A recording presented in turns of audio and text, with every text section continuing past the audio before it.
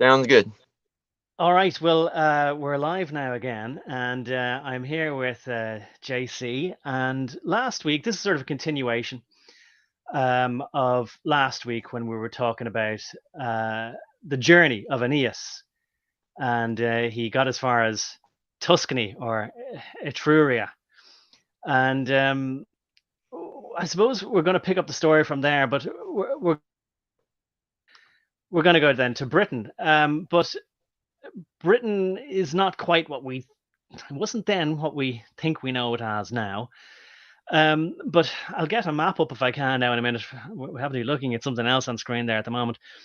But I suppose I suppose what we'll do is we'll start with Britain and a guy called Brutus, and JC is going to kind of talk us in from there. Maybe we'll double back on ourselves a little bit probably. But JC, can you maybe introduce yourself and introduce the topic today, which is a continuation of from Troy to Etruria onto Britain. Sure. Well, as usual, I'm J.C. Owens, an ex-Mason, Templar, etc., etc. And I kind of like to start actually with who Brutus is first of all. Brutus he is a descendant of Aeneas himself. And basically what happened is after Aeneas settles in Italy and basically founds his civilization there, he gives birth to him and his wife give birth to a child named Ascanius. Well, Ascanius, he ends up like getting a prophecy from the goddess Diana, and Diana tells him that he's going to well, no, it was Ascanius had Silvus. That's right. It was Silvus who was the father of Brutus, but Silvus was given he was given a prophecy from Diana saying that his son would be a great man, but he would kill him. So he tries to have Brutus killed as a baby. You're seeing another recapitulation of this biblical story, the slaughtering of the innocents type thing, where they tried to take out Christ, right? So you see this thing where it says, okay, you're going to give birth to a great son who's going to be a great leader and a founder of a civilization, but he will be the death of you. So obviously the father Silvus is going to try to stop him. Well, like that doesn't happen. Brutus becomes, grows up, and he ends up accidentally on a hunting trip shooting his father with an arrow and killing him. Oh. Long story short, this act gets Brutus banned and exiled from his ancestors' city there in Italy. And he goes on an adventure to go find a new place. He takes his people all the way to Britain, and that's what's going to bring us to that little island there. Right. And I suppose, there always has to be a reason why people leave, It isn't just that they say, I'm bored, let's just pick up everything we have and just go get in a ship, or we'll quickly build a ship. There's good reasons for these things, isn't there? Yes, usually always there's going to be some catastrophe or something that that spurs things on, and we'll get to another catastrophe that when we start getting into Arthur as to why he and Matic took off to America in the first place. But either way, just give people some background. You know, Brutus is going to be, he's basically the progenitor of Romulus and Remus, who will go on to found Rome. And this goes back to that what I was saying in last stream, where if this stuff isn't true, it basically unwinds our entire history, and now we don't know who we are, because without this stuff happening, basically nothing we know of the mainstream history could be true either, because that's how that stuff came to be, right? Well, just to Since it's speak to that, accepted that Romulus and Remus are were the founders of Rome, well, for Romulus and Remus to exist, Brutus had to exist. You see? okay, and I mean, I suppose, I wish would have had to prepare the picture of this, but there's some famous bronze statue, isn't there, of Romulus and Remus suckling from a wolf, and I can't quite remember the story, but they were supposed to have been brought up like feral children and adopted by this wolf. But maybe even though that's probably an allegory, there's always, as I said last week, always seems to be some at least kernel of truth to these things. Well, I don't know how allegorical it is. I mean, it's basically like basically they were in the same situation as like Snow White in the Seven Dwarfs was. Somebody wants him dead, so like the guard was told to kill them, and instead he just takes them out to the woods and leaves them. Well, they end up being suckled by a she-wolf. Well, maybe back in the Victorian era we would have said that this was crazy, but actually now in the modern era, like not too long ago, there was a kid found who had been raised by wolves, and she was absolutely feral and acted just like a wolf and was fine, healthy as an ox. Wow. Fast, but she acted like a wolf. She was raised by them, so it's not that far off, really. You figure, figure if it can still happen today, it could have happened back then, right? Well, I can't remember which fairy tale it was, and maybe everyone knows, but there's whether it's Snow White or whether it's Hansel and Gretel or something else, but there was some fairy tale of that kind, like the Germanic type, where the woodsman is told to bring the children out into the forest and kill them, but he can't bring himself to do it, so he just leaves them in the forest. Yes. Do you know the one I'm talking about there? It's the same idea, isn't it? I think I do too. I just can't remember. It is kind of the same idea, but like that brings me back to like something else I wanted to say. Like they found that a lot of these stories through research, and if you trace them back, they go way back to these stories like Jack and the Beanstalk, for instance. They go back at least 5, 6, 7,000 years. And I would bet that they go back further than that. Yeah, we just don't and the other of it. We just don't know the what did you say? We just don't have the evidence to prove it, but we have proven, like, I think that they do come from a much older source. They might have a slightly different name. Like I think Jack and the Beanstalk was called Jack and the Giant or something like that, or the Young Boy and the Giant. It was a more simplistic story title, but you get the idea. They come from a much older tradition, and it's like we were talking about before the stream. These oral traditions are meant to preserve knowledge and send it down the generational line, because our ancestors understood we are finite, and that if we don't, we will forget who we are. And we have much forgot a lot of them, and along with it, we've forgotten who we are. I mean, Americans barely know where they came from. Yeah, they might know generation. Sorry, the last little bit there. Say that again, please. I was saying most Americans, they'd be lucky if they know their history up to Brutus. one generation or so. Yeah, and sorry, I did it again there. Just trying to prepare a video for later. But it's just a problem with StreamYard for whatever reason here. Like if there's a little delay, and if I say something, then it drowns out what you were just saying. If I cut in too early. But yeah, look, so many things that you said there that I always want to then go, travel out in several different directions. But there's the retelling of a story where somebody literally, plays like sort of what in America you might just call like the telephone game, but we call Chinese whispers, where the repeating of a story, obviously you would expect from one person to another that the details either get omitted or changed by accident, or that somebody would indeed deliberately try to wipe out history.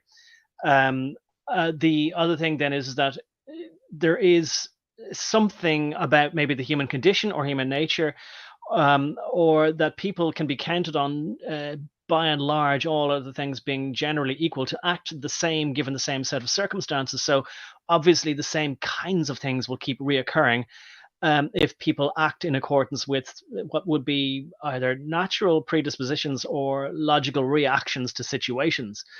So that you might count on a kindly woodsman to look into the eyes of innocent children and not want to kill them.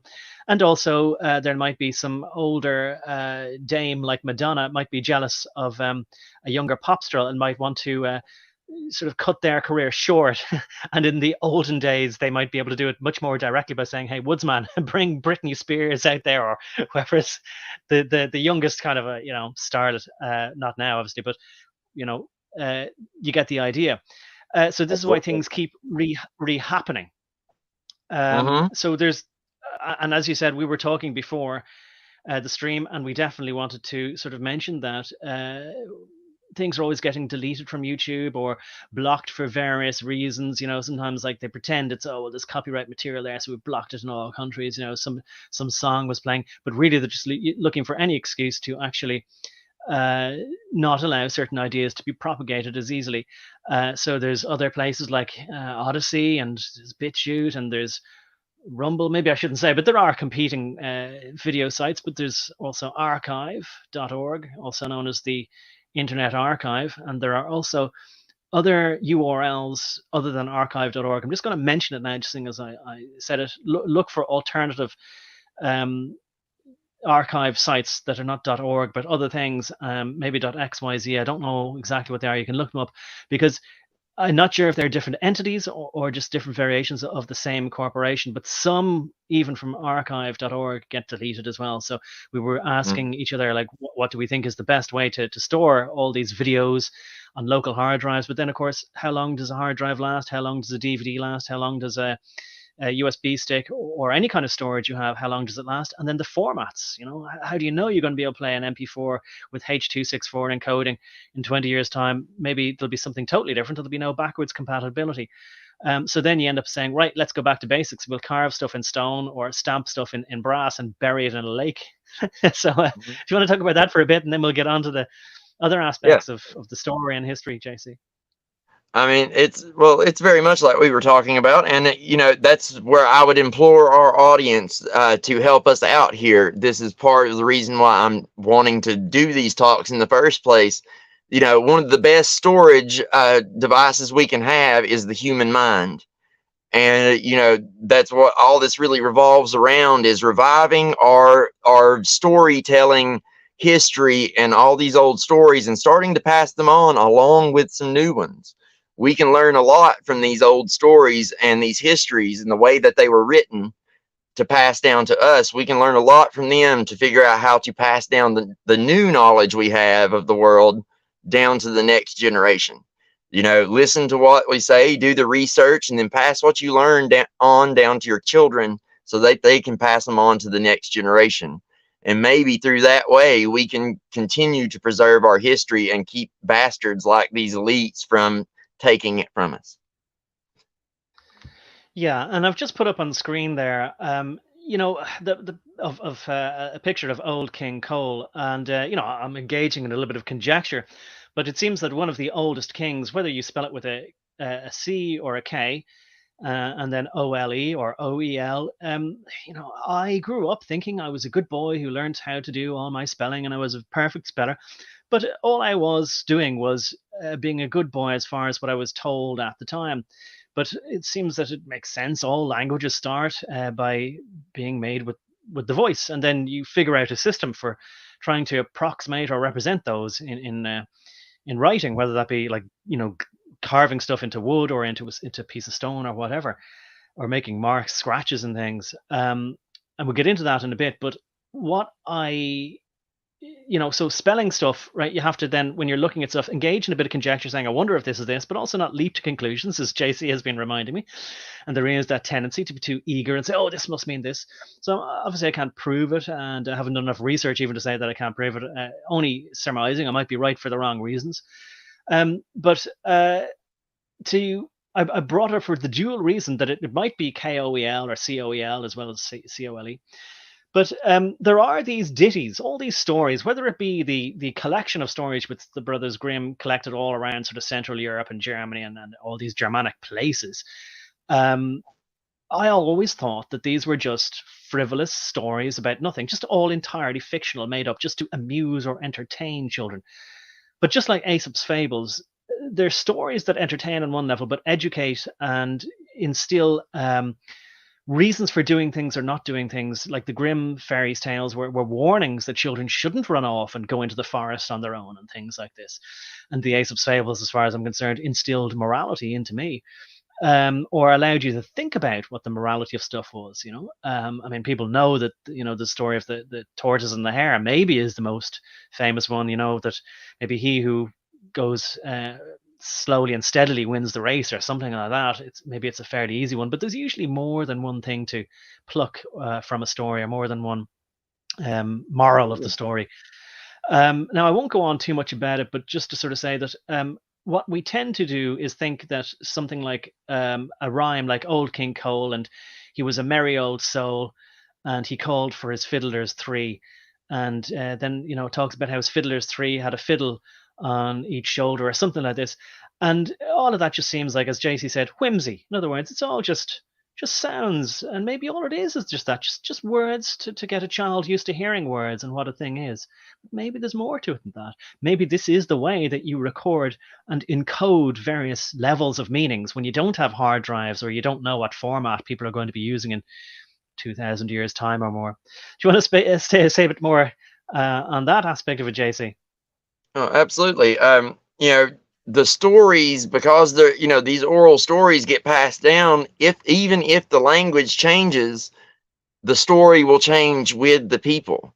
If a people adopt new words and new language, like, the story will come with and will get translated over.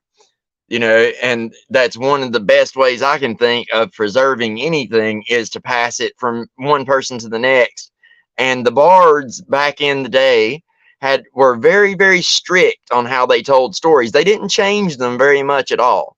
They were it's very strict how these things were done. And, there were guilds for everything. And if you messed it up, you could you could lose your membership to the guild, for example. So they did go through a lot of trouble trying to keep them pure, I guess you could say. The names of the heroes might change based on the culture that's telling them, but the heart of the story, the meaning of the story never changes. You know what I mean? Like, you can gild it in all kinds of funny paint, pretty paint jobs, or funny paint jobs, or whatever you want, really. But the core has to remain the same.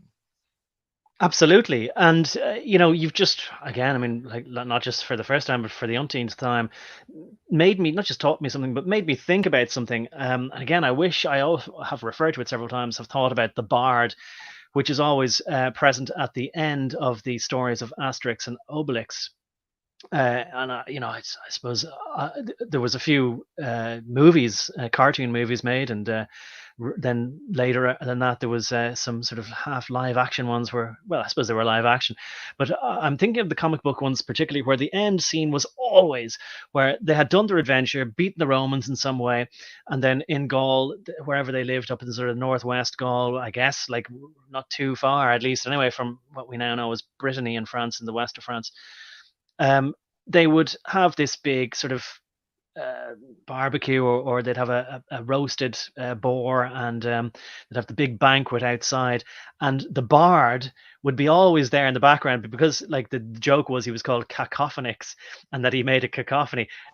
Their particular bard sung badly, or sung out of key, or they were tired of hearing him saying the same old tunes, so they would gag him and tie him up on a tree.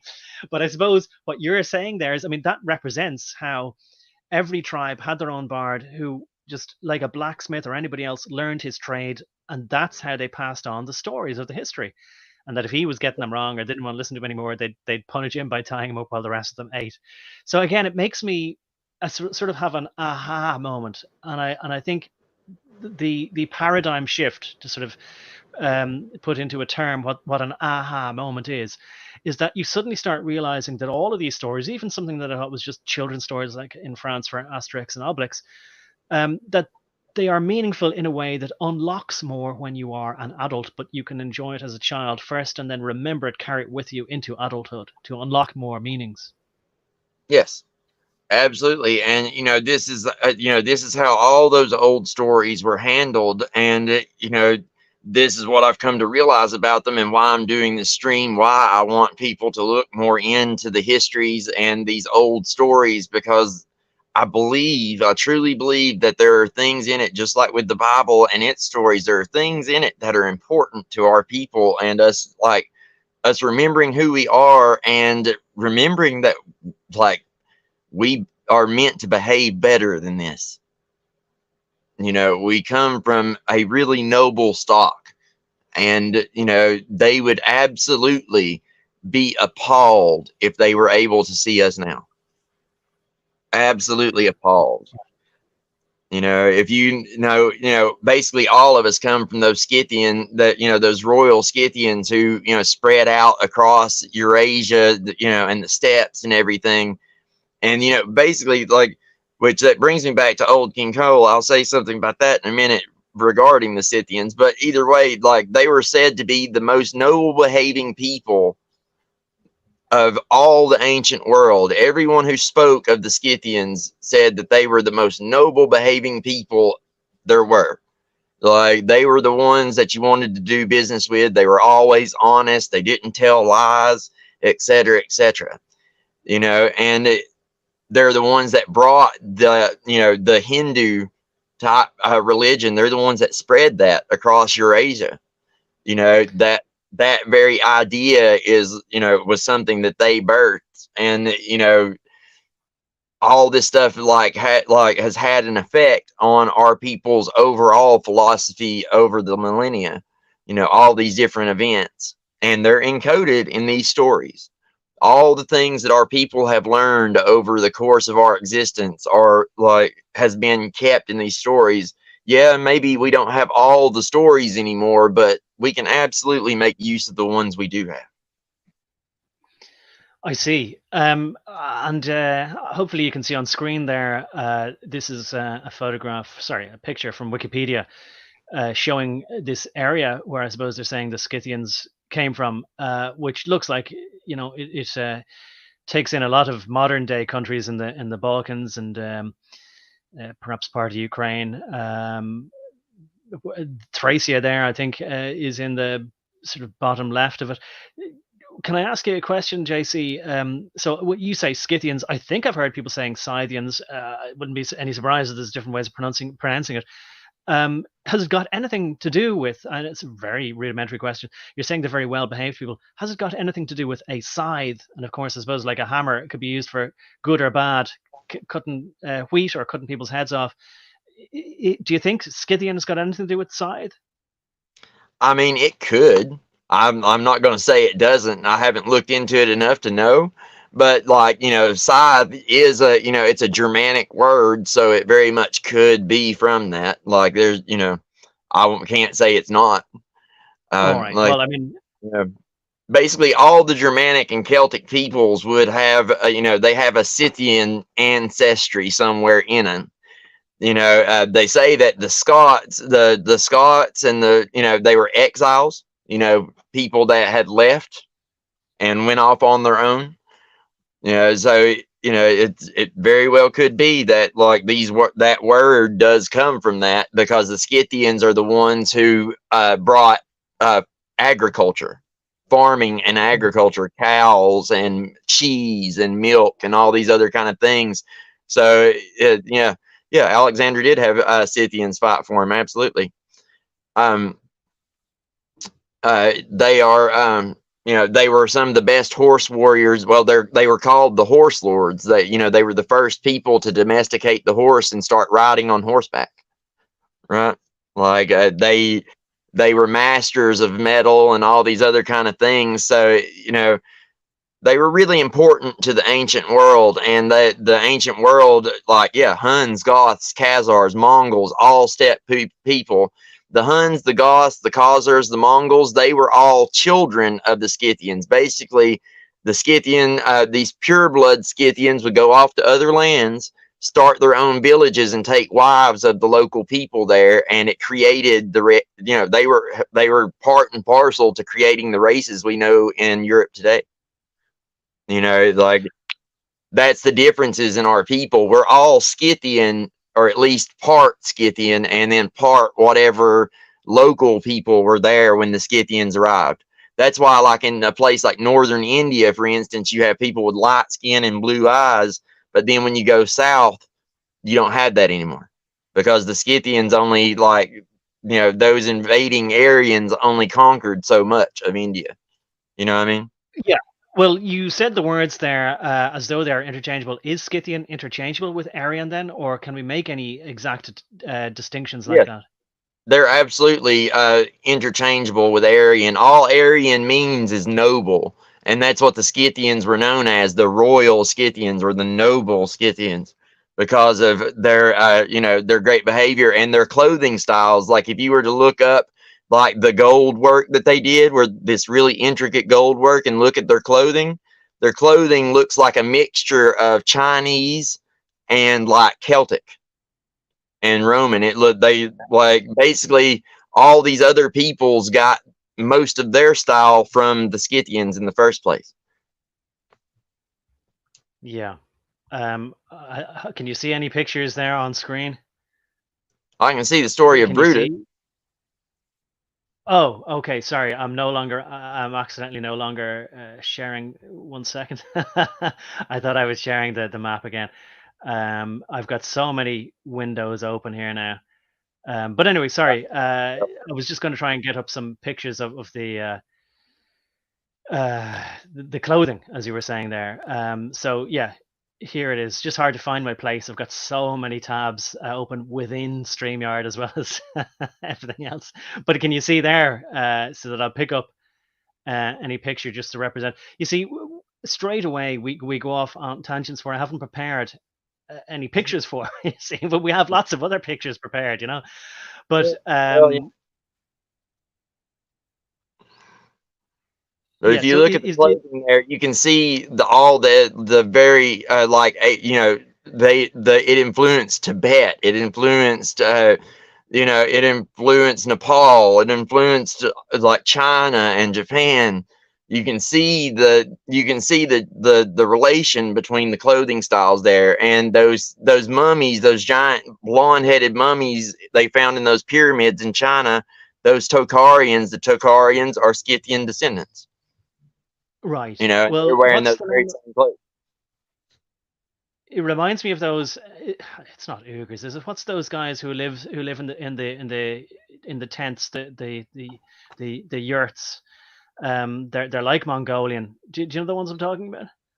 Yeah, they look like anyway. The Huns, the Mongols, like like he was saying there. A was saying there, the Huns, the Goths, Khazars, the Mongols, like all of those are technically steppe people, and they're all Scythians. The Iranians, the people of Iran, are probably the most Scythian among us. Like, still, like that Scottish people. All right. Well, look. I was going to say that might bring us back to sort of Scots and Picts and that sort of thing. I guess a map like that might be useful to have open, and I'll try and just pull it into StreamYard in a minute, so that we can see where we're going. But when I think of a map, even though, like, I'm from the European or an island off the west of the European continent, I have to say that I'm going to be ignorant to say that this place here, if people can see it, around this area that's marked as Scythia, is the Black Sea. And I never knew, and it never occurred to me that the sea up there in the Arctic is called the White Sea. Did you know that? I'm guessing you did know that, Casey. Yeah. So to me, the black and the white, the white and black there. I mean, when I heard that that's the Gulag Archipelago, I don't know why I didn't know. Maybe I just didn't pay attention. I was listening to the audiobook about a year or two ago about the Gulag Archipelago, and I don't remember hearing that the Gulag Archipelago was actually a series of islands in the White Sea, that you could get to from the north of Russia or Siberia. And when I heard that, I went, oh, so there's a Black and White Sea. How Masonic of them. But the other thing then is that I don't really, I mean, maybe I just don't hold things very well in my mind's eye sometimes. But I don't know if it's possible to, sort of look at the place there where Spain, the bottom of Spain, is touching the north of Africa, and it hardly looks like you could fit a sheaf of paper between it. But of course, ships go through there all the time. But I do remember hearing that they had to dredge that, and still do have to dredge it so that ships can come in and out. Otherwise, the Mediterranean would be like a lake. But I always thought if Arthur was to come from, say, Troy, and then to the west of Italy, Etruria, or northwest of Italy, and then carry on to England, well, why wouldn't he go to London, seeing as London is the capital of England, right? But obviously that's me thinking of a contemporary way of thinking of things. I'm pretty sure he's the one who founded London, is the idea there. Oh, well, that sort of undoes what I was going to say. But to me, it just seems that if you would leave the Straits of Gibraltar there, go through the Pillars of Hercules, in other words, and turn right, let's go north and head up. And if you kind of kept on a sort of slightly northeast bearing, maybe the first land you would hit would be Cornwall and then maybe Wales. You wouldn't go, oh no, I'll head on and trying to change course up the English Channel here, on around until I get to England, or sorry, to London, but I don't know. Yeah.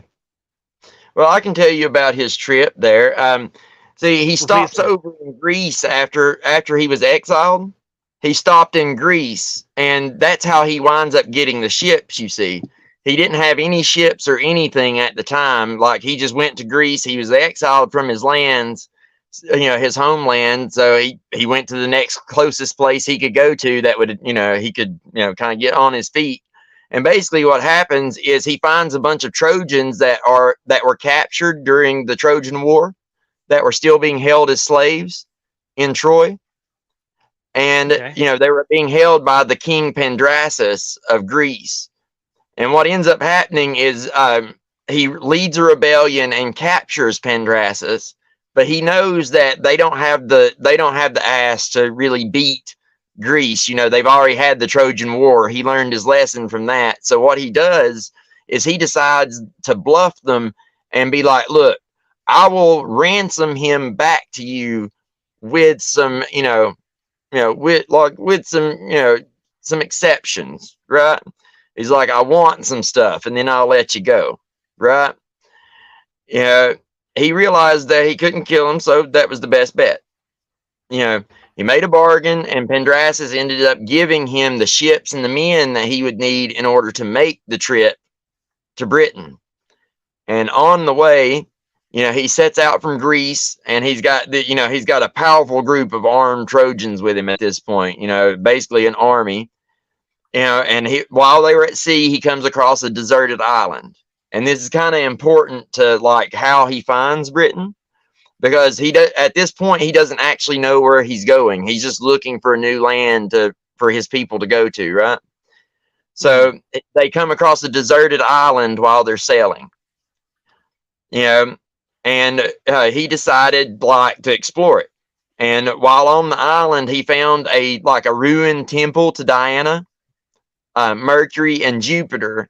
And he, being as he didn't really know where he was going, and mutiny is always something you have to worry about as the captain of a ship, right? If your men don't have somewhere to go to, find wives, food, drink, and get some rest, they're going to be unhappy, right? So, not knowing what else to do, he goes to that temple. He lays down, and hoping for some kind of sign, he closes his eyes and takes a nap. But before that, he makes a prayer, and he says, "Goddess of the woods, tremendous in chase, to mountain board and all the savage race, wide o'er the ethereal walks extend thy sway, and o'er the infernal Magians void of day. Look upon us on earth, unfold our fate, and say what region is our destiny's seat. Where shall we next thy lasting temples raise, and choirs of virgins celebrate thy praise?" He then laid down and went to sleep, right? This is a very ancient thing that was still going on in Scotland, just a few hundred years ago, where you'd have people go and lay on top of a burial mound or inside of a temple, make a prayer, and then cover their heads with a blanket and go to sleep. And this is a magical practice to go into the fairy world and get advice from your ancestors. You stay under the blanket, and nobody is to wake you until you're done with the dream. And when you're done with the dream, you should have some prophetic sense of what to do. And a little tip: guess who also does this? The Native American tribe that I'm from, by the way. Right. Uh, Yeah. and then, as he laid there asleep, Diana comes to him and says, "Brutus, there lies beyond the Gallic bounds an island which the western sea surrounds. By giants once possessed, now few remain, to bar thy entrance or obstruct thy reign. To reach that happy shore, thy sails employ, their fate decrees to raise a second Troy, and found an empire in thy royal line, which in time shall ne'er destroy, nor bounds confine."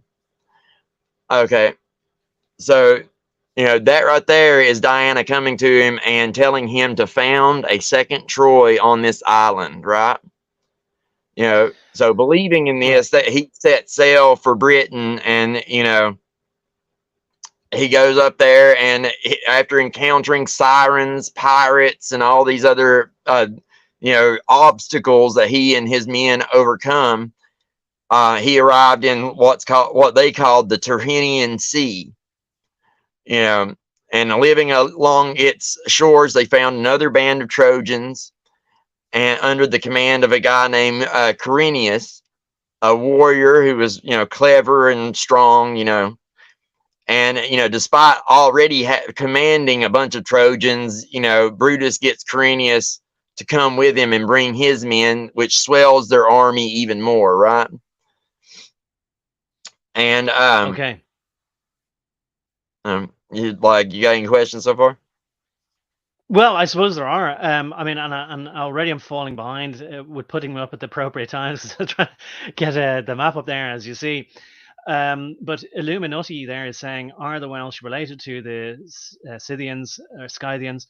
According to Wilson and Blackett, and we haven't mentioned them yet, but Alan Wilson and Baram Blackett, we did mention them in the last stream.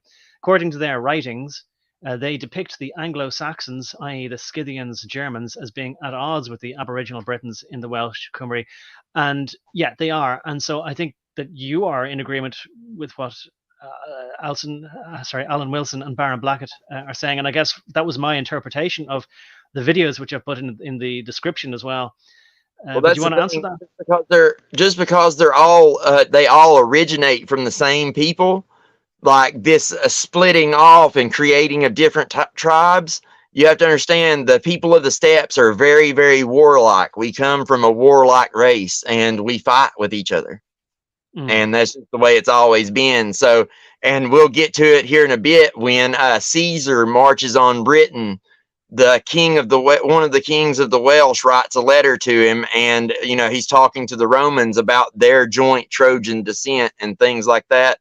Like, we all basically come from one single Indo-European root, but over time we've become different people, and we've started fighting each other. And it's that infighting that I would like to stop. Honestly. Yeah. Well, that is I suppose, as you said to me before, this is the reason why you want to let people know how we all came from the same people. But just and so I understand that, and I want to say two things at once. But let me say this: if we are saying that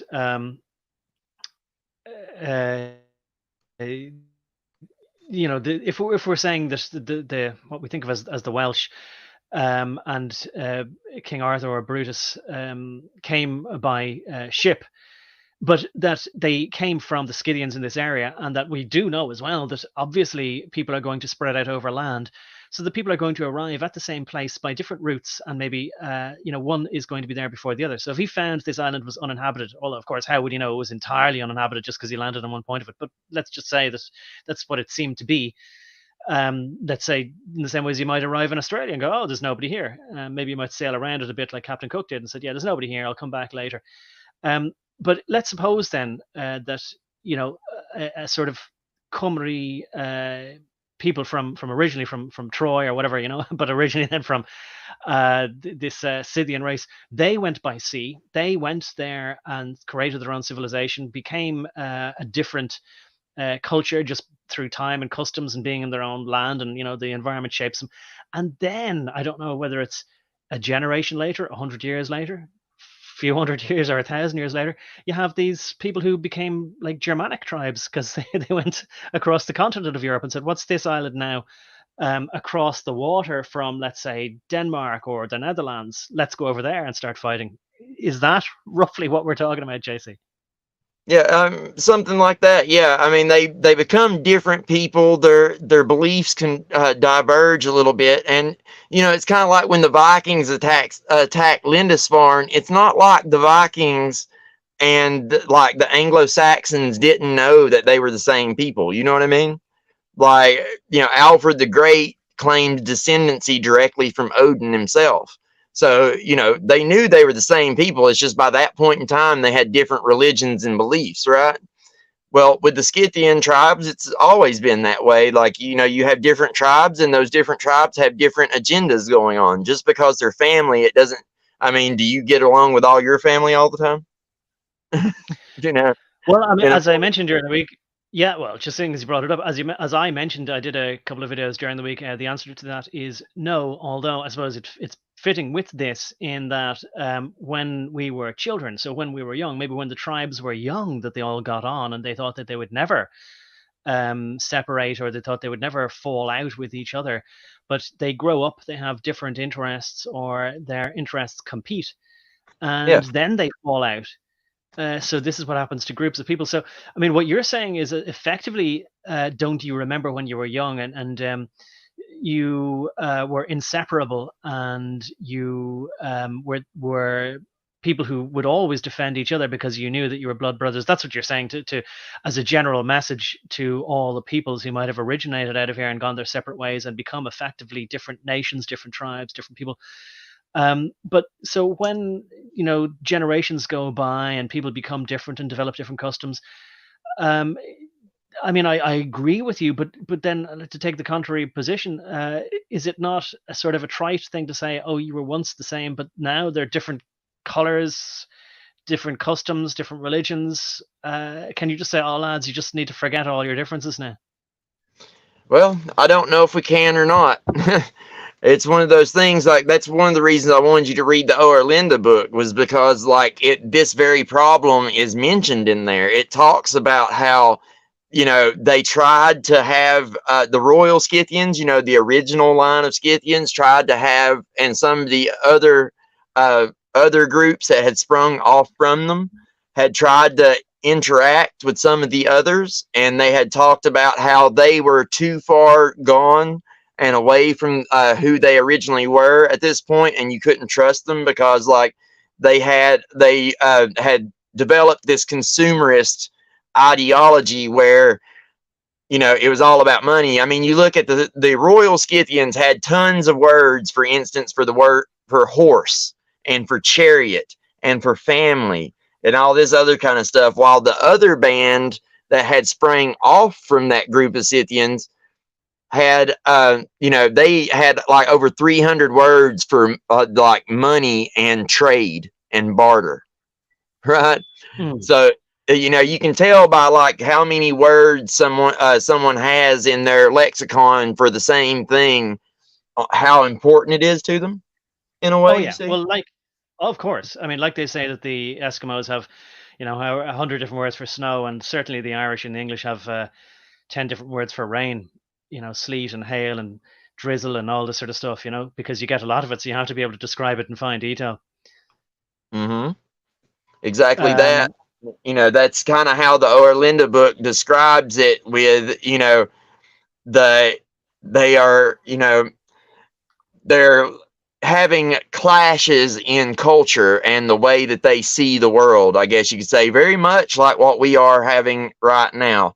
We are having the same exact problem between our blood brothers that on the left and the right out there. We're like, us in the center are kind of having a little bit of a disagreement with them, and they're having a disagreement with each other. And that's again why I think we can learn from this situation, is because our ancestors already went through this once, twice, 100 times. And now, and I know it's a bit of a deviation, but you mentioned there a couple of times. So this book, the Oerlindus, how do you spell it? Oeralinda, I think, is how you spell it. Linda then. Okay. And now, like, obviously, like, to people know, we were discussing about this sort of stuff and sharing links during the week. I have a feeling that the link you sent me, it was to something that looked like a very useful book. Maybe it was the same thing. Maybe it was slightly different. I don't know, but it was a book that was actually in Latin, but there was an English foreword. But a lot of it was in sort of 17th century English. And I sort of, I was kind of thinking like, oh, I'm expected to be able to read Old English and Latin at the same time. I did do Latin in school, but there's no way I'd be able to just breeze through a Latin book like that. So I have a feeling that was something slightly different than what you meant to send to me, although it looked like it was a very important book, and it certainly was describing that it was the history of Arthur, rather than just a myth of Arthur that somebody in the 18th century or 17th century had decided to write, or maybe it was some guy in the Middle Ages, I can't remember. But can I also ask you then, it's a compound question, is the Asha Logos series that you also sent to me about our subverted history based on that? Yes, it's based on the Oera book and the Germanic tribes. The Oera book is basically a history of the Germanic tribes. Okay. It explains like what all happened there in Europe, like, between those Germanic tribes, like while, before and while and, and after fighting Rome and all that other kind of stuff. So it helps. It's just one of those things that helps fill in some more puzzle pieces about the world that was what was going on in the world at the time. Yeah. Well, I mean, I know we should have sorted all this out before, but that book that I just described there, is that what it sounds like to you? Did you read that book? Yeah, so like all the ones I've sent to you, like I've read those. I think the one that like you're talking about might have been the Historiam Britonum. Yes, which that's is the one. the one that's about Arthur and all the kings of Britain. The Oera book is about the Germanic tribes over in Europe. Okay. Well, I mean, maybe I just got overwhelmed with the different stuff and confused one thing with another. But if Oera the book is the basis for Asha Logos, is a YouTuber or at least a video creator channel name, what we discovered is that his videos, because they might have a theme of tribes from Central Europe, it seems that YouTube might be looking for any reason to block those, and so you cannot see on YouTube all the videos. So what I'm going to do is put into the chat here a link to just the website archive.org, where you can see those videos. I'll update the description with it later, and if I can confirm with you later what those books are, it might take me a little while. I'll update the description a little while after this video is published for playback. But I'll put it into the chat now, just so it's there. And again, I'm sort of embarrassed that I didn't have all this like sort of sorted out for sure. But it's in the live stream chat there anyway for now. Well, it's not like we're YouTube millionaires here. We still have like other lives to do outside of this. So, cut us some slack. I know. It's just I actually feel the most unprepared myself personally for this now, because I had seen Richard D. Hall's videos with Alan Wilson and Baram Blackett. And the first time I saw them was sort of many years ago, and I wasn't particularly interested in them because I wasn't that interested in what I thought was ancient history or mythology, which, as I've mentioned already, but it's constantly worth repeating, I was and still am ignorant. But back then, my attitude was nothing that happened in the black and white days matters. So certainly anything that happened before the 20th century does not matter, because everybody's dead and gone. What difference does it make, as Hillary Clinton would say to the hearing of Congress, does it make at this point now? Because I thought that once people are dead, it has no effect on us. And it's still easy to fall into that trap. And perhaps that's why we keep needing to remind ourselves. And please take any time you want to remind, when you explain something, tell us why it matters. I know that you're sort of saying, oh, because then we'd realize we're all the same, we need to stop fighting. But that doesn't really do it for me. But I think for me, and I think what works for a lot of people, is when you realize that other people have deliberately hidden stuff and made us think, put us to sleep, in other words, right? And they've done it by removing our language and our sense of place. So they have deracinated us, uprooted us from our understanding of the land upon which we stand.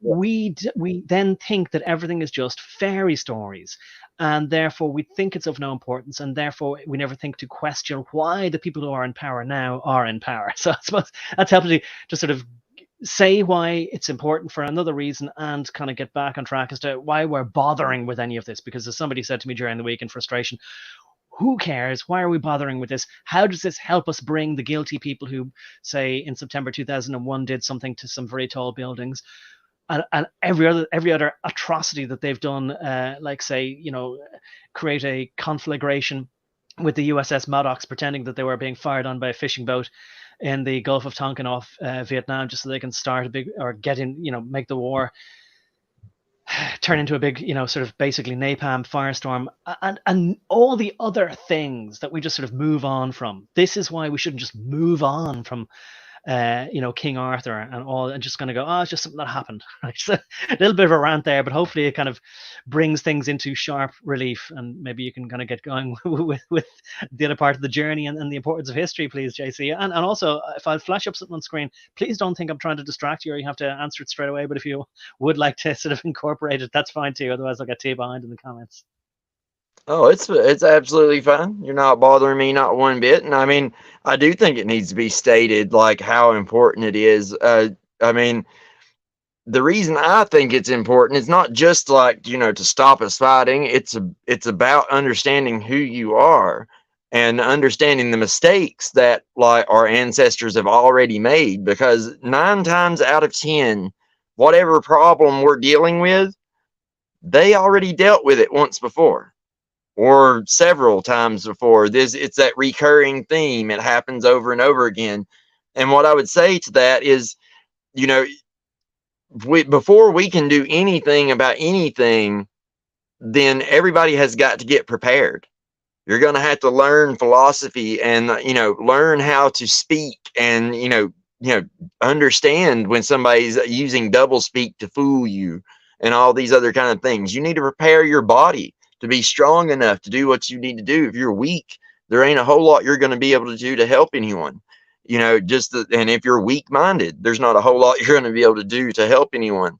So, you know, this is hopefully I'm hoping that all this will inspire people to maybe, you know, take a little bit more responsibility for themselves, as our ancestors did, and, you know, become the warrior you were meant to be. You know, you were never meant to be this helpless thing. Our ancestors never wanted that for you, and if they were here, they would absolutely not allow it.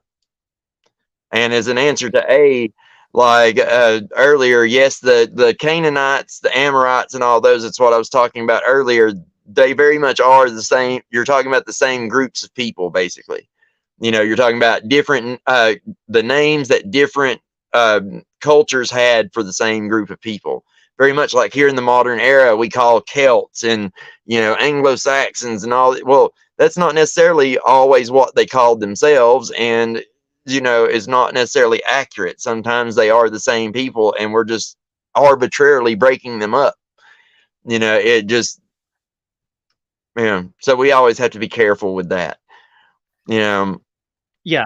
So Old Welsh should be close to the Hebrew dialect. They come from Hebrew, and Welsh come from the same language branch. So okay, that's very definitive, as you say it there. Now, I remember, just to sort of say about, like, when, to your point about people within a group, do they consider themselves to be a certain name or a certain ethnicity, versus people outside of a group calling them something? And as I think an American guy in one of the videos, and I just don't know his name, but he was with Alan Wilson, and they were both giving a presentation in America as far as it pertains to much earlier peoples from, I'm going to say Europe is a broad term, but, you know, could be Welsh, could be Cymry, could be if Welsh is related to Hebrew, then whatever, you know, any of these writings, right, that they've found over in Kentucky and probably other places, of course. Why wouldn't it be in the USA? Anyway, they were both speaking about it from this point of view, and I think they both made the point, but maybe it was Alan Wilson anyway, that whoever were the Saxons, let's say, and like Saxons could be, you know, as the Celts would say, the Sassenach, or who we think of as the English, but whatever they were pointing to the Welsh and saying, that's those unknown people over there, either the foreigners or the barbarians or whatever. So Welsh was like a term for that's the others, right? But the Welsh didn't call themselves the Welsh; they called themselves the Cymry, which didn't mean Welsh, but it's just the two words have become supplanted like that. And I suppose then later, as the Saxons, and if we're going to say that they came, from, I suppose we can see on the map here, if they came from Frisia, which I would sort of say well, that's sort of the Netherlands, and Angles and Jutes there, and Saxons there from the bottom or top of Germany, and from Denmark. So if they went across the sea there to become the English, or the Angles or the Saxons, they then settled that part of the island and pointed over to the west to where the Welsh are and just said, that's the others. So Welsh meant others in their language, but the Welsh called themselves Cymry. So and then as far as the hieroglyphs, then as I saying in Gosford, Australia, well, I suppose what those historians anyway, and I guess you are, but we're just not saying anything. I'm not saying, I don't know, is that the same scratchings on stones over in America is the same script, is the same language, the same orthography. Yes. Like that would be like what I think. I come from from the American South, and I've seen these stones and all these kind of things for myself. And they weren't made naturally; they were made by people for sure. And I had sent you some of those pictures there of what basically looks like a Christian Celtic cross, and all kinds the three-headed stones there that you find. Both that one's in Britain, and then that drawing back there was of one that was found here in America. So what's the chances of that triple-faced man coming up, or this burial mask, or any of these masks with Hebrew script, or with the Arwen sign on their forehead? All these things are they're Welsh, British, Cymry, whatever you'd like to say, but we technically might as well say British, because everybody who has conquered that island can all say that, and lived on that island can all say that everyone is British, right? Everyone's from Britannia. So you might as well call everyone there British. I suppose. I was always confused about it. That the English, I always used English and British as interchangeable, and then it still kind of, even to this day, takes me as a surprise that the Scots, they're British as well, and the Welsh. But I suppose what Alan Wilson rather, was saying is that a lot of the time his American sort of historian colleague was saying and of course the Welsh back in Arthur's time, and what Alan Wilson was saying, oh no, there was no such thing as Welsh. It was the British. we were British, kind of thing. But then I suppose the Saxons, when they came over to the island that we're calling Britain, they just became British by nature of being on that island. Then that's the idea, really, is it? Yes, basically, once you've conquered it and you live there for a few hundred years, you're basically British. Just like I'm an American because my people didn't originally come from here.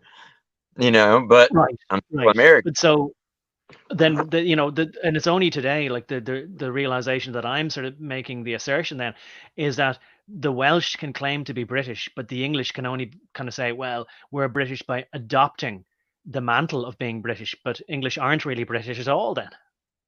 Yeah, not really. It's kind of like I was telling you before, none of us are where we started to begin with. So, call us what you want, I guess. It's like, what would the people like to be called? Well, I guess that's the best way to go about it, right? Well, what when you sort of say, by conquering the land and being there so long, there's a lot of Indians I know who, and I've talked to them online, they talk about how, say the Prime Minister there, and I don't know why I can't think of his name now. Trudeau? But anyway, huh? Trudeau? No, of England, the Prime Minister of Britain, and he's an Indian guy. Is it Rishi Khan, or is that the mayor? No, he's the mayor. Is it Rishi Sunak? Yes, I can't remember. Rishi Sunak. Okay. He's the one with the rich wife that's connected to the WEF. Yeah. Yes, his wife's father, I think, started Infosys, and and is a multi-billionaire. But anyway, I'll just sort of say, like, my feeling on it is that, he absolutely cannot consider himself to be English. He may have been educated there, may even have been born there, may speak with an English accent, but he's Indian. To me, that's as obvious as anything else could be as obvious as that. But a lot of Indian people are very proud of the fact, and you can understand this, that it's sort of like a reverse takeover of the British Empire, that the Indians are now in control of the seat of British power, of the what was formerly the empire. So you can understand that, and I could accept that. But they want to believe simultaneously that he's English. And I've heard them sort of say things like, oh, well, I mean, he's Indian by heritage, but I mean, he's English by nationality, or this kind of thing. And they then play this kind of funny game, a bit in the same way as people play the gender versus sex game, where they use the words distinct when they like to, and then interchangeably when they like to as well. Well, so I can solve that real quick. The fact of the matter is, Rishi is a globalist and doesn't give two damns about India or Britain. So I would say he's a globalist, and that's just it. He doesn't have an actual nationality. He decided to give that up when he became a globalist and wanted to fuck over everybody in both countries.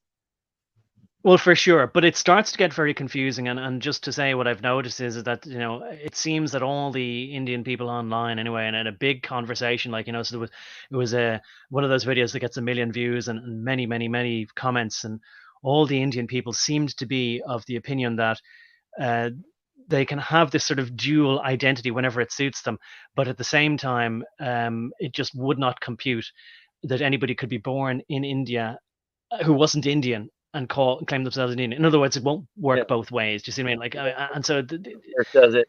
It does work for one group of white people. Like, I'm not gonna really put a dot on it. I know you know who I'm talking about. They like to wear little hats. Exactly. they really love that dual citizenship shit. Like this for sure. They use that weapon very, very adeptly. Exactly. And this is where it gets to, you see, where people can, I mean, if we're going to say, well, we're all the same people and we have become distinct, and so we might as well all just realize that we're not, we don't really have any differences, we should all just get together. Well, I mean, that counts for everybody then. And it depends on whether somebody is willing to sort of say, okay, I do believe in a nation state and my loyalty is going to be this. So it'd be one thing if people say came from Denmark and said, I'm no longer Danish, I'm now English, I'm now British. But there are other people then who contrary to say my attitude, and there would have been an attitude like of say my parents wanting to pass on a certain amount, definitely of the culture and so on and so on. I wasn't that interested. I just, I wanted to. For me, I suppose, if anything, I felt that I was a citizen of an American empire, very much so, especially with the way that I watched TV, and I just absorbed everything to do with American culture through that TV. Well, I think we can see now that there was intent behind that. The exportation of culture, or what we thought was, I didn't realize was culture from the US, was done by the people who own Hollywood, and that there's an intent behind that as well. It's again to deracinate people, because I would never have understood why my own culture was important, why it's important to have a sense of your own identity. I wanted to be actually a modern globalist. And I don't necessarily think, because everybody who was born on my island, all the culture we were given, it was all stories of like, Tá Broner, I'm crying, I'm sorry, I'm sad. The great misery of people scratching out a living among rocks in the west of Ireland, all this sort of stuff, just boring and victim stuff, and it wasn't colorful or exciting. So but at the same time, never would have sort of said, oh, well, we'll sell our country out. But it does seem as if plenty of people are like that. So comes down to maybe if you don't just have morality or something, that you need to have a sense of ownership. And I guess that's why people sort of said, oh, in the past, we'll only allow people who own land to vote because they have skin in the game, although I don't agree with that. I think there has to be a better way than that. But look, I've gone off piste here. It's just, I suppose you sort of set me on edge there when you sort of said, oh, well, I mean, just because they came from Jutes or Angles there or Saxony, once they came to that place in England, they just became British. It's sort of it depends. There's a big it depends around that, isn't it? Like they hardly became more British than the Welsh themselves. But anyway.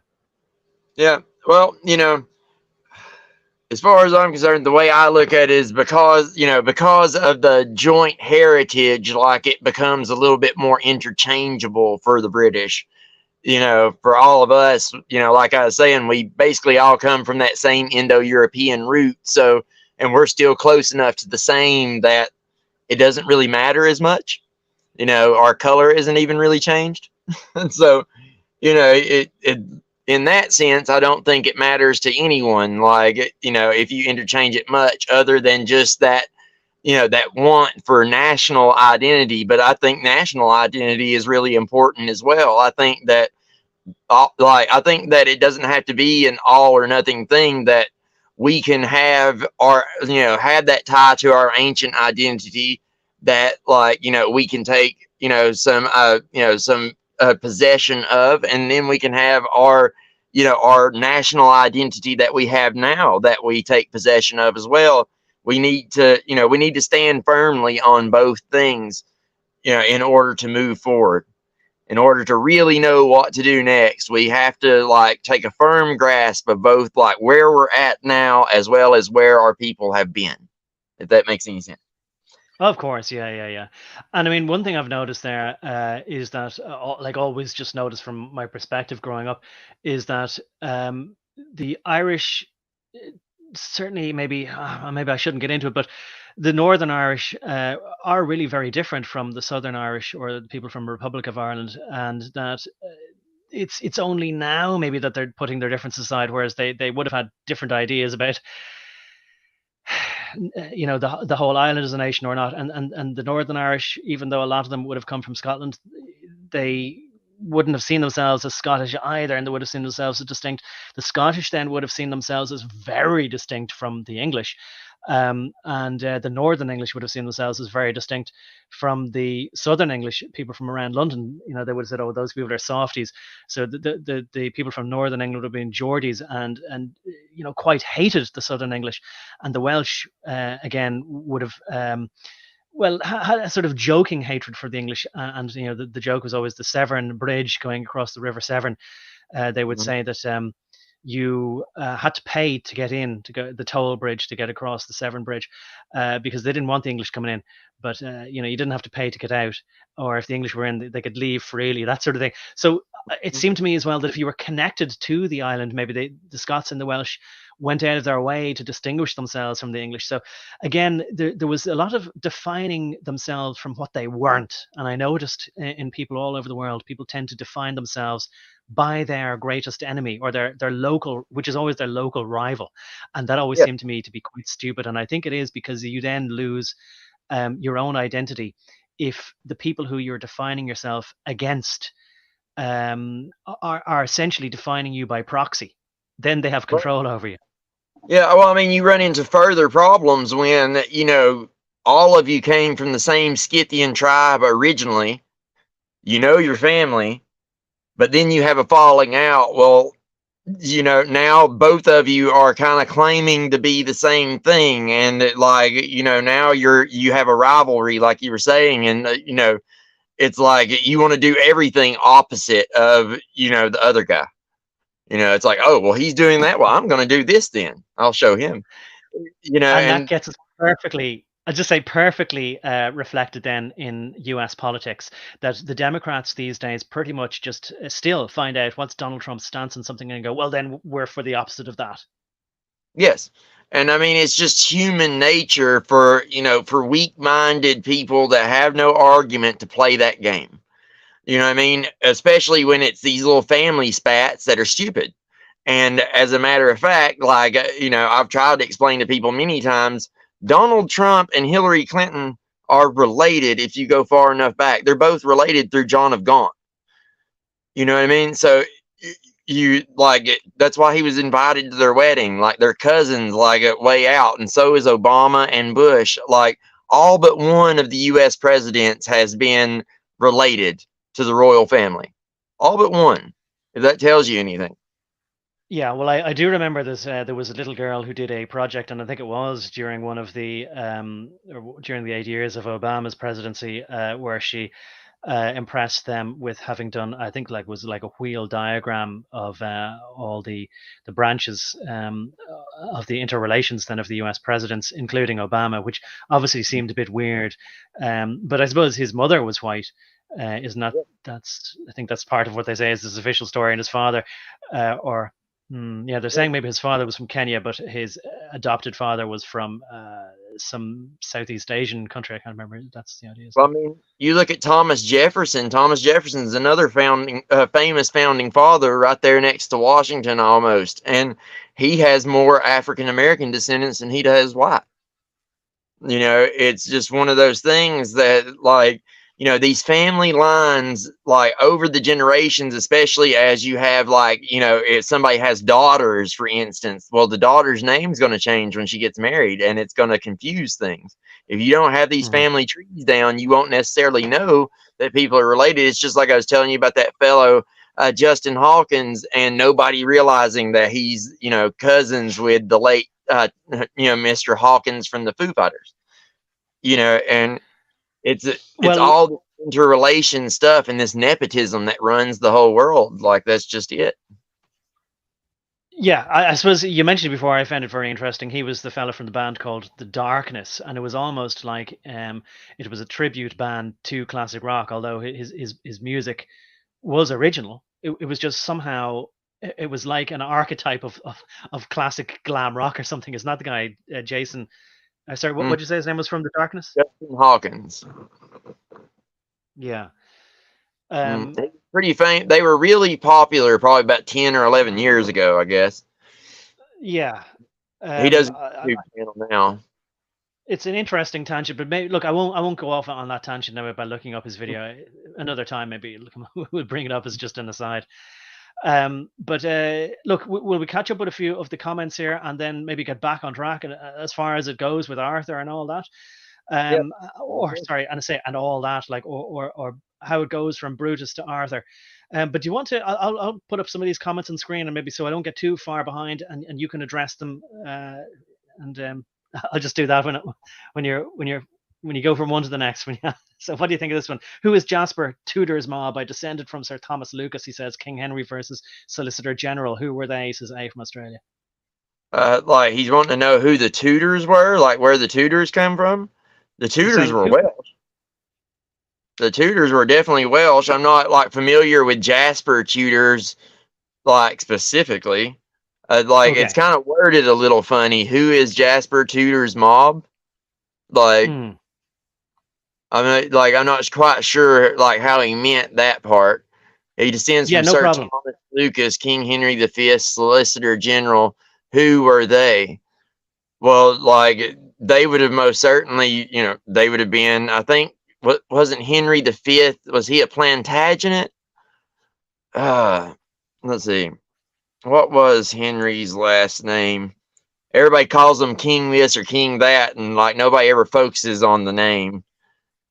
Well, if you're looking up something, then I mean, I certainly don't mean to, sort of confuse you or stump you rather with any question. But I'll say that, look, here's what I learned about surnames from today, and then maybe from a few years ago. So I was in South Africa a few years ago, and most people there either learn Afrikaans and they can speak it as a second language, or it is their first language. So, and what it is it's basically Dutch, as it was, with maybe the lower class or peasant or sailors or farmer type class of people, just kind of low Dutch or low German. So it might actually in many ways be more pure than the Dutch that they speak, or more original rather than the Dutch that they speak in the Netherlands now. But they're just like dialects of each other. So one word that didn't change is van, or maybe you could spell it fan. So just a very obvious example, Dick Van Dyke. Right, so Dick Van Dyke, that means Dick from the Dyke. Van means from, but it's in so many people's surnames that when you look on a South African passport, it's always bilingual. And the funny thing is, and I'm sure it's because of historical reasons, like, that even now their passports will have they'll have the Afrikaans first and then English second. So every field of your passport has, like, sort of name, surname, date of birth, but whatever is the, so it'll be Nom and then Fan, not Surname or whatever as I was expecting, but it'll be Fan or Van. And I went, oh, so as far as they're concerned, a surname is just where you're from. That's what a surname literally means. And then sort of in a notional way, it sort of translates into surname in Dutch or in Afrikaans. So what I learned only today, I mean, I got a general sense of if somebody was called, say, a cooper. He was a man who put the rings around a wooden barrel. And that was a really good job. So you would say, oh, well, people are named after their jobs. A smith, maybe he was a blacksmith. People were named after their jobs. But what I learned today, there's some girl who obviously got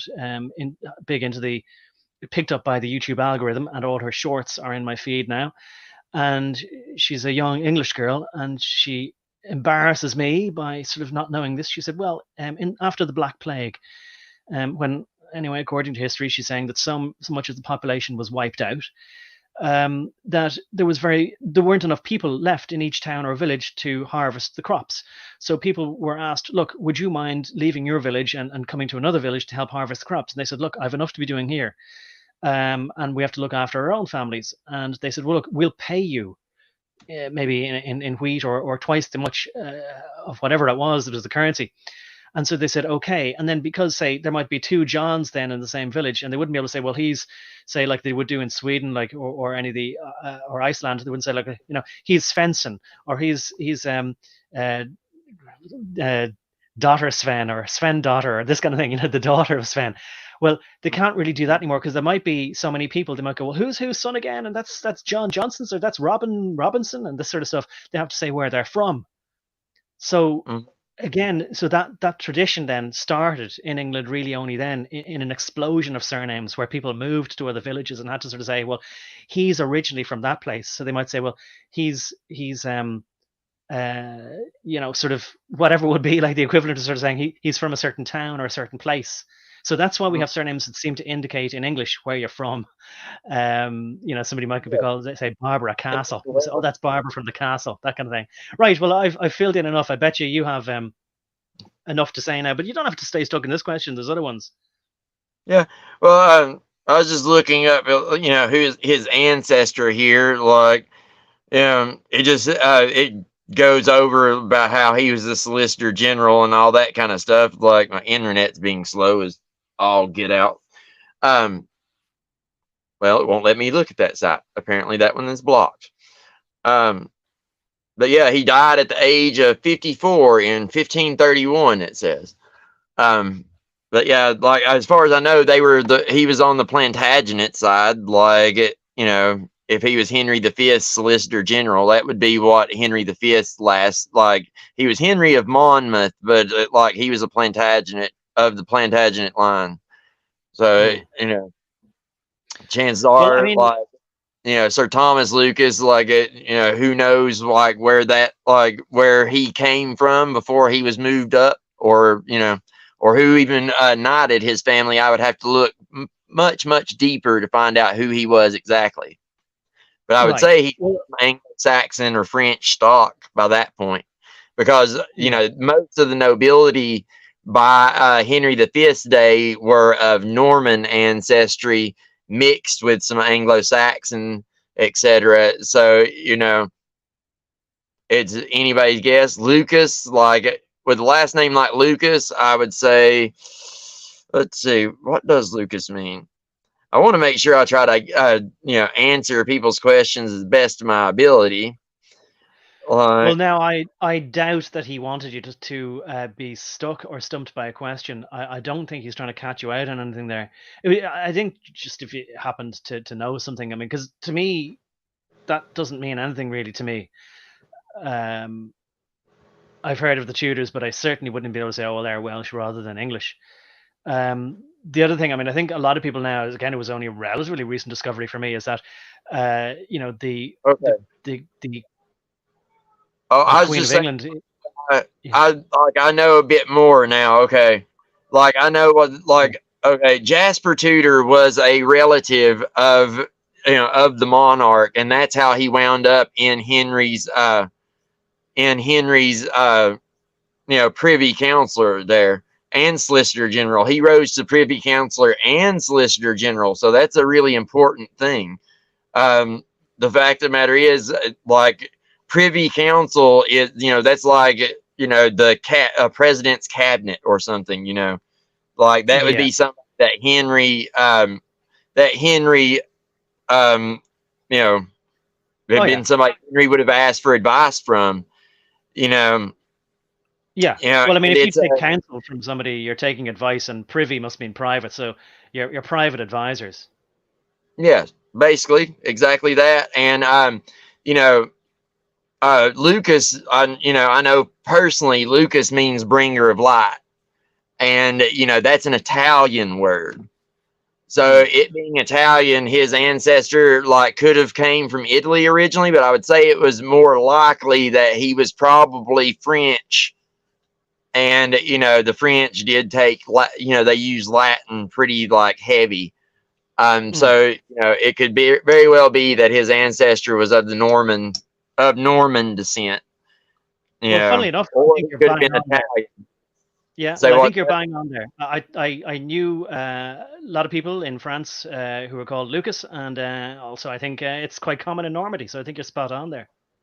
Oh, well, see, okay, yeah, I'm usually pretty good at looking up those genealogies and stuff. Usually. The other thing I just wanted to say, things that we're mentioning, like you sort of said, oh, well, people never happen to mention kings' surnames, but I heard before that kings just didn't have surnames as a relatively recent thing. And of course, if it's before the sort of the Black Death, then why not? Nobody would need to go, like, if somebody said, Queen Elizabeth, and they'd go, Queen Elizabeth who now? Is that Queen Elizabeth Murphy or Queen Elizabeth Robinson? There'd be no confusion about it, so they wouldn't need to have surnames. Yeah, I mean, it's just their surname is Rex or Regina, basically. But they did eventually take them, though, and I mean that's how I wound up with mine. My ancestor's first name was Owen, and we got stuck with Owen's son, basically, because the way the patronymic Welsh naming system, it would have been basically you would say your name, then App, like AP, and then your father's name, and then App, your grandfather's name, and then App, your great grandfather's name. And when you're reading the story of Arthur, the Welsh version, the original, it talks about how they would go and at weddings and things like this where they would name off all the ancestors of the groom to prove who he was and all that kind of stuff. And same thing when a king would be coronated, they would name off all his ancestors in that manner, so and so, App, so and so, App, so and so, App, so and so, and on and on and on and on, all the way back to the very first person. So it basically it's basically a way that the English, the English, or the Normans, I guess you could say, the monarchy wanted to make it easier to keep up with who's who and all that without all the extras, right? And that's kind of how Welsh people wound up with the last name. Yeah, and I think as I was saying to you before, and I think offline, with stuff, especially like in the Bible, where it kind of goes like, and Joshua begot Joachim, and Joachim begot Elisha, and Elisha begot Joida, and blah blah blah. I'm just like, who cares? But that's because they're proving their lineage. Yeah, that's like the most boring part of the entire thing. Like, the Bible is a very exciting story, but that first part, boy, that one has always been the hardest part for me to get past. But now we know why it's important, because it's not just, we're telling a big makey-uppy story, and I'm like, well, so then who cares, who begot who? Just get on with the story.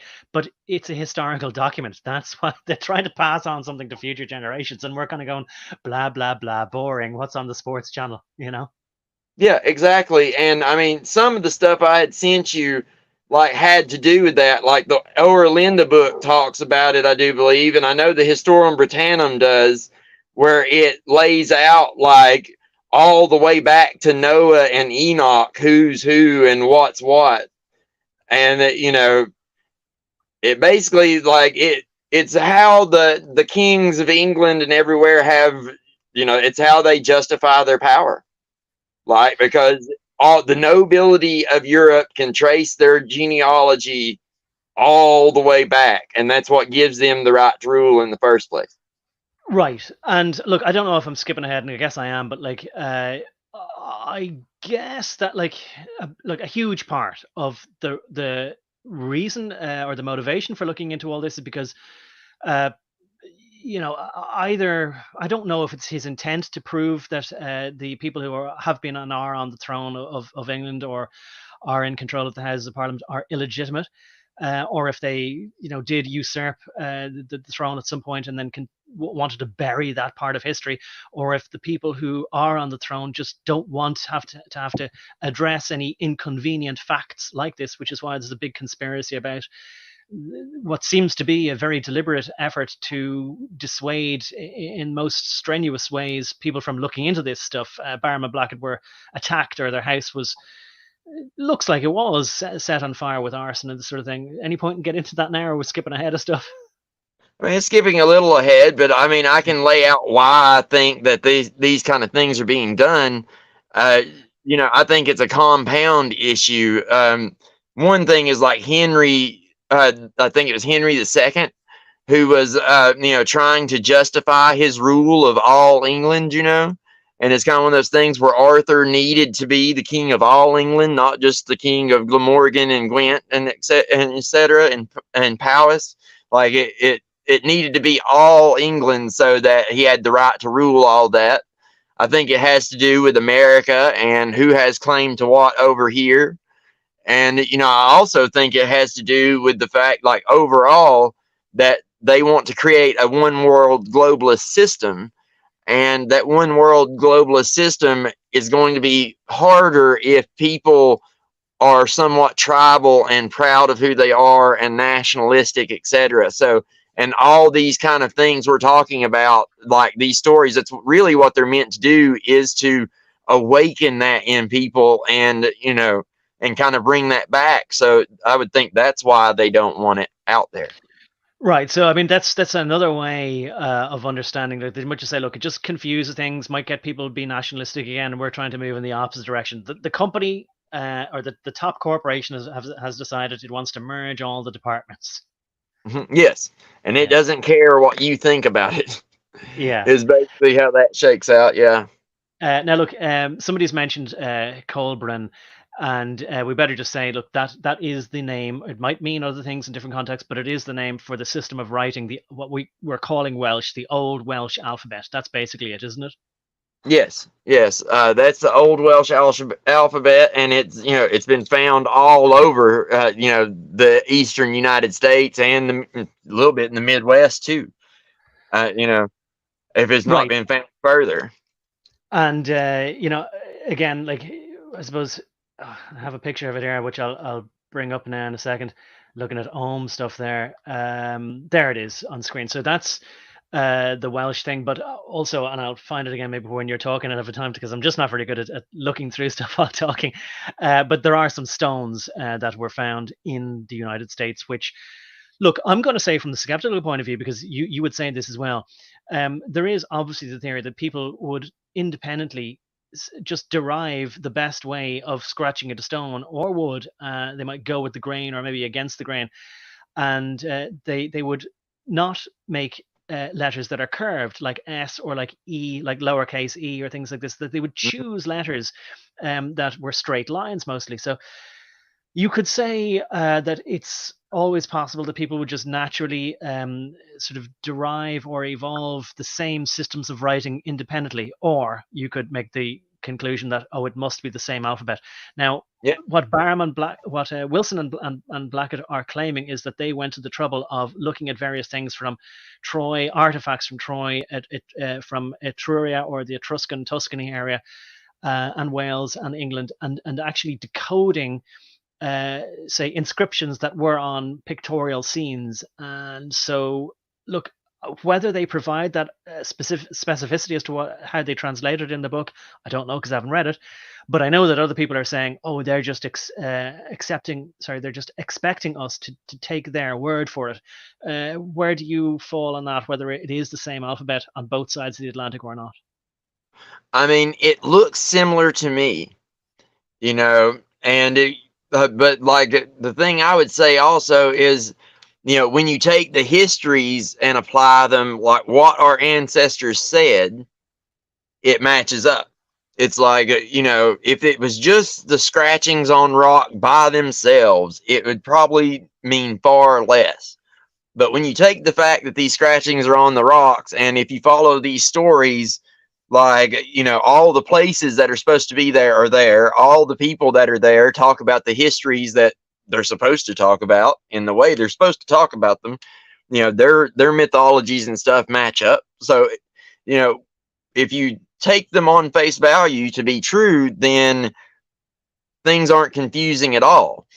However, in the modern context, like, things are all jumbled up and make no sense when you go looking into them. I mean, yeah, it's a pretty story on its face, but when you really go looking into the artifacts and to the monuments and the histories and all these things, stuff starts not to add up all of a sudden, right? So if we have a better narrative that adds up, more in a more complete way, then it would make sense to me that one might be more plausible than the theory they put forth so far. I think that's perfect, and it means that, like, yourself and myself, even though maybe from the point of view of discussion, would just adopt like adversarial roles for the sake of discussion. But what we're both saying is that we're not ideologically possessed. It would be lovely if we could sort of say, wow, this is just so fascinating that this proves that Arthur and maybe a guy called Brendan did cross the ocean. And that there was also some settlements in America of what we'll say is Europeans or white people who were non-Indian, or different than the people who were saying accepted history tells us came across the Bering Strait before it was frozen, or sorry, before it was unfrozen. We're saying a distinct group of people settled over there, and that when people went over there, there's the apocryphal stories of people going over there then for the first time, let's say, on Columbus, and then later settlers then in the late 1700s, early 1800s, were talking to people who said, oh no, my family have lived there for hundreds of years, and they could understand Welsh. And they're like, well, what are you doing here for hundreds of years? That's the story. So it would be lovely, but we're maintaining a certain amount of skepticism because that's what you would do if you don't want to be biased. Isn't that the case? Yes, that is the case. I believe, it's just like when we talk about Wilson and Blackett, I don't necessarily believe everything they say is correct. I don't necessarily believe anything anyone says is completely correct. I can just say that, from my perspective, some of the things they say seem to be true to me from what I have seen. And I would, all I'm asking is for everyone to take what I'm saying and then go look into it for yourself and decide for yourself what you think. If you think I'm full of it, then, so be it. If not, then that's great too. Like, I really just want to get people, like, really looking into this stuff and thinking about it. Because like I was saying before, like, we have to be prepared before we can do anything. And to me, this seems like the perfect place to start, and, getting the idea of how one should prepare. Oh yeah. Oh, of course. And like Baram and, I keep saying Baram and Blackett, but Wilson and Blackett not only received, like, perhaps the attention of the British sort of intelligence services and police harassment, and maybe other people who were jealous or wanted to do them harm, but they certainly received the strong criticism, opprobrium, or what's the word I should say, like, sort of condemnation maybe, or even ridicule, definitely ridicule of the establishment of academia. And people in academia would say, well, of course, like, they're a bunch of amateurs who are fantasists, and that their stuff is so not just outside of mainstream, but so fantastical in the sense of, like, unbelievable, and like a child's fairy story, that nobody, no, they would say, like, sort of no serious academic would even bother trying to refute them, because it would give them some credibility that they don't deserve. That would be sort of academia's attitude towards them, wouldn't it? Yes, it would. It absolutely would. But like I said, like, academia has the problem of artifacts like the one like you're showing right here. that's an artifact that came from here. It's just like the tablet. There's the Nez Perce chief called Chief Joseph. When he was defeated by the U.S. military, he handed over a tablet from this pouch that had Sumerian cuneiform writing on it. And they asked him where he got it, and he said, "White man came here before you, treated us a lot better." Right. Yeah. And it still sits in the West Point Museum till this day. Yes. The pouch he pulled it out of had there's pictures of Chief Joseph, and the pouch that he pulled the tablet out of has Sumerian symbols on it. It's just like the pouches you see in the ancient Sumerian stone carvings of the Anunnaki and stuff. Like it's one of those little pouches.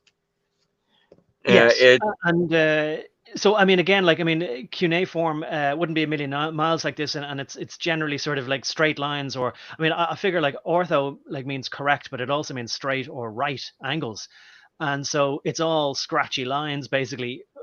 So is it much of a logical leap, or is it definitive? Is there any I mean, I'll try and see if I can get a picture, but is there any case to be made that it's wishful thinking, or is it absolutely irrefutable that it is cuneiform, could be no other orthographical type of glyphs or script? I think it's pretty well agreed upon that it is absolutely a cuneiform tablet. The part that people are keep wondering about is where exactly did it come from? Did it really come from this from this chief, or did it come from somewhere else? But the chief having the little Sumerian looking pouch is very compelling to me. And being as I have Native American heritage myself, I'm quite aware of many of the stories across the Americas of the white giants and all these different kind of things. And, it just, something about it smacks as true given what I know. Yeah. Now I don't know, like, can you tell me, did you, in any of the videos, would I have prepared a photograph? Because I've got lots of different collections of photographs I put into PDFs here. Do you happen to know what would I have in one of those picture of this American artifact? Which like the Sumerian tablet? No, I don't think I put that in there actually. Okay. The ones that you're showing here though is a similar kind of thing, that you have a connection between Troy, Britain, and the Americas all in one place. You see, like that Arwen sign, that is an ancient sign that the Welsh used to depict the unspeakable name of God, right? It's the A in their, it's the what represents the very first letter in their writing system, right? And the stone that you're seeing these little Arwens carved on is called a whorl. And a whorl is what the ancients used to weave fabric, make thread, make yarn. And they've been found at Troy, they've been found in Wales, and they have been found in America along the Ohio River. And it's funny, like I'm talking about this, and Arthur being have come up the Ohio River, him and Prince Madoc have come up the Ohio River. Well, what just happened recently? Oh yeah, a giant chemical spill where they're going to have to dredge the bottom of the river and dig it up in order to fucking get rid of it. That's convenient, isn't it? That's real convenient. And I did want to put that in there, because that's it's a real convenient thing that the very area that all the artifacts would have been on is going to have to be dug up now, right? So and the Smithsonian has Madoc's body, so now they do anyway. And good luck getting that back from them. Yeah, I've seen the videos, and it's terrible, and I'm just, I suppose, aware that at some point in the future maybe people will listen to this, but who knows? Like, I'm not trying to sort of say, oh, this is something that's going to be so popular people will listen to it down through the ages, but you just never know. Somebody in a few years will listen to it and go, what happened to in Ohio? So I often kind of wonder, like, should it be put down for the record? But yeah, it seems like more than one train around the USA has been derailed, and it seems that it always seems that people's neglectfulness and stupidity has been weaponized. So you can call something like that malfeasance, whether in legal terms, it's not like you can sort of need to prove they did it deliberately, but either through neglect or a lack of care and attention, or just outright stupidity, or a combination of reckless type of abandon, if not outright intent, that it does seem that there's at least something between an accident and full-on intent. So people would call it a conspiracy theory, but definitely there seems to be people who like it that way when crops are destroyed, when villages water is polluted, when people can't breathe the air that they need to live in, and that a whole area might become uninhabitable even for decades or centuries. Yes, absolutely. And like I said, it would prove a dual purpose, because like if you're trying to get rid of this history, that would be a perfect way to do it if you dredge all that up, because that's the only way you're going to be able to remove all that.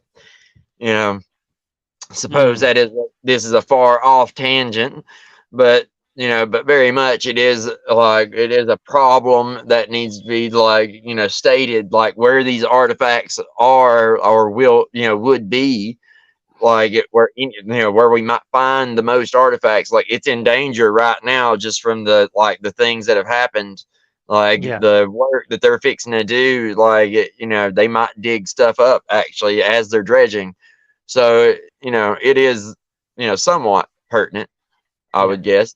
But that Arwen there is on a church in Wales.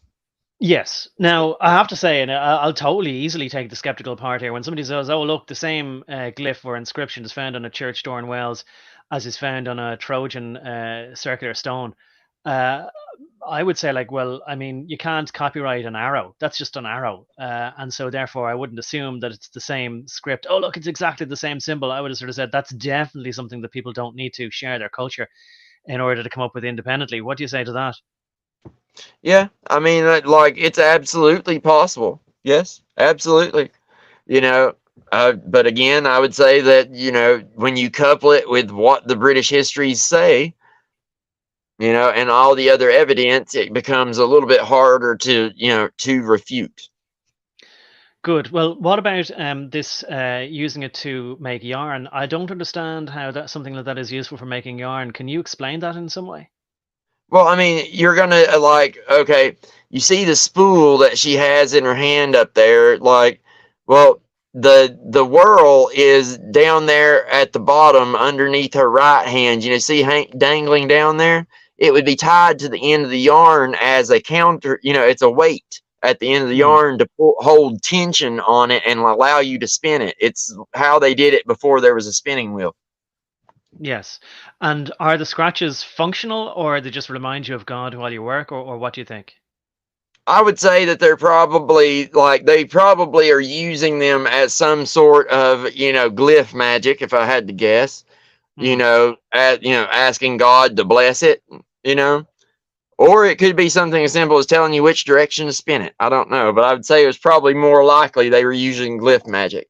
I mean, I could believe it's a dual thing, and that maybe the way that the glyphs or figures turn, that you'd want to know basically every quarter turn or something. I don't know if you can distinguish the letters or glyphs. But anyway, I can accept, and I can leave it at basically. I don't have to understand something for it to have worked for them. Right. It's a function of my having been, and most people are just so used to technology that I wouldn't appreciate something. I kind of go I'm still like a petulant child, kind of going I don't care about stones. I just want to go home and watch Knight Rider or the Fall Guy on TV. You know what I mean? This museum is boring. That sort of way. Yeah, straight up. I can see that. Yeah. Those artifacts there are quite interesting. Those are Native American artifacts that have, crosses cut into them, which is, quite interesting. Yes. I mean, especially the Celtic cross is like a combination of well, I was going to say the Buddhist thing, but I mean, like all over Europe, and as you I think showed us last week, so much of it is a circle around a cross or a cross in a circle. And guns have crosshairs around a circle, so many things. So I could see as well how it's a symbol people will come up with independently as well, not just a Celtic cross. Yes, absolutely, absolutely. But then again, like then you have to deal with the fact that both the Native Americans and the Welsh are saying that this event happened and folks came over and taught them stuff.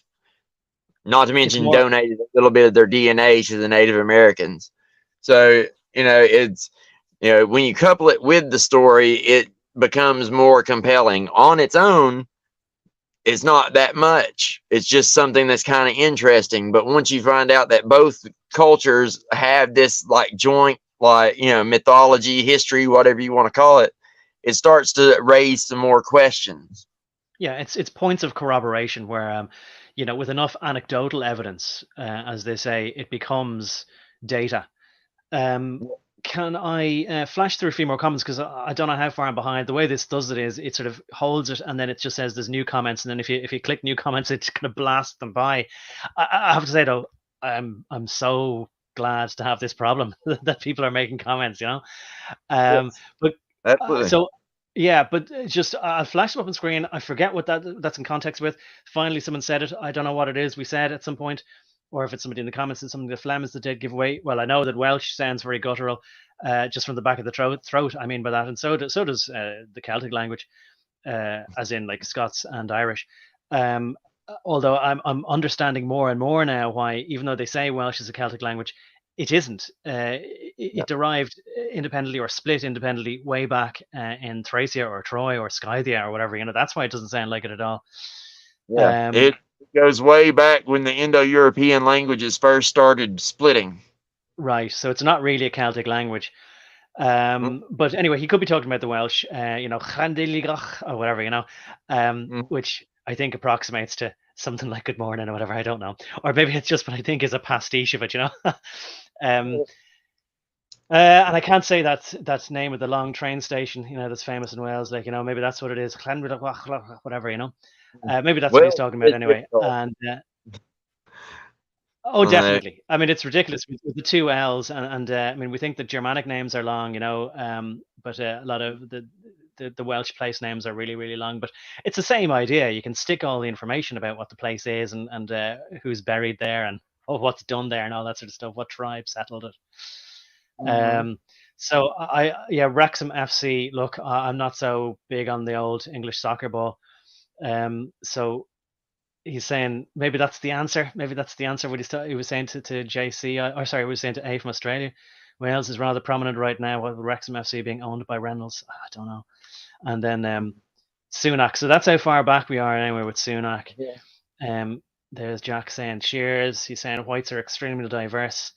The Scythians. And then I don't know what Goku was saying there. Anyway, I'll move on. Right, just some comments might be people obviously talking between each other there. Doesn't want to mention his name. Toast, don't trust anyone. Fair enough. Oh well, whatever. Goku has he's over in Mexico there, and I remember him mentioning that car crash. We were calling him naive. Didn't mean to call him naive. I'm naive, still am, and I'm nearly 50. It's a good quality, but it can be like being a babe in the woods, I thought the world was just where we were all going to love each other and be cooperative, but anyway, that's what happens if you're naive. People will, as you mentioned before, the Masons' attitude is if you're going to fall for our tricks, you deserve it. If you're going to be that naive, and to me, I'm talking about myself, go ahead. When it comes to the Tartars thing, like, I've heard the Tartaria thing, and it's another one of those that maybe not. I do know that area was like inhabited by Scythians called Tocharians, like for a very long time, and maybe they did call a kingdom they had there once Tartaria. Indo-European, quote unquote, is that's the modern archaeological, like, historian terminology for our entire group of people. So the Tartaria thing is far over to the east. Well, the Scythians span the entire European continent. So, it might have been talking about some of them, but Indo-European is used to refer to the entire language group from northern India all the way to America. Yes, and again, I was just trying to. I have too many pictures and too many slideshows that I can never find the right picture to bring it up when it's appropriate, you know. But yeah, because I was trying to find the one of Scythia again, and all I could find was Denmark and the Jutes and the English and the Saxons and whatever. But yeah. As far as what did I want to say there about the Hill of Tara? Because the most famous hill in Ireland is called the Hill of Tara, and that's where the High Kings used to be, apparently. And look, Baram and Blackett talk about, sorry, Baram and Blackett and Wilson rather talk about how King Arthur and was buried in these kind of round hills, and we've pictures of them as well. And so, you know, Bryn in Welsh anyway seems to mean a hill.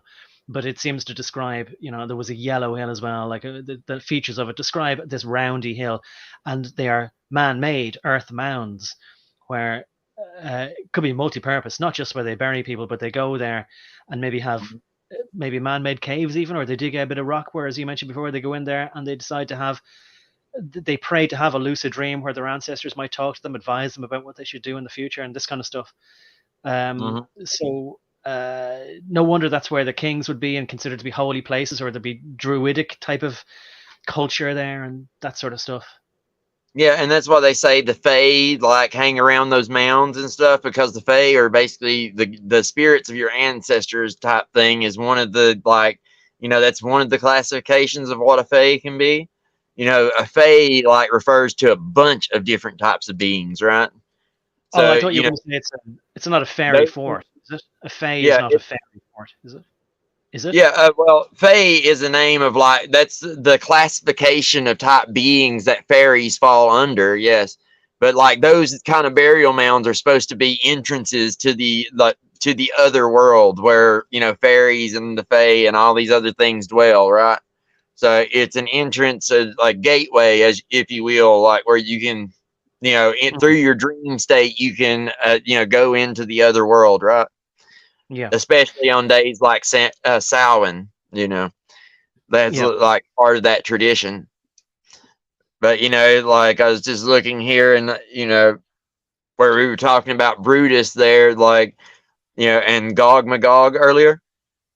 Yes. And, you know, I was correct. Like, it was Brutus who, like, well, technically it was the guy that he met on the way that killed Gog Magog. But yes, they defeated Gog Magog and they founded, you know, New Troy, quote unquote, which is where London is now.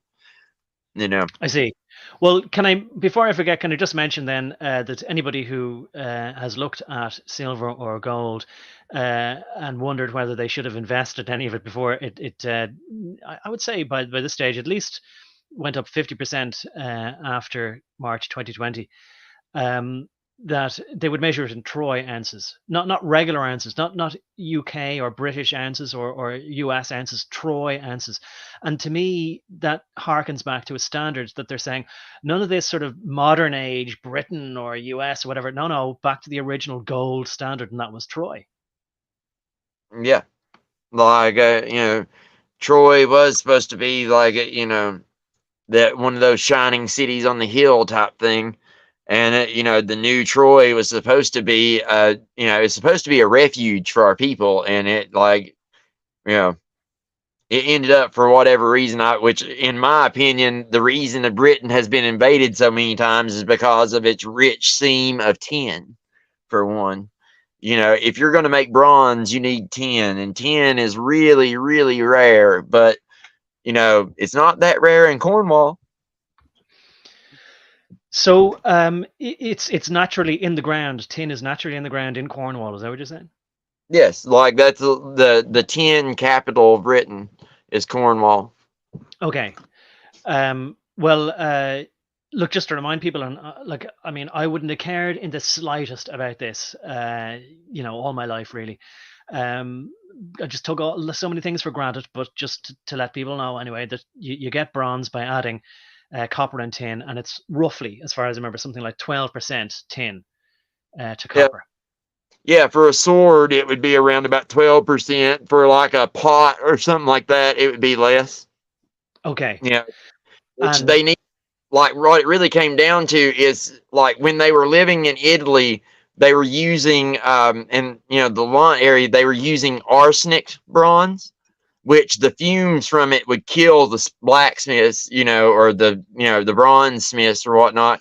And they were looking for a substitute, and that's where Britain came in. Like, that source of tin was invaluable to the ancients and allowed the Bronze Age to happen, really.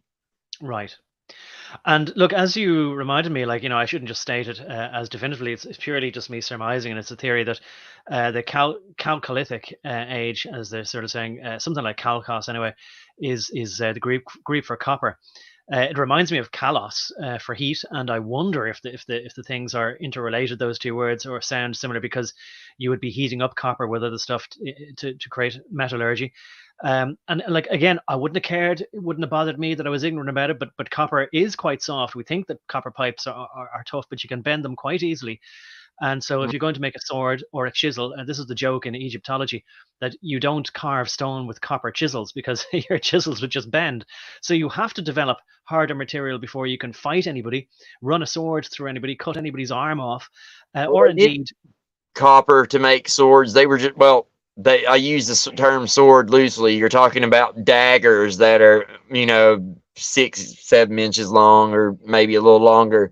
They did use copper for that, but obviously it wouldn't have worked all that great. It was more of a status symbol than anything, much like a sword continues to be, like, up through well, the you can, ages. Spear was yeah. really the weapon. Like, the spear and the shield was the weapon in the Bronze Age.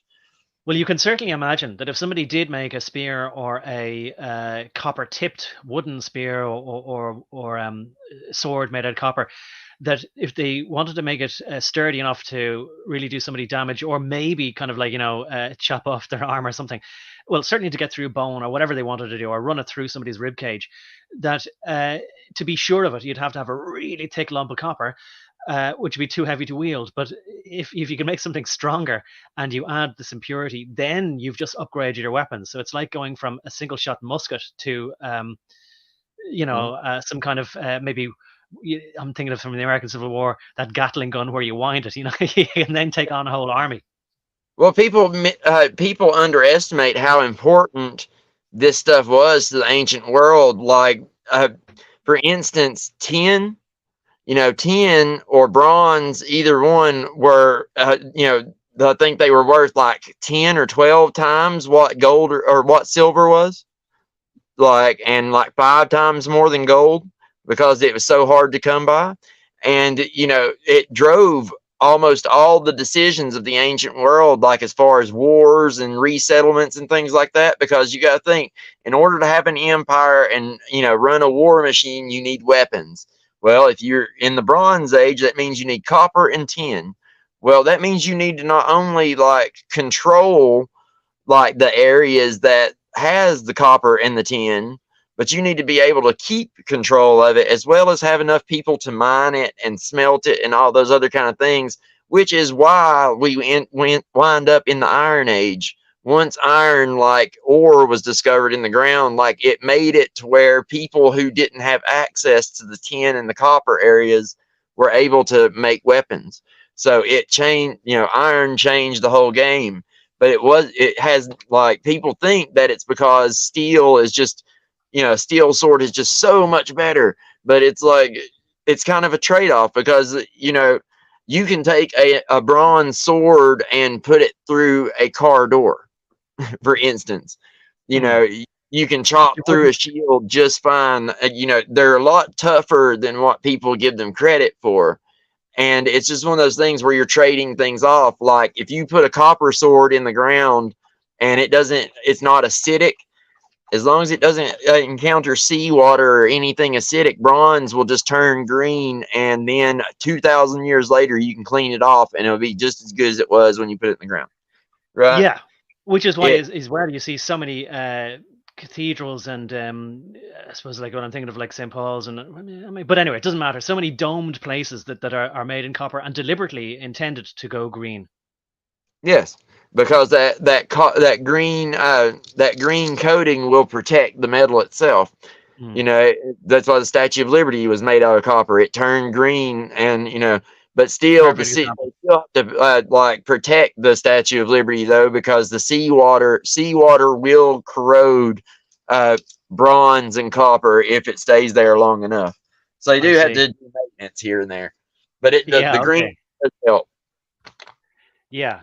Okay. So a layer of oxidization, like zinc plating or whatever, will prevent the rest of it from rusting.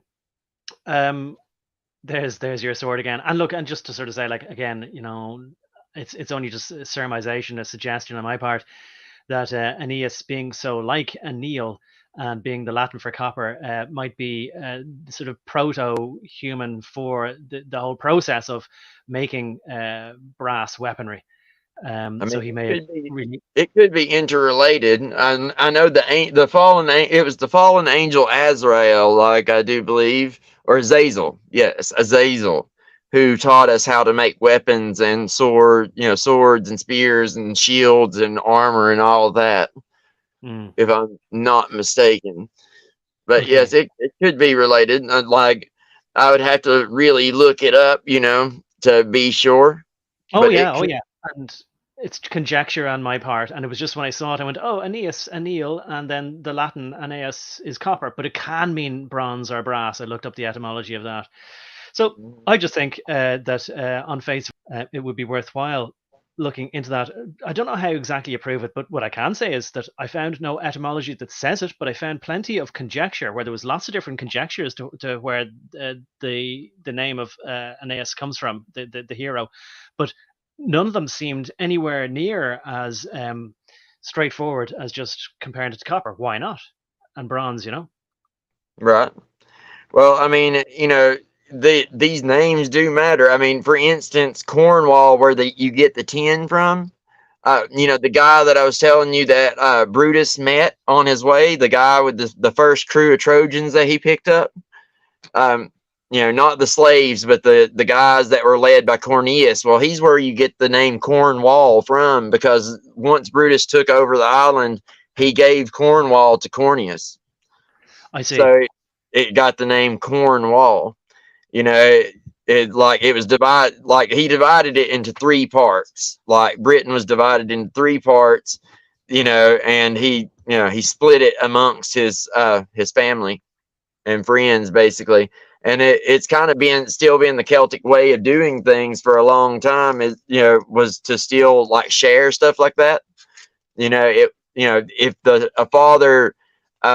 If a father died, his possessions would be split equally among his children, rather than the Anglo-Saxon type where it goes to the oldest. Yeah. I think both the Normans and the Anglo-Saxons were like that, where everything goes to the oldest son. Whereas Celtic and Welsh systems are more equal, where all the children get something. I see. Well, I seem to remember. I think it's that word "app," but whatever maybe is the similar or equivalent in current Welsh or whatever, is that I remember hearing Alan Wilson explaining that when they say "son of," it doesn't necessarily mean son. It means the descendant or inheritor, the first inheritor, like the firstborn or whoever inherits the throne, or the successor rather. And it's not always the first son if he dies, or if he does something bad and it's excommunicated or sent off, or indeed if somebody adopts his brother's son for something might determine that they become the inheritor. So doesn't, or it could be their cousin or something like that. So doesn't always mean son. It more exactly means the descendant or successor, direct successor. Yeah, exactly. And I mean, in the Scottish system, for instance, later on, like it's a system where, if you have someone who's king, the king is elected. So if a king dies, it doesn't necessarily even mean that his son or anyone else will rule. It could go to the king's brother or his cousin. It depends on whoever's best for the role at the time. That you can see an example of that in Macbeth. That's really in the real story of Macbeth. I mean, It Oh, like what's the the real real story story, then? the real Macbeth, like he was actually right wise supposed to be the next one in line, but that's what started the story of Macbeth in the first place. Macbeth was supposed to be the next king under the Scottish system, but instead the king gave it to his eldest son, and it caused a whole bunch of row, basically. I Like it see. Macbeth wasn't the one. It was Shakespeare who made Macbeth out to be the bad guy, but under the Scottish system, Macbeth was the one in the right. Okay, and look, it's been a long time since I did the play in school, but I didn't care that much about it, and plus the language was all flowery, so it was difficult to discern. But no, I did like the story, and I mean, like the main thing that I remember is that the way they say behind every great man is a great woman, and Lady Macbeth was the one with ambition, and I should have learned that lesson. What they're trying to tell you is big time again, like is that men are often blamed for going to war, but it's the woman, the great woman behind the great man, who has the ambition, who is behind him saying, "Go on, go on, go on and do it. You got to kill." Is it Duncan, the king? Because Yeah, she wanted to be queen in the same way as maybe Jill is really the force behind Joe, sort of saying, you have to be president. I want to be the first lady, something like that. yeah. I mean, it is a good story as far as like something one should watch out for. If you like have the wrong kind of wife, she most certainly can lead you down the wrong road. Your family kind of is your motivation as a man. So if you choose unwisely, we'll say, like you can wind up in a world of hurt, as many men, including myself, have had to find out the hard way in this modern era. So once That's it. again, it's where one of these stories can warn you ahead of time of the stupid stuff that you're about to do. Yeah, that's it. And like history, I just thought it was all stories that didn't really mean anything, but they're trying to tell us things, these archetypal stories. And the way people used to sometimes still have to kind of go, not all, not all, not all. But it turns out that some women aren't as lovely as you might imagine, just some of them, or not every human is lovely all the time. Um, Absolutely. can Ain't that? yeah. Sorry, yeah, are you still there? Yes, I'm here. Okay, okay. So anyway, obviously that's something that we can leave alone for now. But it's always nice to go near that one of those sort of not exactly third rails, but like controversial. It shouldn't be controversial to say that sometimes some women aren't very nice, but Yeah. anyway, or have more These some ambition men aren't than very Sweden. nice sometimes. It kind of goes both ways. That Yeah, equal people but always think, opposite. We just have yeah. different ways of doing our dirt. That's all. Well, listen, I'll put it this way, right? Nobody ever assumes that all men are lovely and pure of heart. Right? Nobody ever does that, right? So nobody gets offended. Nobody should get offended when you then might criticize some people who never get criticized for the things, because people just tend to think women are always lovely and innocent. Anyway, and have the best of motivations for everything. That's all. But just to get Right. off that anyway, I mean, obviously, like I don't want to become like my bête noir or whatever there, always trying to descend into criticizing women's, but just about Cornwall. That's what I wanted to get back on there. Like on this map, and I hope it's visible enough to people. It is called that's what's marked as Britons, whereas like nearer to the London estuary, or the river. Oh God, I was going to say not Severn. The River Thames. Yeah.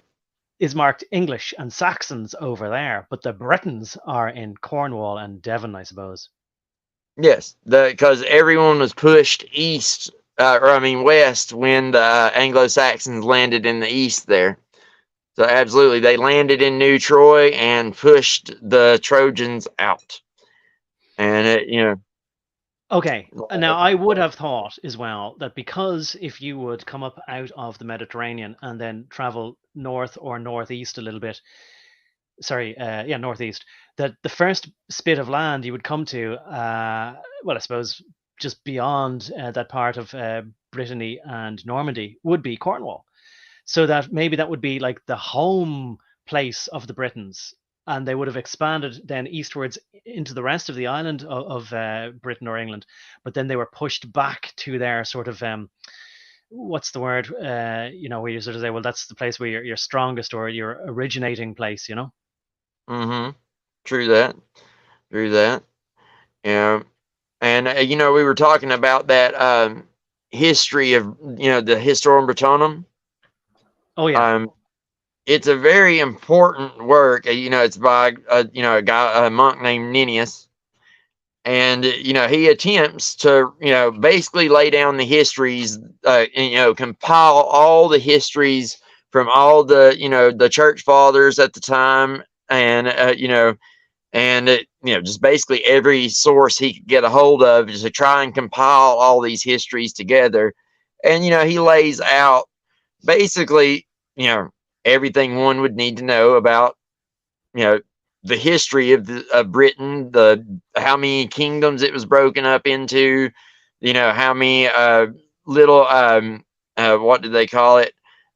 Well, we'll just say 33 cities, which is another really important number. As you would know, the number 33 comes up in not only Christianity, as our Lord and Savior was crucified at the age of 33, but also it comes up in the Hindu faith as being one of those things where at the age of 33, a fundamental change happens within you, and you become you have a chance to become more enlightened at that moment. I see. Well, I can say anyway, I mentioned before, I don't know exactly what age, but it could have been around the age of 33, that I said to myself, I just mused one morning while I was having breakfast. I said, do you know, I think I pretty much know everything by now. I think there probably isn't anything in general that I haven't heard of or know vaguely something about. And I realized as I was having that thought that it was the most arrogant thought to ever think. And obviously, pride before a fall. And it's the kind of thing that you say to yourself immediately prior to making the most calamitous of mistakes or have your ignorance revealed. But I knew that it was even in my own mind to make such a ridiculously arrogant statement, that I would be soon shown the folly of my ways. And I suppose for every year after that, probably every day, I have learned something new. Do you know, people say I learn something new every day, and I genuinely do. Just as soon as I think, well, I finally learned the last mystery or something that big jigsaw puzzle that I didn't realize I didn't have, and now I see a bigger picture, I keep thinking, now I have the jigsaw puzzle complete, and I don't need to learn anymore. But every day that goes by, I genuinely then I'm shocked by something that I learned that I didn't know already.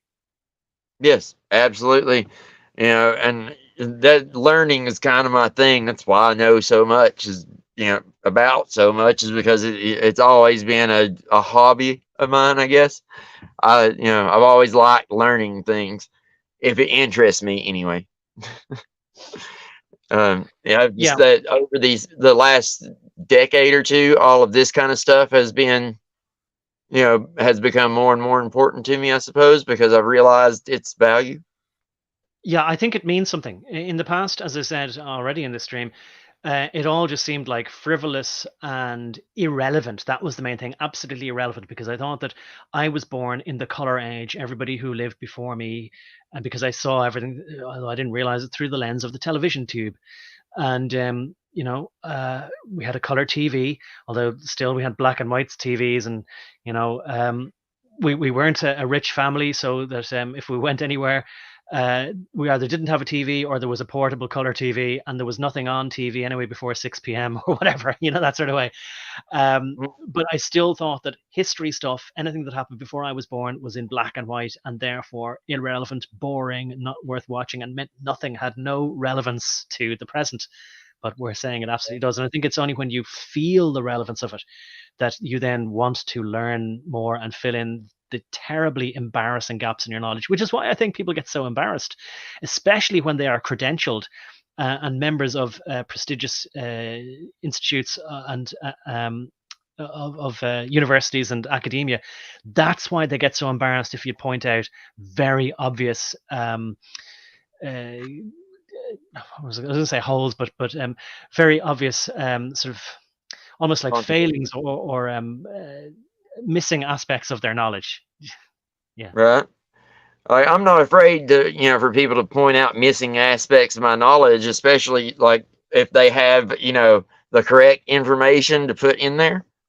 Then I'm more than happy. It's when people just want to call you wrong and offer nothing in retort that it really gets under my skin.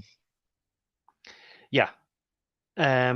Of course, people, what I've noticed is, and it's a very obvious observation, but it needs to be said over and over again, people argue about who is right rather than what is right. They always make it personal. Yes, pretty much. Ad hominems and ad hoc are some of the favorite arguments for someone with no arguments at all. That's kind of well known in the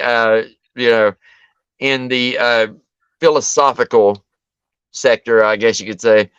Philosophers know all too well those fallacies. Yeah, you have to play the argument rather than the person.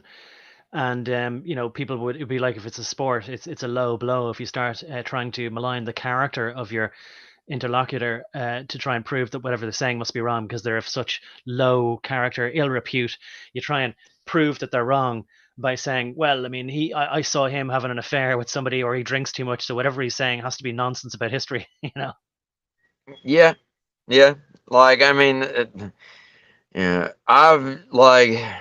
I've been called out by people who like knew absolutely nothing at all, man.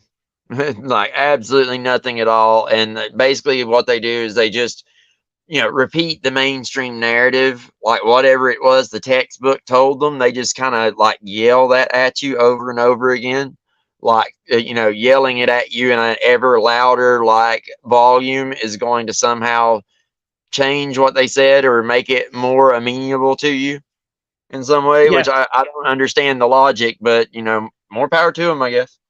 Well, this is the way most people are, and they like us that way, where we don't have control over our emotions, and we just want to say, "I got top marks in whatever exam, so I must be right. I'm a good boy. I was teacher's pet, or whatever it was, or the modern equivalent of having credentials. Now, that's not to say that somebody who has credentials doesn't know a lot about their subject, but I'll give you a quick example, right? Because somebody, I think, took umbrage to something that I said in some comments in some other video, not one of mine.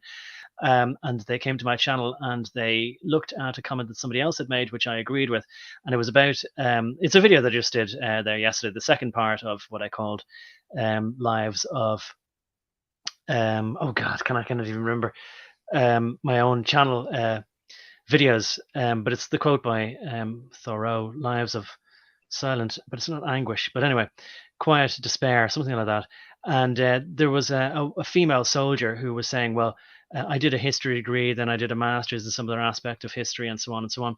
And then I decided to join the army in the capacity of basically watching out for disinformation or something along these lines. And so she was saying that, my trade, of course, was in history. Now, I've heard always people doing these humble brags. Now, somebody, I think, took umbrage to that. And he said, oh, of course, I wasted my time doing a history degree, and then I had my baccalaureate and this, and then I did a diploma in teaching and blah, blah, blah. So that was always, obviously, I wasted my career. I think people tend to think that you're insulting them if you even would dare to come in as a rank amateur and just ask something about or introduce some information or just query whether something's right. And I'll give you an example, right? People can be young and naive or old and naive, and the older they get, they don't get any more mature sometimes in their emotions. But I was talking to somebody who was obviously younger than me, did not remember the early 2000s. I remember them because I've been on the internet since basically before there were web browsers that could have pictures in them. And so I'd been using the internet for more than 10 years when the international panel on climate, whatever they're called, something like IPCN or ICPN, something like this anyway, anyway, whatever they're called, International Panel on Climate, something or other. And I think it might have been, maybe it was called WikiLeaks, but maybe it was the precursor to WikiLeaks anyway. Their internal emails between each other was revealed, and they were sending emails internally back and forth. And there's no way, back then there was no such thing as, you would have internal email servers that a lot of companies, you couldn't email out or receive email from out. You just emailed within the corporation. And so when they got leaked anyway, maybe somebody got a hold of the Exchange server and dumped the database. This was released, and there was an email from one person saying, now I've gathered all the data, but unfortunately the outcome which we were hoping to prove is not only not being proved, that the temperatures aren't increasing to prove global warming. If anything, it's going down. And they were told, well, you have discarded all the data, the plot points that don't support the increase in temperature globally, right? And they went, oh, yes, of course. But even so, I'm still not able to chart a graph with the best of the data that I've managed to plot and still get a straight line, or let alone an exponentially increasing curve. And he said, oh, well, look, if you have to, just put the beginning and the end where we say we're going to say the temperature is increasing to, and just interpolate then as best you can. So obviously that's not how you do science, right? And we know that science has got even worse then. And that was a huge scandal. And when I read that, and I read the emails, I read the actual emails, and I also knew from the corporation that I worked in at the time, it was so typical of the way people sort of say, well, look, we know we're right, so we'll just find the data we're going to do. And nobody thinks they're actually doing anything bad. They actually think they're being really good people, because they're like somebody who learned, say, all the right ways of doing the math, the right history. They know how to spell the words correctly. You know, they get 100% in all their exams, so they think, I know everything. But actually, as you've mentioned before, that's just the training wheels. You then have to use your own mind to find interrelations between things, do your own research, go out into the field. Very few scientists actually go out into the field anymore. Anyway, I was talking to a guy online who had never heard of this. I said to him, like, well, like, because he said, well, this is my stock and trade. I am by profession a climatologist. And I said, oh, well, in that case, then what do you think of ClimateGate, where back in 2003, I think it was anyway, that these emails were released? But he was so young that he was still probably in junior school when these came out. So he was probably only 25, certainly less than 30. And he was saying, like, oh, I've been in this industry for several years now, and I would have heard of it if it was true. And I sort of said to him, well, it is true, and you can go look it up. And now I'm not surprised to hear that. Why would your employers tell you that everything you're doing is a lie anyway, you know? So that's an example. And like he got very, very angry then. He could no longer discuss things in a pleasant manner with me, even though we'd have several very pleasant back and forths. He got very proprietary. This is my subject. I would know about it if it was true. I said, look, just look it up. Just, oh, yeah, you can make up anything. You know, Google will give you the answers. You know, maybe anyone probably will. Go on, yeah. I was just going to say, well, I mean, you know, from their perspective, I understand. I mean, you've got 350 grand worth of, you know, college debt that you got to pay off. You know, they've told you that they gave you the best education possible to the point where you believe it, you know, and now somebody's coming along and kicking your legs out from under you. Yeah, I can understand why people would get mad. But they're going to have to scratch it and get glad and get over that shit and be an adult about it. Like, you know, I can be an adult.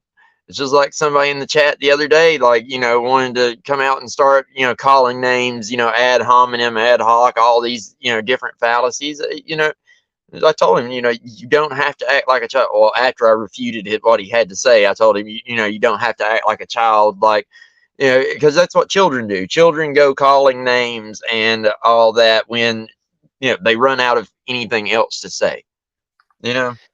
And well, yeah, this is time for it.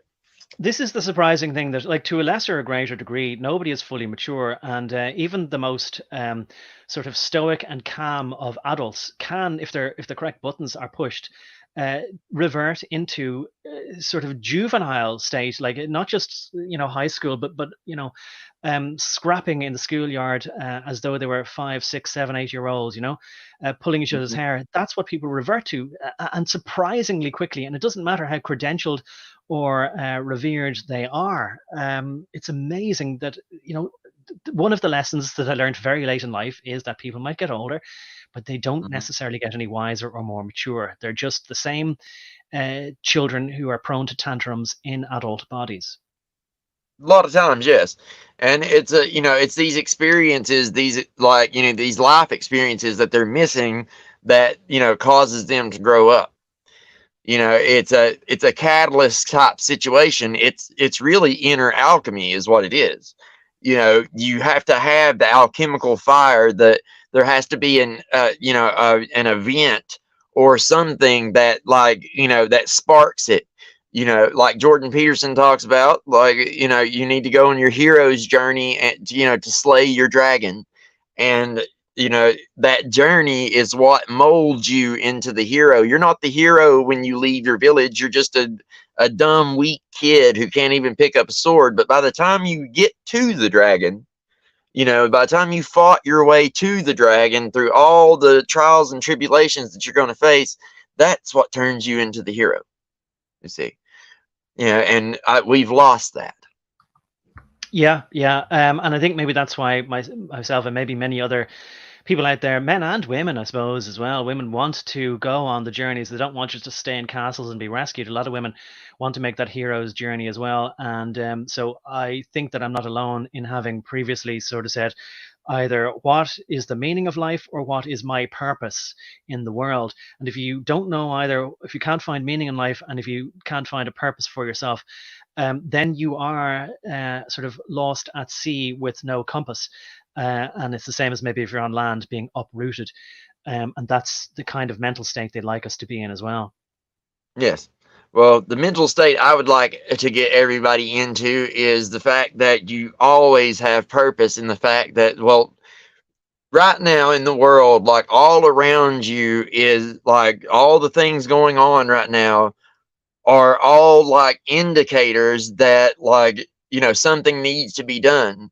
Evil is on the rise, and what would our ancestors have done? Well, like, they would have done their duty and fought evil. That's what you do. Our duty is to pursue God and fight his enemies. That's what we do.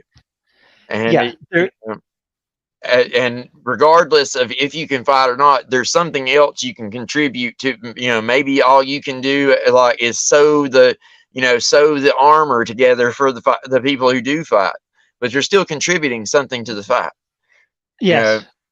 I agree with you that before the age of 33, then I'll say, just for the sake of argument, when I, prior to that, just thought that we'd invented everything, our life was just nearly going to be perfected.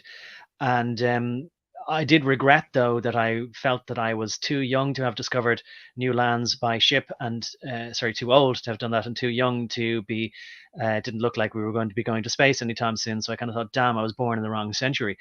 But I kind of maybe wished for adventure, and then you have to be careful what you wish for, because now everything is obviously so in peril that I'm back in the days of yore, where it seems like evil has got control over the land, and there's only maybe a few daring people who say, well, I'll stand up rather than cower in the shadows. I'm not calling myself brave, but you understand, there is obviously a spiritual battle and maybe a physical battle, but it takes guts, it takes a right frame of mind before getting physical in any way, of course, and that's what we're at here. Yes. And it's like I told the wife many times, we actually do kind of live in a movie where we're using magic to talk to each other right now. It might as well be. And I mean, the elite consider it magic. They got the ideas for this technology from those emerald tablets of Thoth. The ancients considered it magic. The elite consider it magic. I would say it's probably a good idea if we consider it that way too, to some degree at least. And living in this world of might and magic, as we might want to call it, like, it's going to require, it's going to require us changing our frame of mind to be able to deal with it as it is, not as what the elite would like us to think it is, right? And it's one of those things that the fight is always going to be there, even once we defeat them, and I believe we will. Even once we've defeated them, they will always be there trying to rise back up again. And, it will require good minds to, continue to teach, the people around us, the truth, and keep these stories going so that the evil can't rise up again. Because that's how it does it, you see. It makes you forget. Over time, everyone forgets that it's there, and then it's able to sneak around and infect all these different systems until it takes them over.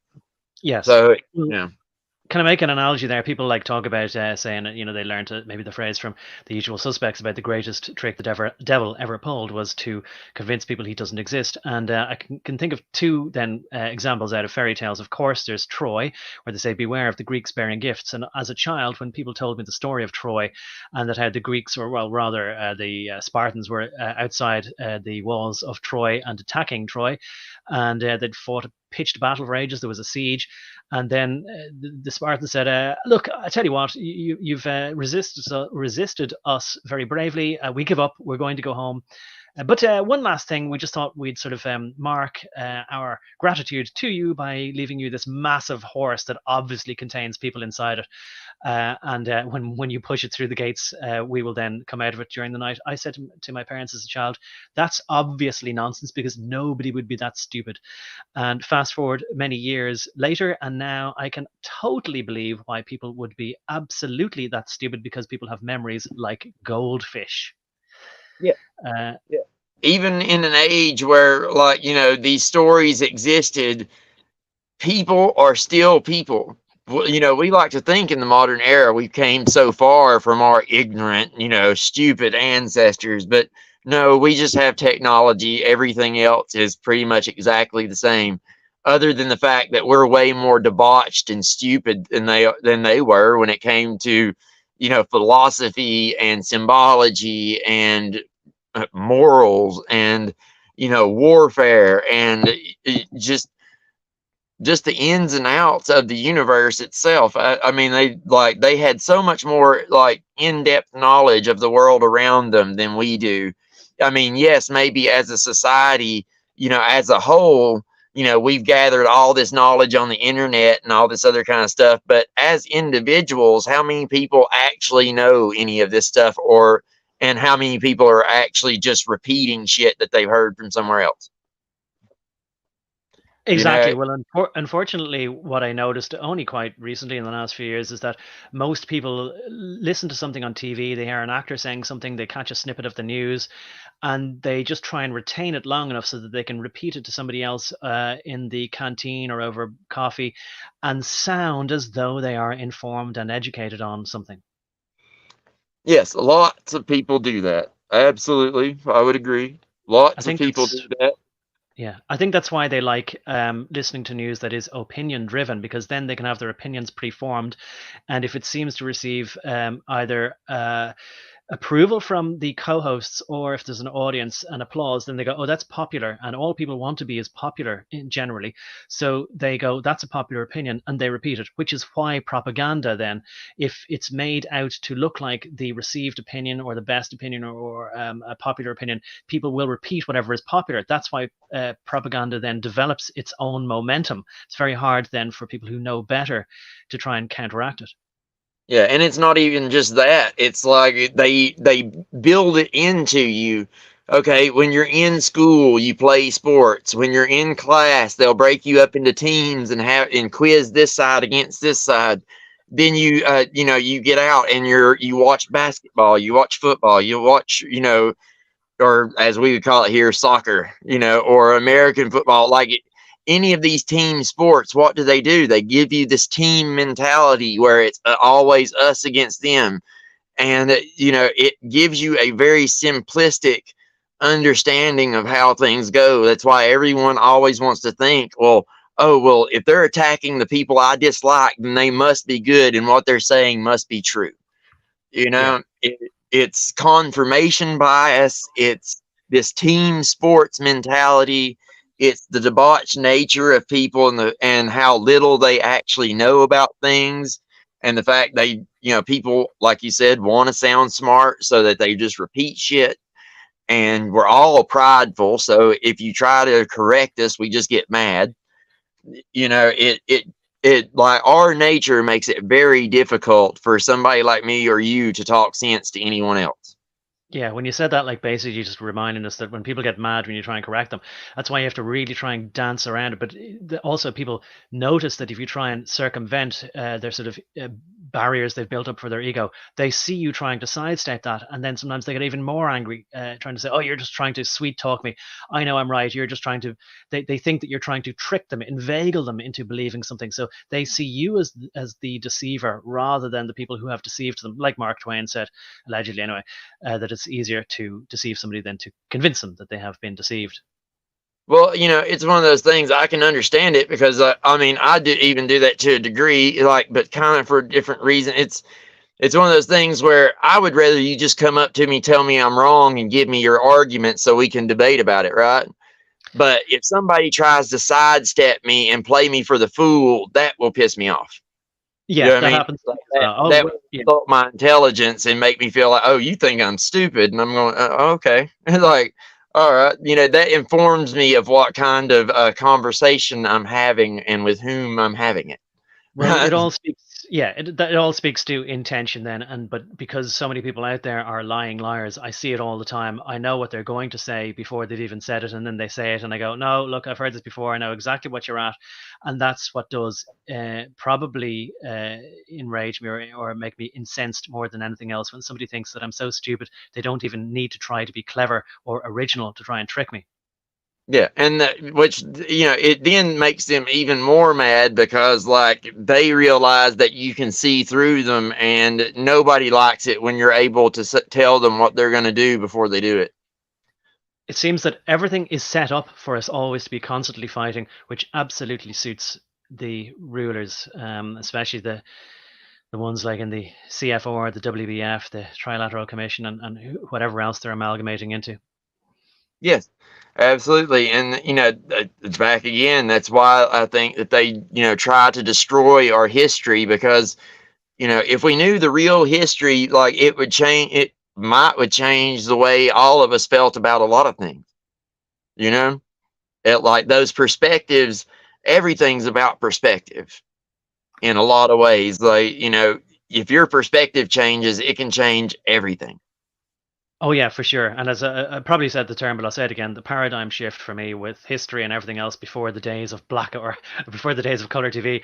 I am feeling, not knowing, but there is a knowing that comes with a greater sense of feeling. It's when it's not just knowing something, it's having discovered something for yourself. And I do genuinely believe that there is no knowing something by somebody telling you it. You have to discover things for yourself, and part of that is then having a sort of, it is unfortunately something that I can't describe it. It sounds like woo woo, but it's when you feel it in your bones. And I'm glad though that that's something that an AI, no matter how much it can parrot information or draw from a large pool of information of data, it can't know things by feeling it.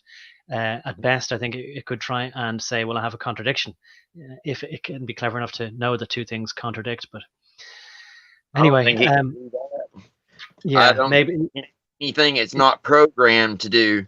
And yes. that's kind of thing, like they try to play this AI off as if it's conscious, but I don't think it is because it was like I was telling the wife the other day, like as human beings, science doesn't really even understand what consciousness is, right? It's like, how can you make a conscious machine when you don't even really, like, you can't really put, consciousness is a metaphysical idea. It's not something you can touch, see, taste, hear. It's just there, right? So, the machine either has it or it don't, and it don't. It doesn't have that magic. All it has is a bunch of pre-programmed responses, and it's just running through the gambit of responses.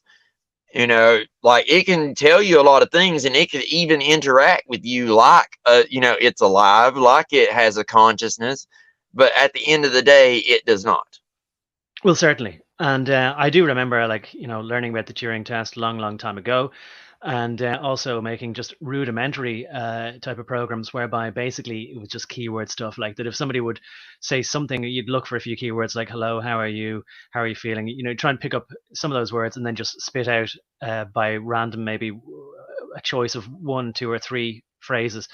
But there are ways now to pull from looking out on the internet and maybe drawing in real time from what people have drawn on the internet. So it could just have so much more variety than a magic 8 ball, but still be kind of that. Now at the same Well, I time, know what they're after. like what they're after is they have these things now that can read your brain waves and stuff, and they want to hook our school children up to these little brainwave monitors and some VR goggles and teach them that way. And by doing that, by reading their brain waves and all of their bio like data basically, and by monitoring the lesson plans that are playing through the VR headsets and everything, they're planning to scalp that data and implant that into the AI, and they're hoping that all this this brain growth data from all these children will help train AI, basically to go through the growth process that a human goes through along with all these kids. Wow, yeah. And so they have thought of very cunning, I have to say, very cunning ways of training the AI. And I do remember seeing some footage of Chinese children, young Chinese children, having these headsets on, whereby the teacher would know if they weren't paying attention, and that to the point where they were so sure about it that they would inform their parents if they were apparently listening, but their minds weren't paying attention. Yes, they can tell by like the movement of your eyes and your brain waves that it's gotten so high tech they can almost tell what you're thinking. And it will get to that point eventually to where they can predict, if you get hooked up to these Musker nuts brain chips, like, oh Lord, like there's Well, no like they could control you like a marionette and they would know your thoughts before you thought them. Well, let's say this then. While we took a balanced approach, I believe, and explained our approach towards making conjecture, surmisations, or at least between that and then reserving our right to examine anything, regardless of what credentials we might have or not, rather. At the same time, as regards AI, I always said the same as you. How could you make a synthetic version of something when you don't understand how the original works? Mm. And apply that to consciousness. Nobody can define what consciousness is, only in vague terms or circular definitions. So how could you make a replica of something when you cannot examine the internal workings of it, or can not even define it? Well, that hasn't stopped them trying anyway, and so we should balance it with not being complacent, and all the things you've mentioned there should mean that we absolutely should not be complacent, because we do know that there are certain microscopic things that don't have to be made out of metal, can be the size of cells, not necessarily electronic, nor silicon, nor anything we might recognize as being like a computer chip in that sense, but can operate as a logic gate, and they can recognize each other, reassemble, take advantage of the properties of enzymes or biological entities to regroup, and all this sort of stuff.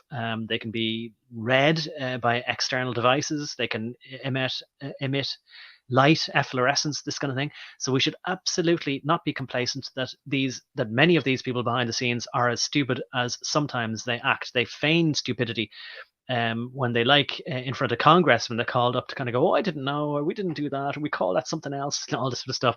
We shouldn't be complacent and kind of go, if we can't define consciousness, there can't be an artificial consciousness. Exactly. And I mean, I would bring up the fact that, if you read their books like Harari or any of the rest of them, these technocrats, they make quite clear that they understand that at some point that this stuff is going to get away from them. And it's to some degree, it's already there to where they don't even understand fully this programming that's going through. A lot of this stuff is being done by the AI on its own. A lot of these algorithm programs and stuff like that, it's being written by AI, and they, like the humans that are jacking around with it, a lot of times don't even understand what the computer is doing. It's kind of like we're operating on these devices right now, but I've gotten mine rigged up to where I basically know what's going on it, but that doesn't mean that there couldn't be some backdoor process monitoring everything I'm doing right now, and I not even know it.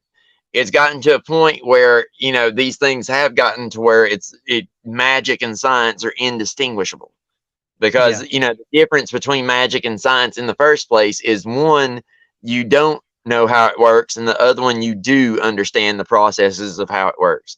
That's the only division between magic and science. Well, Mm. now we've gotten into a realm where 90% of the people on Earth do not understand how these things that they're using work. That's magic. Oh yeah, I mean that much is obvious, and I thought what you were saying was that people inside the corporations and the programmers, I can certainly attest to that. I mean, like it's a matter of fact that code repositories such as Microsoft's GitHub, when people outsource the programming, certainly of vast subsets of, say, a big project for software engineering, as they call it, if they farm it off to an Indian corporation, what those Indians do is simply go to GitHub, copy paste something, and they do that until it works. It really is at best, I mean, and that's the coal face of programming, and that is the 1001 monkeys typing away in typewriters, eventually coming up with Shakespeare through brute force, because companies can throw billions at a project. Yes. Well, it's like I was telling you before. This goes back to our very first discussion on gematria. Like the computer programming and gematria are related. It's the same thing. Okay, like the way these devices are programmed is using magical numbers and language. Like it's the same game. They're interrelated. So that's what I'd like to try and get people to understand is like this technology that you're working with, this is the Atlantean magic that our ancestors thought that they were. Like from my point of view and from the Masonic perspective, all these crystal balls, scrying mirrors and everything else, the reason the magic didn't work is they didn't have electricity. You know what I mean? You have Right. to harness Thor's lightning in order to be able to make this like stuff work. Right. You know, Yeah. there is a certain amount of magic through like symbols and ritual and things like that you can make things happen. Of course, absolutely. But for this physical magic, for like magical devices and objects, you need the electricity, right? You need the force of life. Well, And that's what electricity is at the end of the day. Electricity is what runs me and you, you know. right. And I won't. Yes. And look, without delving into another thing about what exactly electricity is, let's use that as a way to get back on track. Because, like, with these glyphs here, we're not a million miles away from, like, say, the Germanic representation. If you just move one of the lines as to what the symbols of Thor's lightning would be. So, can we get back onto the glyphs here? And I know there's probably I don't know how many comments have built up, and let's go through them. We don't have to spend too much time on them, but just to acknowledge them. That's all, really, just to acknowledge them, and then we can catch up and move on with our story. Illuminati here has made a lot of very nice contributions here. So he's said, this letter here, which, as you said, is the first letter equivalent of the letter A, and of course it looks a bit like it, Awen, or maybe you could pronounce it the W like a V, so it could be close Yeah. to a river, like It can be Avon. Arwen too, Arwen. It can be spelled both ways, Arwen or Awen. Either way is correct, technically. Yeah, and I just want to say in England there's a river Avon, and Avon means river. So like Mount Fuji in Japan, Fuji means mountain, so it's Mount Mountain, and River Avon is river. And in Irish Celtic, or in Scots Gaelic, Awen, Abhainn is river. So I would say that's probably what that letter is, and it might even be the direction of flow.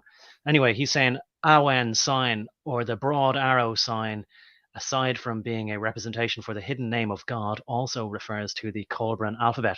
Why not? Yes, Because, like, first letter. and we say that too. Like, so alphabet is alpha beta, AB, from the Mhm. Greek or the Phoenician, or the what else would you say? Well, I mean, either of those, like Yeah. technically, the Phoenicians, the Scythians, are like they're all going to be the same group of people, changing their culture and like habits over time. Really, is what we're talking about here. Absolutely, yeah. He says Colburn writing was also discovered among the Gnostic documents of the Nag Hammadi library. Do you know anything about the Nag Hammadi library? Yes, I absolutely do. That would be the Dead Sea Scrolls, and absolutely that would be part of it. When I was talking to you about Mary and her adopting her nephews or whatever, and all this kind of stuff. See, at the time that Jesus was around, Gnosticism and Neoplatonism had already been around for a long time, right? And it's one of those things that, like, it was the competing it's always been the competing thing, right? Gnosticism is the religion of the hidden hand. And it's one of those things that I think that the Dead Sea Scrolls were, kind of planted in a way. Right. Do you? Yeah. I don't think that it was an accident that they were found when they were found. Like, could they be actual artifacts? Absolutely. Could they be artifacts that were modified? Absolutely. Could they have been found somewhere else and then put in that little cave where a little farm, shepherd boy found them? Possibly. People But think it's too perfect, don't they? yeah, they're just, I don't know. It just seems a little too perfect for me. And because I know the Freemasons want to push Gnosticism and all this stuff, there's always a little bit of doubt in my mind. But yes, I'm absolutely aware that they did apparently find what looked like cauldron in among those documents. I'm just not sure of how real those documents are. And even if they are, if they're Gnostic, then, it's something we have to be aware of. I mean, Gnosticism is something that our people have always dealt with because it was from the Aryans that religious system came from in the first place. It's the Atlantean belief system, the yin yang, and all that stuff comes from that same belief system. So, it's definitely something we should be wary of, because it is the same belief system that brought Atlantis to its destruction. Right, and I would just remind people of the general idea then as well of poisoning the well, whereby if something is introduced, or contrived like that, it may be to deliberately cast doubt on genuine articles that were within the cave. And of course, I know that, now that I know a lot of things that I wouldn't have known before about people from that region, anything that comes out of them, I always immediately kind of go, right, you absolutely have to have several layers of skeptical filters up before you trust anything. And they're known for metaphorically and then figuratively poisoning the well in this way. Yes, absolutely. But I do want to say it is possible that they're real. I mean, given that the fact that, all right, well, they're copper scrolls. We know that Solomon's, Solomon's son, when he rebuilt the temple, he didn't have the money, so he had to use copper and bronze rather than gold that was in the original temple. So those could be ripped off the wall of the second temple. They absolutely could be. And the fact is, the second temple could have had Gnostic writings in them, absolutely, because that's what Jesus was preaching against when he was here. Gnosticism, that Babylonian belief system, had creeped its way into the faith and into the Jewish temple at the time. So, that's why Christ chose that time to come. It's when he was needed the most, I suppose. But okay. That's what the Pharisees and the Sadducees, that's the corruption that they had brought inside the temple, was this Gnostic belief system that they got from the Babylonians.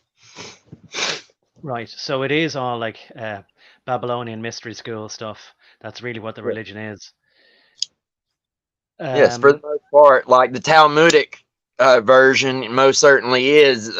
Talmudic version is just another mystery school religion masquerading as something else.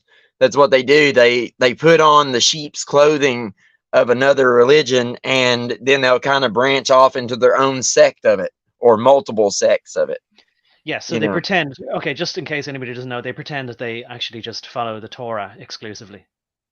Yes, but what they actually do is they follow the Talmud, which is while they were in captivity in Babylon, they started this Talmudic system, which is it's rabbinical interpretations of the Torah that were never there up until then. So that's when you start seeing the 6-pointed star pop up. That's why it wasn't originally associated with the Israelites, because it wasn't their symbol to begin with. It's not the Mugen David, it's the Star of Rimfram from Babylon. And those interpretations, quote unquote, that they have in the Talmud, those are tainted with Babylonian belief systems. So it came out Gnostic in it, in its nature. That's why they were brought to Babylon in the first place, was to corrupt them. Right. And that's exactly what it did, which is, by the time Jesus came, this was the problem that they were dealing with, was that corruption from Babylon had came back with them. Cyrus sent them back. They rebuilt the second temple, but when they rebuilt the second temple, they filled it with a bunch of Gnostic stuff. Yeah. So, well, that's really the same problem we're dealing with today, actually. I just want to throw that in there. Well, look, we're coming up to I think 5 minutes to the third hour now, and I suppose I'll just very briefly mention, just while we're on the subject, and then we'll quickly move on, because we've both been hanging on to quite an electrified rail there for just a brief moment. Things often get that way.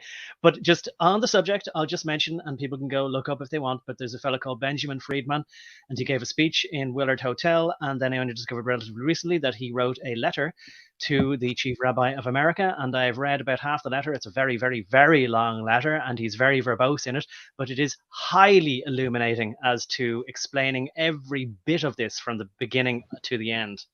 If anybody wants to be completely, if anybody's interested in that subject matter that we've just been kind of talking about, this alone, if you just read this letter, even though it's verbose, you don't need to learn anything else or look at any videos explaining it. It tells you the whole thing from beginning to end, as far as that aspect of it goes. Yeah. Another good resource on that subject would be Edwin Black's The Transfer Agreement, or Havara Agreement.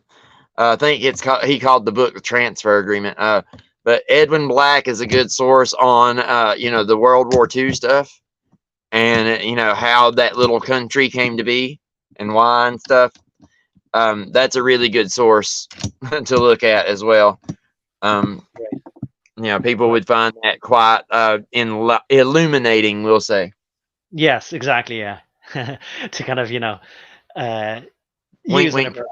an apropos phrase there. So look, as I say, then coming on to the third hour, wink, wink, and all that, right? Can we acknowledge now this? I'll read out another, right? Very fine comment. Illuminati says, Alan Wilson said that the circle cross sign represented Nibiru. Could it be in reference to the comet of 562 AD that devastated Britain, hit Bolivia, and sparked the migration of Arthur to America? Yes, it's completely possible. There's another guy who has came up with this thing where it's like a star. It's a navigational tool. He's made a navigational tool out of the Celtic cross. I can't remember what his name is, though. The video was on YouTube, though. I think it was on the Gaia channel or some woo-woo channel like that. But every once in a while, they'll have something interesting that I'll watch. Most of it's a bunch of alien woo-woo nonsense. But yeah, well, a compass, that I found interesting. Yeah. Well, the funny the thing Celtic cross, a navigational tool, that would make a lot of sense. But, yeah, well, a magnetic compass is just like the Celtic cross if you just hold it in your hand. It's northeast, west, and south. Yeah, well, this was more like an astrolabe type deal that you would use to navigate using the stars. Okay. It was something that you would hold up in the air and it moves, or something like that. I can't remember exactly what it was. And he was talking about how the device used to that the Egyptians and basically all the monument builders used to level things and figure out if things were level, these giant monuments. He was talking about a lot of stuff like that. If you can find look up on the internet, you might be able to find it. I don't know. If I'm ever able to find it, I'll send it to you and you can post it under the video here. Okay. And then just what I'll say as regards to that, whether it's Nibiru, this sort of fabled or possible or theoretical planet that may have this something like 2600, or is it 26,000 or 2600? Either way, orbital period. It doesn't matter what you call it. If it hits you, you're not really going to be concerned with arguing over what the name of the thing was that turned your planet upside down. Well, it could have been Mars. And in one of the videos that we've linked there, and I think it's the one where Alan Wilson and the American guy from, well, at least he's talking about Kentucky. They both talk about a very well established talking point, let's say, whether it's, established history or not, that the part of either northern Europe or northern England or northern Britain or whatever they claim was hit indeed by, and could have been the moon, could have been Mars, whatever, and it made, they said, the area uninhabitable for 11 years. Funny, I would have thought like it would be longer than that if it was that such an impact. And that the whole of the place was black or maybe yellow as well, or maybe I'm confusing yellow with something else, but that there was sulfur, boiling lakes, all this sort of stuff. And they also mentioned, and this would have been, it looked to me from judging from people's fashion, that it was either late 80s or early 90s in this auditorium. So back, let's say roughly around the 1990s, they were talking about, I think, was that, okay, that video was from, I think. But yeah, right. It was a comet that came over, and that's what caused Arthur and Maddox to come to America in the first place, was this, catastrophe that, came over Britain. And it kind of basically just, it made the ground kind of nasty and unfit for growing crops and things like that for quite some time. Yeah, I know that Maddox stayed gone 10 years before he came back. Yeah. But what I wanted to say was that in this lecture, so they mentioned this, and then because of this period within which, like, it'll come back, and you've mentioned before about how the Gnostics understand that there are certain times in this in this galactical cycle whereby things happen again, and they know when the dates of these things will be. Now, in this, so let's say if we say it's 1994, they said that by 2029 this will happen again. Now, of course, it's mighty convenient that it's just around the corner, but not close enough where we'd be able to notice its approach. They also mentioned 2015, so they were wrong if it was 2015, but they mentioned 2029 as well. But you do believe that there are certain things. Can you speak to that in a way that isn't sort of poppycock or whatever? Well, I mean, it's one of those things that we know that the universe, like our galaxy, is like about a giant clock. It's what our clock faces are designed on. It's, all these kind of things are interrelated. And, if like the movements of the stars, then you can absolutely judge things here on Earth. It's like, for instance, if you know the moon's cycles, you can judge when the tide is going to come in and when it's not, right? It's pretty well that simple. It's just that on a bigger scale. Like you're observing the planets and things, and when they do certain things, you look to see if there's a change here on Earth, right? And over time, they built up a storehouse of knowledge on what these movements do to people, and when these events will be most likely to happen again. And it's, for instance, like our people used to celebrate the winter and solstice and the summer solstice every year and all that. Well, what happens twice a year? Well, that asteroid belt up there in our solar system, well, we go through that twice a year, and it just happens to be exactly on that summer and winter solstice mark, right? So twice a year, there's a chance that twice a year, basically, our planet crosses an 8-lane highway full of asteroids and could be hit by one. So, yes. That being said, the Sumerian text called those the Watchers, that band of asteroids. JC got knocked off the stream there for some reason, but I think he'll be able to come back. Are you back again? I think you're back, JC. I can hear you again there. Oh, okay. I didn't know I left. Well, let's see. Where was I? Anyway, like, all of these things, like, do have an effect on Earth. Like, they'll say that, oh, we did studies and it doesn't really have an effect. It's like, well, did you check every single thing on Earth to make sure there was no effect? Like, even down to human beings and seeing if their mood changed. You know what I mean? But like I said, twice a year we go through these. We go through this asteroid field and we celebrate that. Because each time we go through it and we don't get hit by an asteroid, it's a lucky thing. So could an asteroid have come through during Arthur's time? Absolutely. It would have came through during the winter solstice or the summer solstice, more than likely, when we cross that 8-lane highway of asteroids twice a year. Yeah. Well, the picture there, that's a photograph of him at the time, and certainly it looks very smoky, so that's probably proof there that there was an asteroid. I'm just joking, obviously.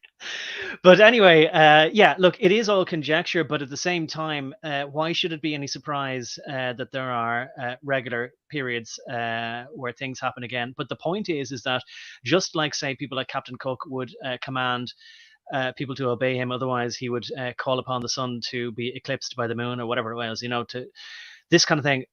It's more like an allegory for the Gnostic people do know about cycles, whereas the rest of the general population in this sort of prison planet don't pay attention. They're not there long enough, whereas these guys are old timers who pass on knowledge and know why it's important to pass on knowledge, and they can kind of, like, I just put forward this as a vague theory, right? Let's suppose, and I'm not saying they don't, but let's suppose nuclear bombs don't exist, but they do know that the planet's going to be hit by something that's going to be big enough to make it seem like an explosion that even 1 million tons of TNT would seem insignificant in comparison to. So what they do is they'll say, I know, 100 years before that happens, we'll concoct the idea that we've created the most amazingly godlike weapon.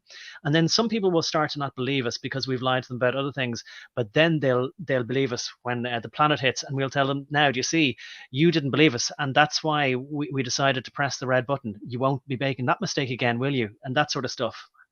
Yes, it could be absolutely possible. That is a good example of of something that it would be possible to do with that kind of knowledge when everyone else didn't have it. Which of course, when it comes to nuclear weapons, like if you read the Bhagavad Gita or anything like that, it does seem, or, indeed the Sumerian text, it does seem to, in the Sumerian text, it talks about terror weapons, the terror weapons. And, these weapons are supposed to be off limits for our people to use against each other. We're not supposed to do that unless it's like the direst of circumstances. And, to me, it just seems like that same story being recapitulated as usual, because, that's what we have, terror weapons, because that's what they do. You don't even have to launch them. Just the terror that they cause is enough. Just knowing that you have them, right? A terror weapon. Yeah. Well, way to describe it. Seeing as you mentioned the Bhagavad Gita, and please, I don't want to spend it. I know we had a lovely little distraction there talking about AI, but just to say, as you mentioned the Bhagavad Gita, have you seen Robert Oppenheimer talking about that? Yes. Now I am become death, the destroyer of worlds, talking about Shiva's other form, like where, he transforms into the destroyer. Yeah, absolutely. Well, to me, when I see him talking about that, to me, he's overacting big time. I don't find him credible in the slightest. I think at the time people would have believed him, and there was no videotapes where you could go back and study his body language. But now that you can watch it anytime on YouTube, I'm highly skeptical. I think he was hamming it up and overacted. That's my opinion of it. It may have been. I mean, really, like the only way we'd know is, to see a launch and, see it explode, really, in person. And I don't think any of us want to do that. So it presents an interesting problem. Yeah, hence why it's a game of bluff, and why I won't name the country, but there's a certain country that's always denied that they have these weapons, but they deny it in such a way as to strongly hint that they do have it. But it's a perfect way of playing poker, essentially. Yes, absolutely. Which, I mean, I absolutely believe that nuclear energy is a thing. Like, I have a friend that, works in a power plant, and one of my exes, her father worked there as well. Like, I come from an area full of nuclear power plants, we'll just say. And, I know that nuclear power plants work. I've been inside there. There's no coal burning or anything like that. There is a such thing as radiation. I can attest to that. But as far as like something that explodes on that like level, I've never seen it happen, so I can't attest to it and say absolutely for sure. Nor can I say absolutely for sure it doesn't exist, one way or the other. Yes, and just to say that as well, like they say there's weapons and power, you can't have one without the other. However, I do believe that uranium-235 does give out heat naturally, same as plutonium. But I don't necessarily believe that there's such a thing as a explosive force after a certain amount of it, which then becomes a critical mass. I don't necessarily think that part is true. I do think he can heat water, and I do think it naturally gives out heat, which is essentially the same as a perpetual motion wheel that you could just attach a turbine to. But I do think that it does give out heat, heats water, and if you can regulate it then by dipping the rods into it and then turn a turbine. I've been inside a nuclear power plant. I didn't go in with a Geiger counter, but I do think that it creates power all right through making steam. Yeah. Like absolutely, and that's usually how I deal with the subject of the nuclear problem. Is like I don't know. I can attest to what I do know, but as far as like that, like I'm skeptical. That's all I can really say. Yeah. Now somebody could prove to me that there is such a thing as critical mass, but then you wouldn't be around necessarily to sort of go, oh, fair enough, I was wrong, bye. Yeah, anyway, so I didn't want to go down it, but I will mention, in case anybody's never heard of this guy, if you just look up his name, Galen Windsor, GALENWINSOR. Maybe it's WINDSOR. But anyway, if you just look him up, find some videos, the demonstrations he has done are absolutely fascinating. right. Have you ever heard of him? Like you told me about him, and like I watched a little bit, but I didn't get to finish it. I am going to though. Well, look, it's just the reason why sometimes I reluctantly don't want to mention things, and I said didn't want to go down this rabbit hole, but seeing as mentioned this far, I might as well just sort of say, like, I hadn't heard of him before a couple of years ago, but he's been doing this stuff for decades, and he has a lot of things to say about the 3 Mile Island nuclear disaster. Very interesting things to say about that, which was really before I was properly conscious. And he does this demonstration pretty much all the time, where he carries around some plutonium or uranium, a large lump of it, and swallows it. And he does this at every demonstration. And like that does prove something about the nature of radiation or gamma rays. Yeah, I mean, if the stuff he's got is real, like he could simply be pulling a sleight of hand, I suppose. Well, he could be, but I mean, he demonstrates that. He demonstrates that it's radioactive with the Geiger counters. Cool. Like I said, I want to finish watching the little video I found there on the internet. Like I wish I could see him in person. Yeah, I might have to, if I can find his email or something. Yeah. I would like to talk to the man.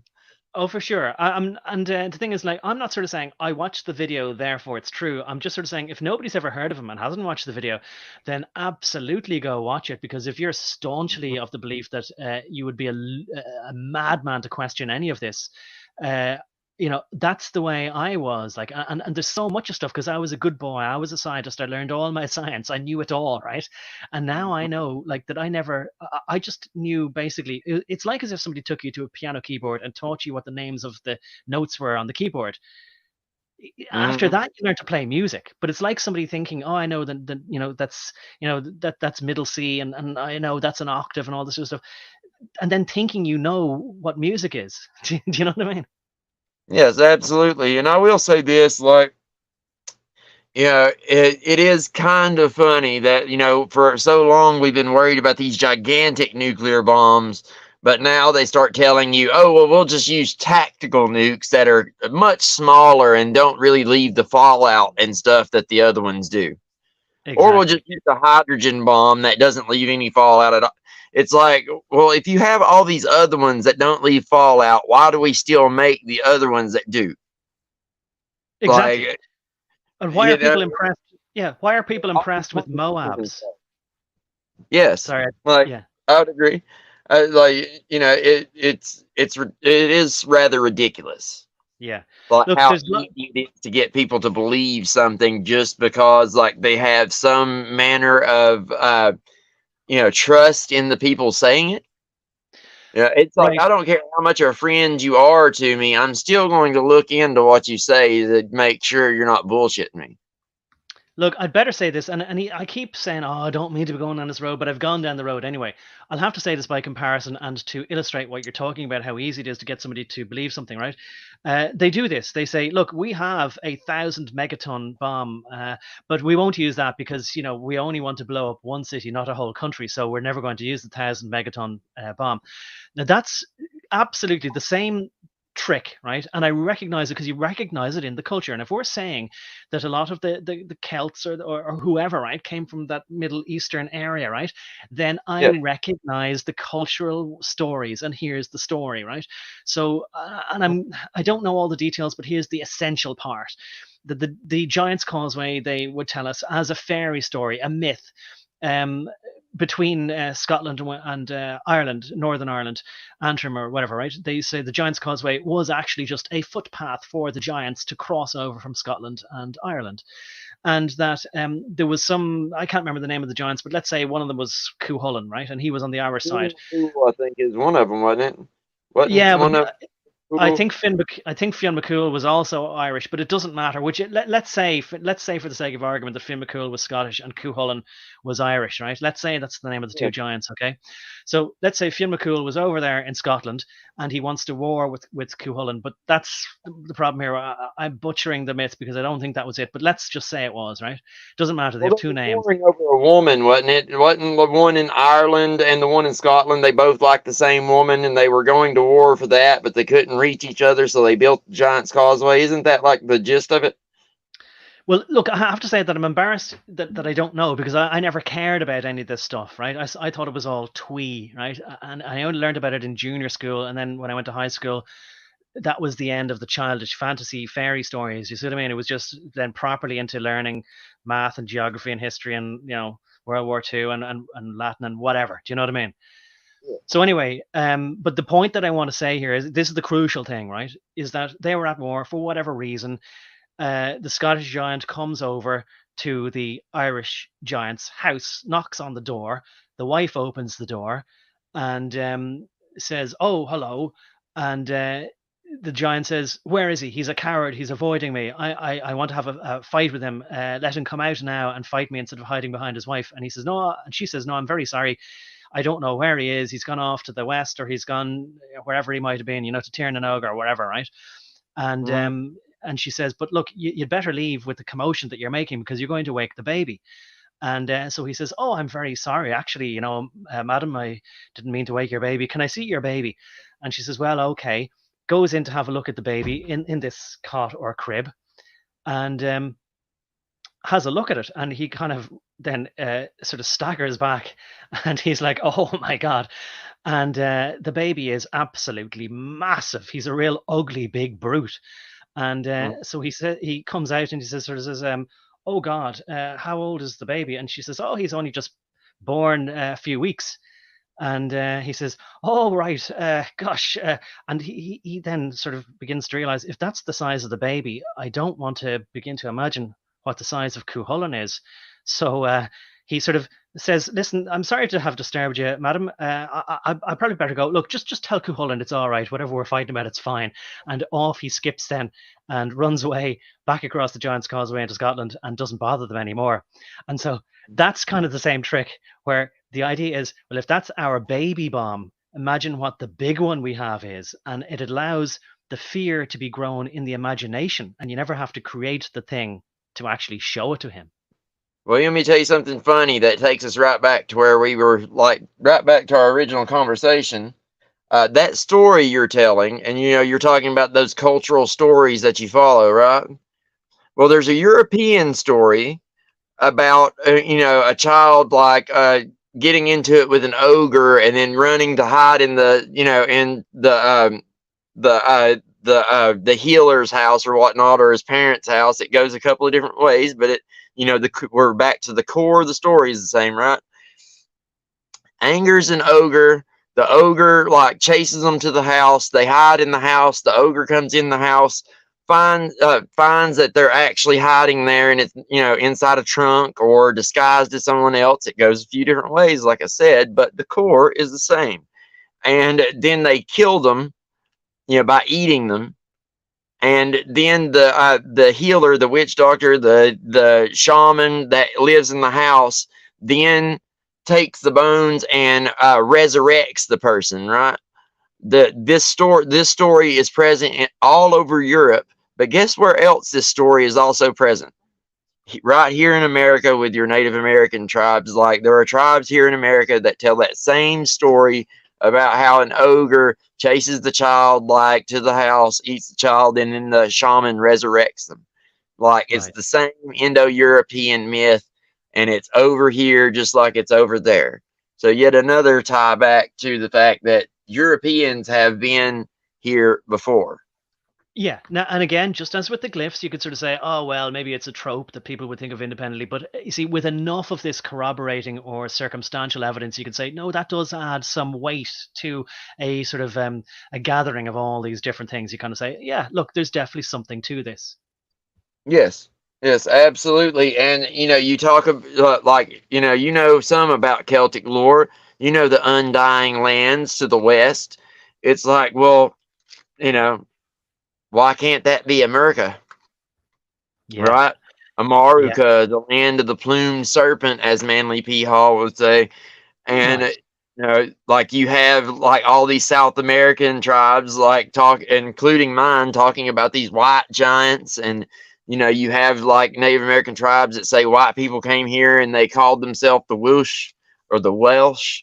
And it's like you said, once you stack all this stuff up, it starts to seem rather compelling. And then you take the fact that if the Historium Britonum isn't real, then it undercuts like so much other history that, I mean, we might as well just throw everything away and start from the damn beginning. Oh yeah, I would take that as a point of principle that if people have lied to you so much that, and when you find so many inconsistencies and things just don't straight make sense, and that's the way that they talk about the official historical narrative, then you do tend to sort of say, all right, look, let's just start from scratch here. And I often liken it to the idea of getting a virus on your computer. A lot of people are happy to just run a antivirus computer program. It says it got rid of the virus, and then they just carry on as normal. For me, I like to back up my data, wipe everything, and reinstall from scratch, and then it's gone. As long as you don't reintroduce it with any backup that got contaminated. Man, Can I you say? hope so. Anyway, I with computers, I wonder if anything's ever truly, really gone. Like, I think that all these devices have like a little memory chip in them that's hidden in there somewhere, like storing this data, because somehow, like, no matter what you do to them, the FBI or whoever always seems to be able to get that information off that phone somehow, or Oh off God, that well, hard disk. this No is matter how many times you delete it, trash it, scrub your computer, like, unless you rip the hard drive and everything else out of it and destroy it, like, you're pretty much stuck with it, it would seem. yeah. Well, it is too. We'll have to. I tell you what, I'm going to try and resist going down this rabbit hole, but it has been demonstrated. With the exploits of the couple of chips back, that there was read ahead exploits from a prefetch area in the processor that had unencrypted parts of memory that you could access. Hmm. There was, and then there was deliberately, I think, actually, it might have been around the time that there was the floating point flaw in the Pentium, one of the Pentiums, maybe before MMX, that I think that might have been around the time when it might have been proven that there was some backdoor thing put into the Pentium. And then as well, with all when they brought in GSM, in other words, digital phones, they put in a backdoor into that they could listen into stuff like that. And then it has been proven that they did indeed write backdoor software into, I think it was maybe it was both Windows NT and Windows 95, Hmm. and it would be there ever since. But as with everything, I definitely wouldn't even entrust Linux or any versions of it, because I know that they hired Linus Torvalds hired woke female programmers who, as far as I could see, didn't do anything other than go through the code and just put comments in it, or get offended by people having put in gendered language in comments for other procedures or functions. But I'll leave it there. But maybe that whole aspect of security, as far as your computers goes, and I'll just say this: don't rely on antivirus software. Rely on you yourself to do best practice. I know I could easily be caught myself, but you just not do anything stupid, not click on anything, and not have anything installed you don't have to have installed. Yeah. Well, I mean, these days, what we're going to be more worried about is, like, angering the Gestapo is probably going to be more of a worry. Just saying something you wasn't supposed to that winds up getting them at your door, But we ain't quite there yet. Not Oh yeah, quite. but I mean, like I'm being pretty as free as I'm allowed to speak on YouTube without just deliberately like sort of saying, "Hi, can I get my channel banned, please?" But I'm sailing pretty close to the wind, and they can always, of course, go back in retrospect and find fault if they want to go through this or find something to parse it, But my attitude is, I am being brave here with my channel, or reckless, or whatever, But I mean, I'm not just sort of avoiding any subject, and just not deliberately kind of shouting all the keywords at once. That's all. Yeah. It's being smart, not being sneaky. Yeah, and the other thing then is, like, I know people have said to me, like, "Oh, I might as well just use my real," or what did they say? Oh yeah, like say where I'm from, or show my. I was going to say my real photograph. Show my face while I'm talking. And I've said before, like, it's not going to add too much to it. And there's no point in just making it easy for people. And anybody who would know me would recognize my voice. And I happen to know from working for an American corporation that when they can't get you financially or legally, then they do actually hire goons, just like, The Simpsons made light of it. But it's not a joke. They actually do hire goons to call around your house and give you a bit of a roughing up. That's what businessmen do, Yes, absolutely. Absolutely. And I mean, you look at my former business associates, they tried to remove me completely. So, yes, absolutely. That is a thing. It is a thing. Like, corporations back in the 80s, when the FBI took down the mob, quote unquote, like, it wasn't really taking down the mob, it was a hostile takeover. The government took over the mob's businesses and turned them legit. Like, they merged together back in the 80s and early 90s and became one entity. So, you have to understand, all these corporations, the government, the mob, it's all intertwined together, and they're basically, just different digits of the same hand, right? That's why I That's don't it. trust police or anybody like that, because, from, being involved in that world, like with my family and myself, that I know too much about the police and how, infiltrated they are to trust them. I know better. Not doing Yeah. it. And people want to believe, because it's easier to believe, that there's such a thing as respectable businessmen, and they fall back into complacency, lulled into a false sense of security, that there are certain lines that people don't transgress. No, they just see it as all's fair in love and war, and that's just the way it is. And so you can't be reckless.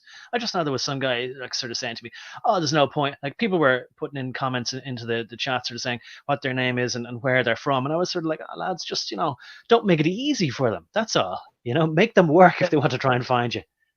Yeah, true. True. Like, I like, sometimes I do like, sailing close to the wind, as you say. I like poking them in the eye, but, But you don't go, "I've I have a poked you in rather the different eye." history with them Yeah, than most people do, though. Like, they've tried to get me multiple times already, and they know it ain't going to be easy because they've done failed multiple times already. So, we can well, keep playing exactly. cat and mouse, or they can just keep going about what they're doing. I'll go about what I'm doing, and let the best man win. Yeah. Oh, exactly. But it's all I'm saying is, it's not as if you show your face and have a card there saying, "This is my phone number and my address." You know what I mean? I'm more worried about their Antifa goons and all of, like, all those kind of goons. Like, they absolutely, if I, if, especially if our chats start getting really popular, if we get a few thousand people like sub to your channel, like, they're going to start assigning goons to the chat. And if people start saying things like that, like if I was to say where I'm at, yeah, like, more than likely would have Antifa here within a week trying to firebomb me.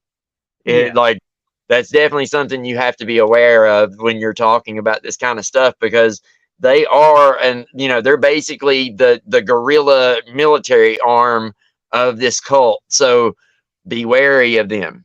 Like, I Well, know the channel I watch, I think he's in Australia, called Friendly Jordies. They firebombed his house and burned it down. It's well, it's not the even a perfect joke. Well, it's the perfect time then to, and I probably have a picture somewhere, but it doesn't matter anyway.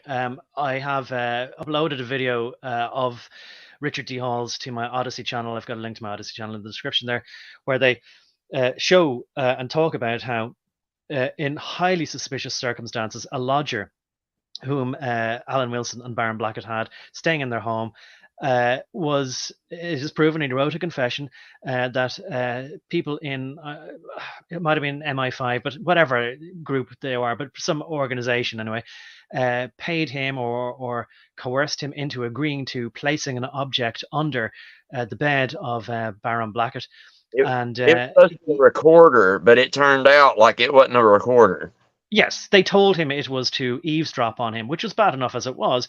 But it so happened anyway that as he was asleep at 3 a.m., there was an explosion under his bed and a big fire then. And he was very seriously injured. He was put, I think, into an induced coma. But, the fire brigade came and he had inhaled so much smoke that, he nearly died. And Mhm. this was after a series of harassments. It always often starts as harassment and then it's more serious things like this. So this is what we're talking about. When you try and just question the narrative or become popular as they were in questioning the narrative, or they tried to blacken their name, they tried to drag them through the courts. They were charged with the crime that had already been tried and other people had been convicted of. And then they were tried with the same crime and wouldn't hear the excuse that, well, that case is already going on in a different court. So people need to not be silly about these things and think, oh, they'd never do that. There's a rule of law. There's a rule of law insofar as whenever the game is going in their favor, they'll play by those rules, but they'll change the rules when you are beating them at their own game. Yes, absolutely, absolutely. They are very, very cunning about getting around such legislation. They wrote the legislation with the loopholes in the legislation in the first place so that they could do these things. That's one reason why there's always going to be loopholes in their system, like no matter what, because they have to leave loopholes for themselves. The only thing is, a lot of times the bar to entry to using these loopholes is going to be a certain amount of money or who you know or both. That's always going to be an issue. But I do want to talk about like that. That is exactly how they work, though. You talk about like Oklahoma City or any of these, these pew pews, these mass pew pew things, events or whatever. That's exactly how the FBI, with the Whitmer kidnapping, all these different things, January 6th. I mean, you can just go down the line. The way they work is they will come to you and say, hey, you're a patriot. We need you, soldier. Like, we need you. You'll be a hero. And, that's how they'll talk to you, and they'll gear you up to getting you to do something that they're going to frame you up for later. Yep. Don't ever, if somebody's trying to spur you on to doing something like that, don't ever just take them up on it. Like, that's Well, just not a good idea. it's another You need to huge. step them extremely carefully before you talk to anybody about something like that. Yes, people approach people, and they're often naive people. Look, I guess we shouldn't say all the hot words in one stream, so I won't say the name of the guy. But you mentioned like events in Oklahoma, let's say, for example, and it's maybe boys, men, very young men who are looking for purpose in their life, and they're sold a story of you can be a hero if you do this, but it's not exactly. There's some element of truth, but they twist the truth, and they get to think that they're doing something good or a service, and that's why they have to keep it quiet, and that's how all cons go. And exactly in the same way, I'll just mention very briefly, and I don't want to delve into it, but if you are interested in looking at a lot of other stuff of Richard D. Hall's, I remember watching a video of his a long time ago, and this is not out of any personal bias that I'm saying this. I've got really, people might find it hard to understand, no skin in the game on this, but it seems that he at least shows some very strong reasons to believe that British secret services were in fact responsible for a large amount of the explosions that happened both on what they call mainland Britain and Northern Ireland, and not in fact the so-called freedom fighters. But in fact, what it could have been is that a very similar thing was happening, like somebody posing as a freedom fighter was sort of saying, "Oh, I can get the thing that you need, and then we'll be heroes," and blah blah blah. So it's the same thing that happens in the States there. They Yeah. find people who have got a grudge, and they sort of say, "Well, let's do this, and I'll help you." But really, anyway, you get the idea. Yeah, that's how they infiltrated the IRA. That's how the IRA was rendered toothless over the decades or whatever. They don't even really. I mean, technically they exist, but what the IRA is today is a captured organization that does the bidding of the government, much like Al Qaeda or any of those organizations. That's what they do. They'll frame. They gave them, for instance, they were events where they were given, the revolutionaries, we'll call them, were given explosives and things that were rigged to go wrong, and they gave them bad intel and things like that in order to set them up. It's one of those things. It's like I've told you before, when you're in these revolutionary situations, it's real easy to get desperate to, get a hold of weapons or money or whatever it may be, and it's real tempting to take the first handout you can get, right? You can get so desperate to get this underway and and win the fight that you end up taking help from somebody who's going to stab you in the back. Well, look, I keep saying don't want to go on these tangents. We'll get back on track very soon, but I'll just sort of say, look, what you said there, it's a captured organization. People need to understand that, and that's the reason why people are still scratching their heads saying, wait a minute, I thought that Sinn Féin was the party of Ireland for Irish people and Brits out. Why is it now the party of, okay, maybe the Brits are out, but they can come back in, as well as all of the rest of the world with no limits whatsoever, and also we love gay people and all that sort of stuff. That's why. Okay, so anyway, we better move on, because we really are touching on all the all manner of different rails, Yeah, well, it'll get us a lot of it probably get us a lot of truther followers, because truthers, we do tend to like people who will tell the truth even if it pisses people off. So might get us some good points there, but not so many good points with the YouTube algorithm, I would say. Yeah. Oh yeah, absolutely, yeah. But yeah, we can segue back into this. Either way, where were we at? Oh yes. Well, let's say this. According to Comwin's Beaumont, all of the Eurasian continent was known as Europe, with East Europe under Tark's patronage and West Europe under Tara's protection, i.e. Tara Hill in Ireland, says Illuminati. We just take it as a comment? Or do you want to say anything on that? The Eurasian continent was known as Europe, with East Europe under Tarka's patronage and West Europe under Tar.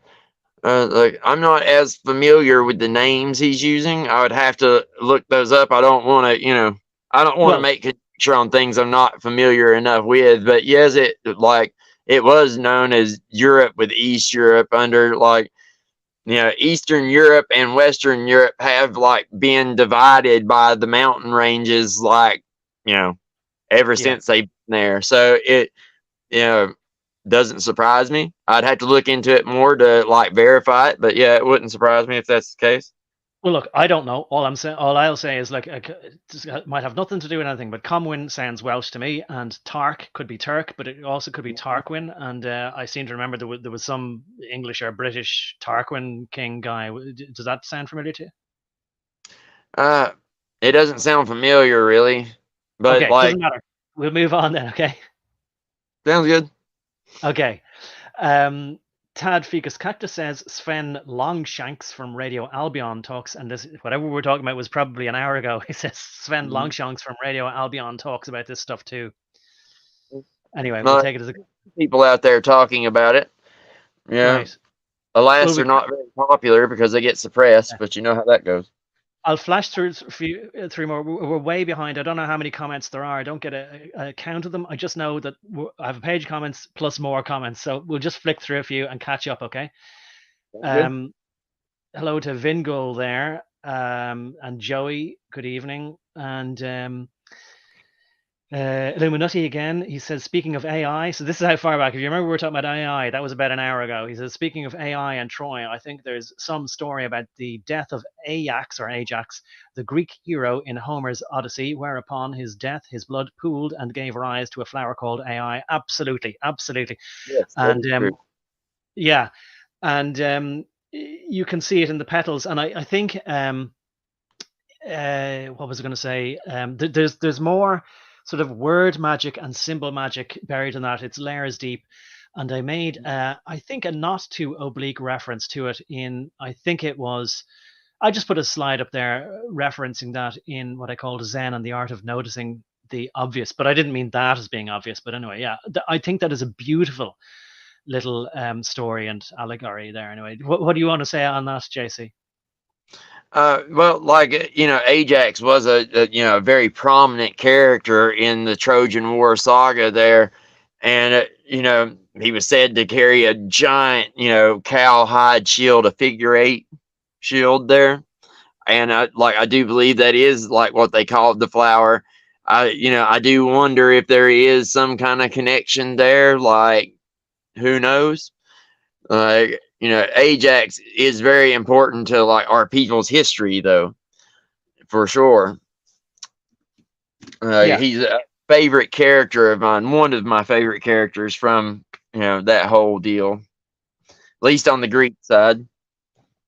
Yes, and look, again, I only learned or heard when I was a child, like the children's versions of these stories. But this sort of hero's death and all that, and it sounds.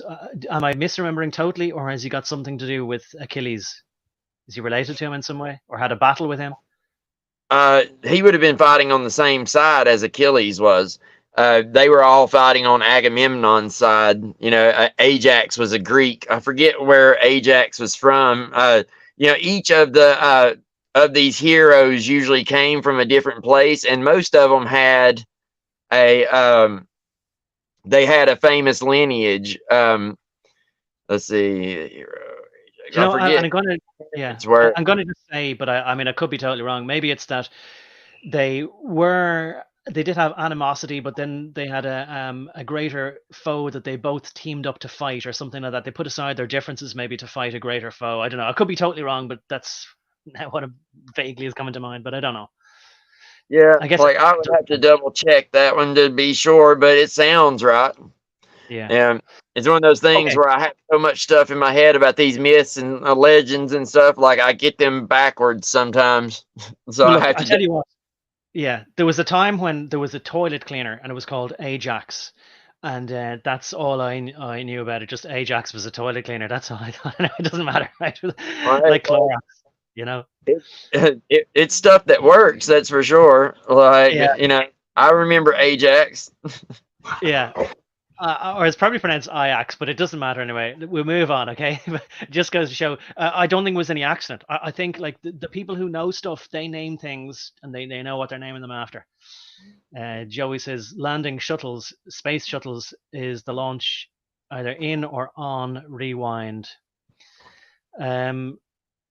Joey says looks like it. Their big 19-year psyop will be coming soon, 2039. It's always just around the corner, kind of, you know. Right? And I think we actually might be caught up. Okay, so it wasn't that many. Illuminati says Alan Wilson does mention in one of his videos available on YouTube that the term giant is a corruption of the word. When I try and pronounce this, Gauntes, again in reference to the Welsh Cymry, Geontes. How do you want to, or Geantes? How do you want to have a go at that? Yeah, I mean, there are many people that say that, which it could be both, a both and situation. I mean, if you look at the common height of people back then, and then you look at the common height of the Welsh, Scot, and Irish, Welsh, the Scottish, the Irish, and the Danes, Northwestern people tend to be a lot bigger than the people of everywhere else, right? So, it could be somewhere in between. You never know.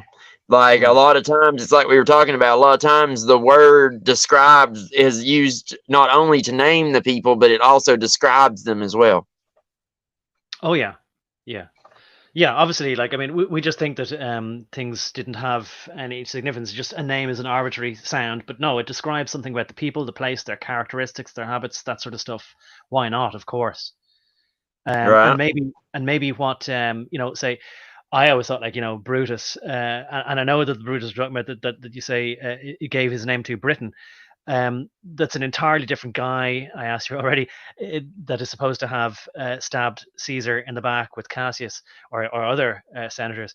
Um, Different guy entirely. So, but I always thought, oh, that's where brutal came from. Like he did a brutal act, and maybe they kind of reinvent historical things to sort of basically impugn, malign a historical character and put him to bed. Almost, it's almost like killing him twice, kill his legacy.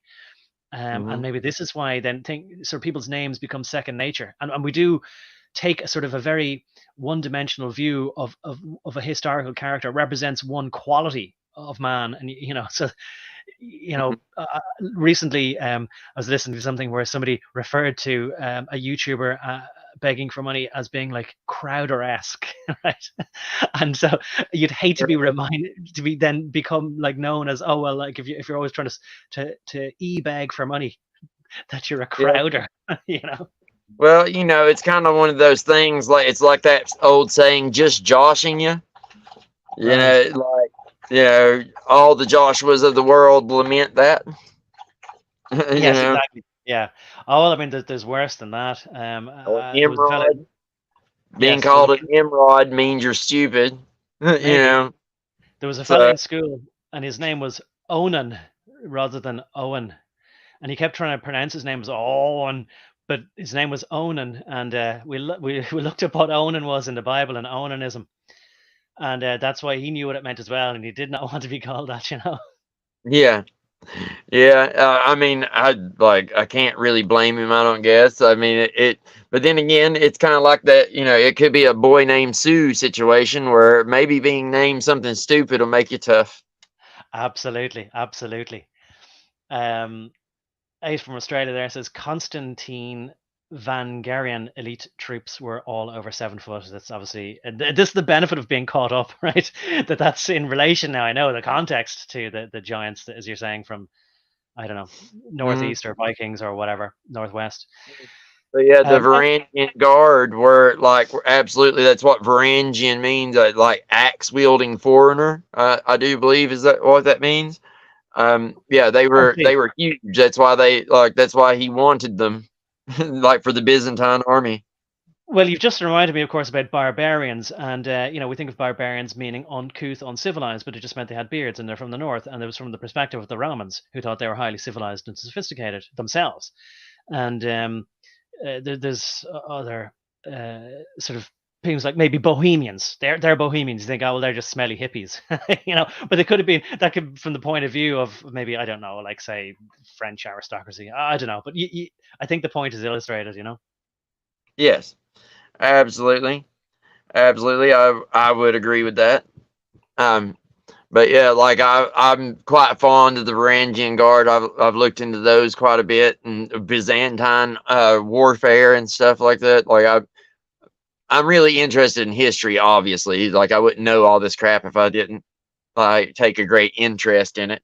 And Byzantium obviously being Orthodox, a big topic that I'm interested in. Well, as you explained to me before, Queen Sophia had to flee to Moscow, or at least in that direction, Mhm. from more or less, and I forget what city it was. It was pretty much on that part of between Turkey and Greece, not Constantinople exactly, but around there she fled from. Anyway, but that's the idea, and that's why that's to do with Russian Orthodox. Yeah, and that's why the Bolsheviks had to destroy the Russian Empire, because the Russian Empire wasn't just the Russian Empire at that time. Tsar Nicholas was quite literally Tsar is Russian for Caesar. Like that's what it means. It's Russian for Caesar. That's what that's the original way of saying Caesar, Tsar, right? Tsar Nicholas is Caesar Nicholas. The Holy Roman Emperor, Yes, like at or his death. Kaiser. Like in German, you say Kaiser with a hard K. Yeah, and it all means Caesar. It's all the same thing. He was the Holy Roman Emperor of the Eastern Roman Empire. Since the fall of Constantinople, that's where the seat of the Eastern Holy Roman Empire has been. And Right. that's the reason why we're attacking them now is because, that's the last holdout of Christianity, like real Christianity in the world.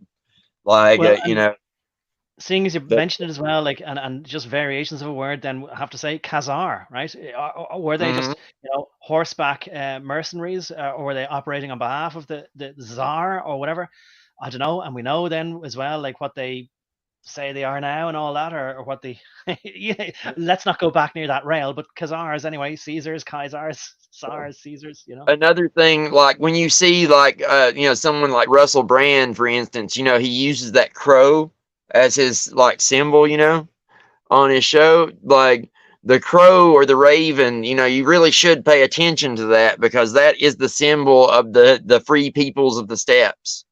They were called crows. So, Who always who like is looking at that symbology when you see it. who uses the crow symbol? The horse lords of the steppes, like it's the Khazars, and the Cossacks, Yeah, the Ukrainian Cossacks, like they I all use thought you crow said as their symbol, like the I thought free you said people. somebody, but I thought you said somebody in America. No. Oh, no, Russell Brand, the comedian or whatever. He's a British comedian. He might Yeah, live oh, I here. know him. Yeah, yeah, I know him. Yeah, sorry, I didn't hear who it was you said originally, but anyway, Russell Brand, he uses the crow symbol, does he?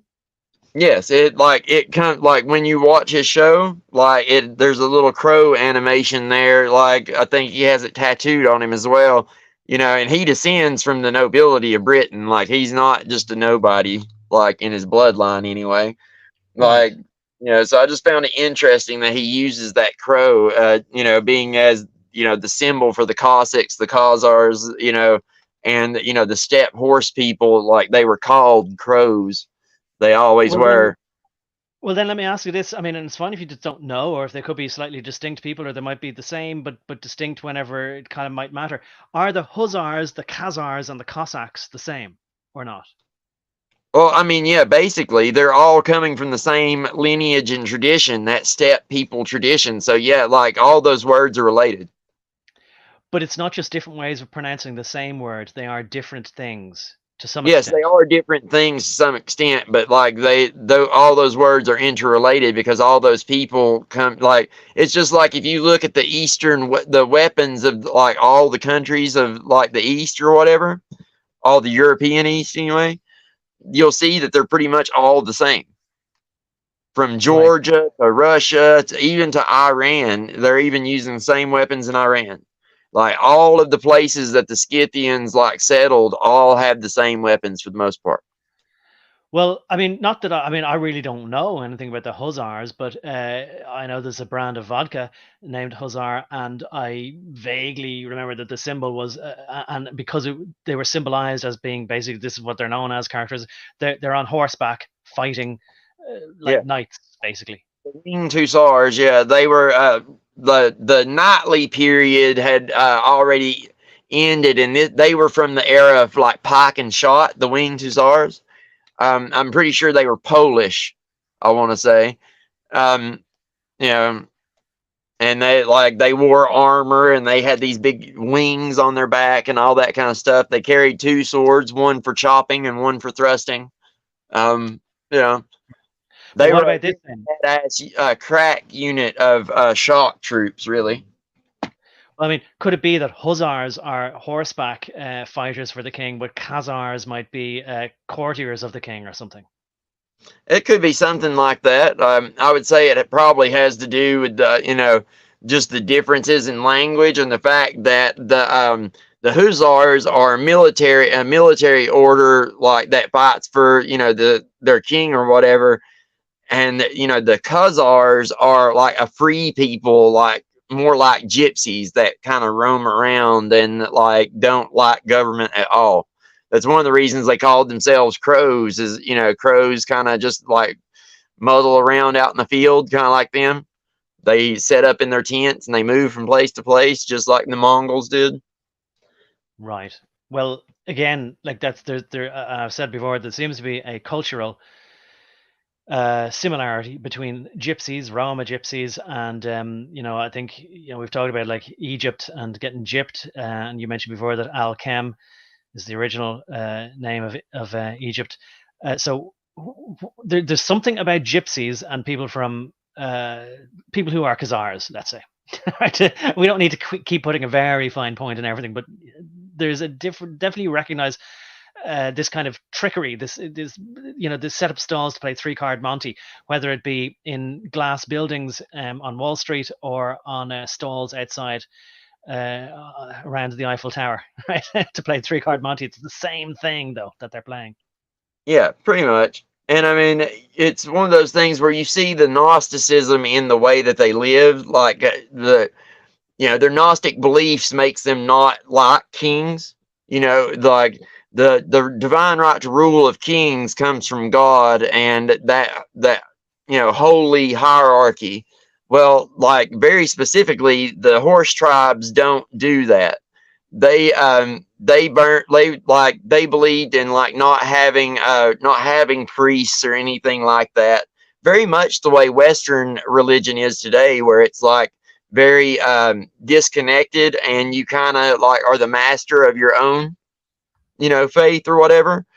That's kind of how they saw it. They burned the vestal, they had the vestal virgins and the everlasting flame, really, and that was kind of like their thing. But they aren't big on kings, emperors, and priesthoods. Right. They like to be free, as they say. Well, you can see then why they would have that sort of, I know there's a name for it, but it's some kind of ambitious, envious spirit where they would like to be the power behind the throne. They don't need to sit on the throne. They don't want all that attention, but they like to. Yeah. It's very much in that same thought process. Like it's just like Mr. Red Shield and his family will always say that they're not aristocrats. They're not of that bloodline, and they never will be. They're right, they and they're not lying to paint themselves as royalty or anything like that. Yeah, but they're not lying. They'd rather be the money bags men, the financiers and the puppeteers. I think that's a hot word. I shouldn't say that. Of whatever is the throne or the modern equivalent, whether they call him a president or a prime minister or whatever. All of those people of every country have a boss, and it's the people who own the banks. Yes. And I mean, it's, to circle back around to Arthur, that's very much the same role that Merlin and the Druids always played. I mean, you look at or Taliesin, if you want to call him by that name. He's known as Merlin, Murden. Taliesin is another title for him, which just means wisdom. They're the wise one. But you look at the role that Merlin played in Arthur's life. Well, he very much is a character that spurred Arthur on to do everything that he did, right? Everything Arthur did had Merlin behind it, pretty much, right? He wouldn't have been king if it wasn't for Merlin. He wouldn't have got into any of the things he got into, more than likely. He wouldn't even have been born if it wasn't for Merlin. So that story telling you right there what the Druids are. The Druids are the power behind the throne. Right. Thing. That brings it back perfectly then. So Merlin was the power behind the throne, really. Spot on. Just better flash up on screen here that in relation to the Hussars, A from Australia says, the last stand of the winged Hussars was 40,000 of them. Imagine the insane size of the cavalry charge. Oh yeah, it like the rocks on the ground would have been like, they would have been jumping up and off the ground. The earth under your feet would have vibrated from the horse hooves. Yeah.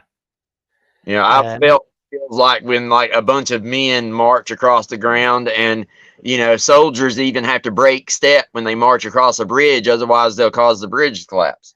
That's perfect. Absolutely. Yes, absolutely. I remember there was a bridge in London as well that they noticed that people naturally walk somehow weirdly in step. They happen to just They don't know why, but that's what people do by accident, just without even thinking about it. And they had to redesign the bridge because they hadn't thought about the amplification of the harmonics, or however best you should put it, you know? Yeah. Like with everybody stepping at the same time, you can cause the whole thing to collapse. Yeah. And, you know, that's a real powerful example of what harmonics can do. Mm. They can make things and break things, right? Yeah. When it A there says, says, it yeah, tells you go ahead. God created everything with a word and a breath. Well, that starts to make sense when you think about what harmonics can do and the fact that they can create and destroy. Definitely. Yeah. Mm. Reverberation or I can't think of the word. There's a name for it, not just harmonics, but harmonic something. Harmonic resonance. Harmonic resonance. That's it. Mhm. A there says Lincoln and the Tsar mates. Does that mean something? Lincoln and the Tsar mates.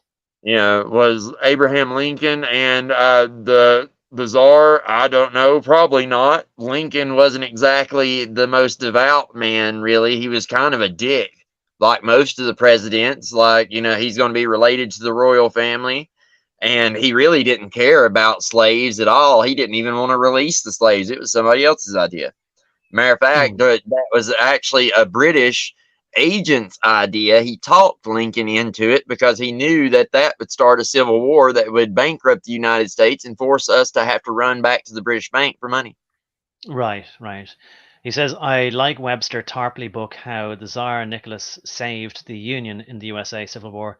Oh, I vaguely remember something about how the Tsar had ships off the coast, or he had an army ready, was very near to intervene. Does that sound familiar to you? Yeah, so like the U.S. and Russia absolutely were allies at the time. Like, absolutely. I mean, there would be no reason for us not to. We almost had Hengist and Horsa on our the American seal, right? Hengist and Horsa are Anglo-Saxon warriors, heroes or whatever, that are also heroes to the Rus, because the Rus are just Vikings.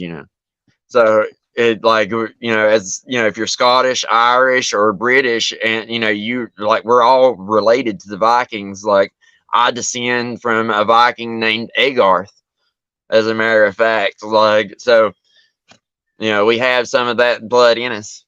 We're all. Well, I know that, so Agarth might be the same as Hagar, but I guess it doesn't matter. Will we get back? It, Huh? it actually goes from Agarth to Hagarth to Haggard. Actually, Okay. I just remember there was a cartoon about this kind of Viking called Hagar. But anyhow, we went on several tangents, as interesting as it all was, and I think I really liked that we got loads of that down on the record. But flashing through a lot of the pictures that I prepared here, we haven't covered enough of what we needed to cover, because basically we've just chatted and then we're going to say, watch the videos that I put in the description. Can we just follow the story now and talk about the key points that the evidence of him looking on the hill, finding stuff in Wales, the place names in Britain that actually mean stuff, about where Arthur was buried, what is the Ark of the Covenant, and what more evidence and evidence we have now to show about the Tennessee side, or maybe wider American side. Can we go through the slides and maybe just and we're into the 5th hour now, so we'll just sort of say, let's aim to finish it all up now within an hour. Okay. yes, we can do that. Absolutely, absolutely. Well, we left off. We left off with Brutus, like, founding New Troy. Well, from there, we can pretty much delineate, okay, from there, like, you have a kingdom founded, and on down that line, you wind up with all the kings of Britain in, of the kingdoms of Britain, like, Right. when, Arthur 1 is here, right? Now let Arthur me. 1's father was Maximus. Like, they go over, they fight in France, and that's when I was telling you earlier about how he goes up against Gratian and defeats Gratian and takes his sword, which I think is the sword that was in the lake, as I was telling you earlier. And Yeah. Arthur the First defeats Gratian, But then in France, he ends up fighting the emperor, the Western Emperor Theodosius, and loses, right? And after he loses to Theodosius, he comes back home. And, basically, like, that's when all of, like, a lot of the Arthurian legend, particularly the part dealing with Uther Pendragon, because come to find out, both Arthurs called themselves Uther Pendragon. It was a title. Not only did Magnus call himself that, but Arthur I and Arthur II called themselves Uther Pendragon. Basically, it's a title telling people who they are or what they are rather than who they are, right? Yes, yeah. And but they fight the Romans, we know the history of what happens with the Romans, and this is where I'm going to take issue with Wilson and Blackett. They would say that the Romans never occupied Britain. I can't say for sure if the Romans occupied Britain or not. Right, but I think they probably did. Well, I think that they say that the Romans didn't occupy Britain for 400 years. I think they dispute the amount of time. But can you just say, what does Pendragon mean? Oh, I do believe that Pendragon, it basically means like high leader. I do believe, it is supposed to it's something like that roughly. It's supposed to indicate like the fact that he is the high king. The golden dragon. The golden bear. He's called a few different things, both by the Welsh and by Native American tribes that encountered him. Yeah, so when you say the golden dragon, right, and Pendragon, maybe Pen means gold, or I don't know. Do you know what Pen means? Pen means high. Let's see. So if he's the high dragon, then if they're talking about King George slaying the dragon, then is it not? I mean, obviously it's conjecture, but then that makes more sense if somebody becomes king by killing another king, or king of England by killing regional kings. Yeah, like it says, a title given to an ancient British or Welsh prince holding or claiming supreme power. So it's basically saying he is the high dragon, the high serpent. And once you realize that our ancestors were all Gnostic and they all practiced the same Hindu religion that talks about the serpent at the base of the spine and all that kind of stuff. Once you realize that, and you realize Arthur I was a pagan and Arthur II was a Christian, things start to make more sense, right? Oh, I see. That 250-year gap starts to make sense too. That's how Arthur I was able to fight the Romans, and Arthur II was able to fight the Saxons around 250 years later, right? Okay. On screen there, by the way, just to say, on screen there, by the way, what is shown there is Alan Wilson's opinion of the area which I guess Arthur I controlled. Yes, that would be Powys, Glamorgan, and Gwent. I do believe. Yeah. Oh, well remembered. Yeah. Yeah, I believe all those to be included in that circle. And see, that's one of the big things. Like the English want to say King Arthur ruled the whole of England, but at the time that wouldn't have been correct because England was not a complete kingdom until after Alfred. So Arthur I would have been over that smaller piece over there, and over time. See, now that right there would be where Arthur is buried, as well as where Camelot would be. It says he was buried up on the top of Windy Place, right? And there's Menad Dagar, or Fortress Mountain, and you have Redux Castle, which is like the Yellow Fort or whatever. Yeah. You have all these things. If you read the story about where he was buried, there's the Monument de Menwir, the monument to the soldiers, which is where the Anglo-Saxons, this is where Arthur II is buried, by the way. This is Arthur II. Okay. That river estuary down there, when he was killed by the Native Americans, they lived over here for quite some time until the land, was healing over in Britain. And, they were killed by the Native Americans, and they mummified him.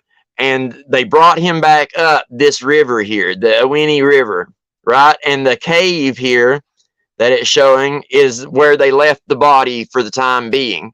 They buried him there, and there's an inscription inside that cave that Alan Wilson says is, an inscription describing Arthur's body being there. But they did move his body, and they moved it up here near this church. Now, the Arthur one, they also know where he's buried.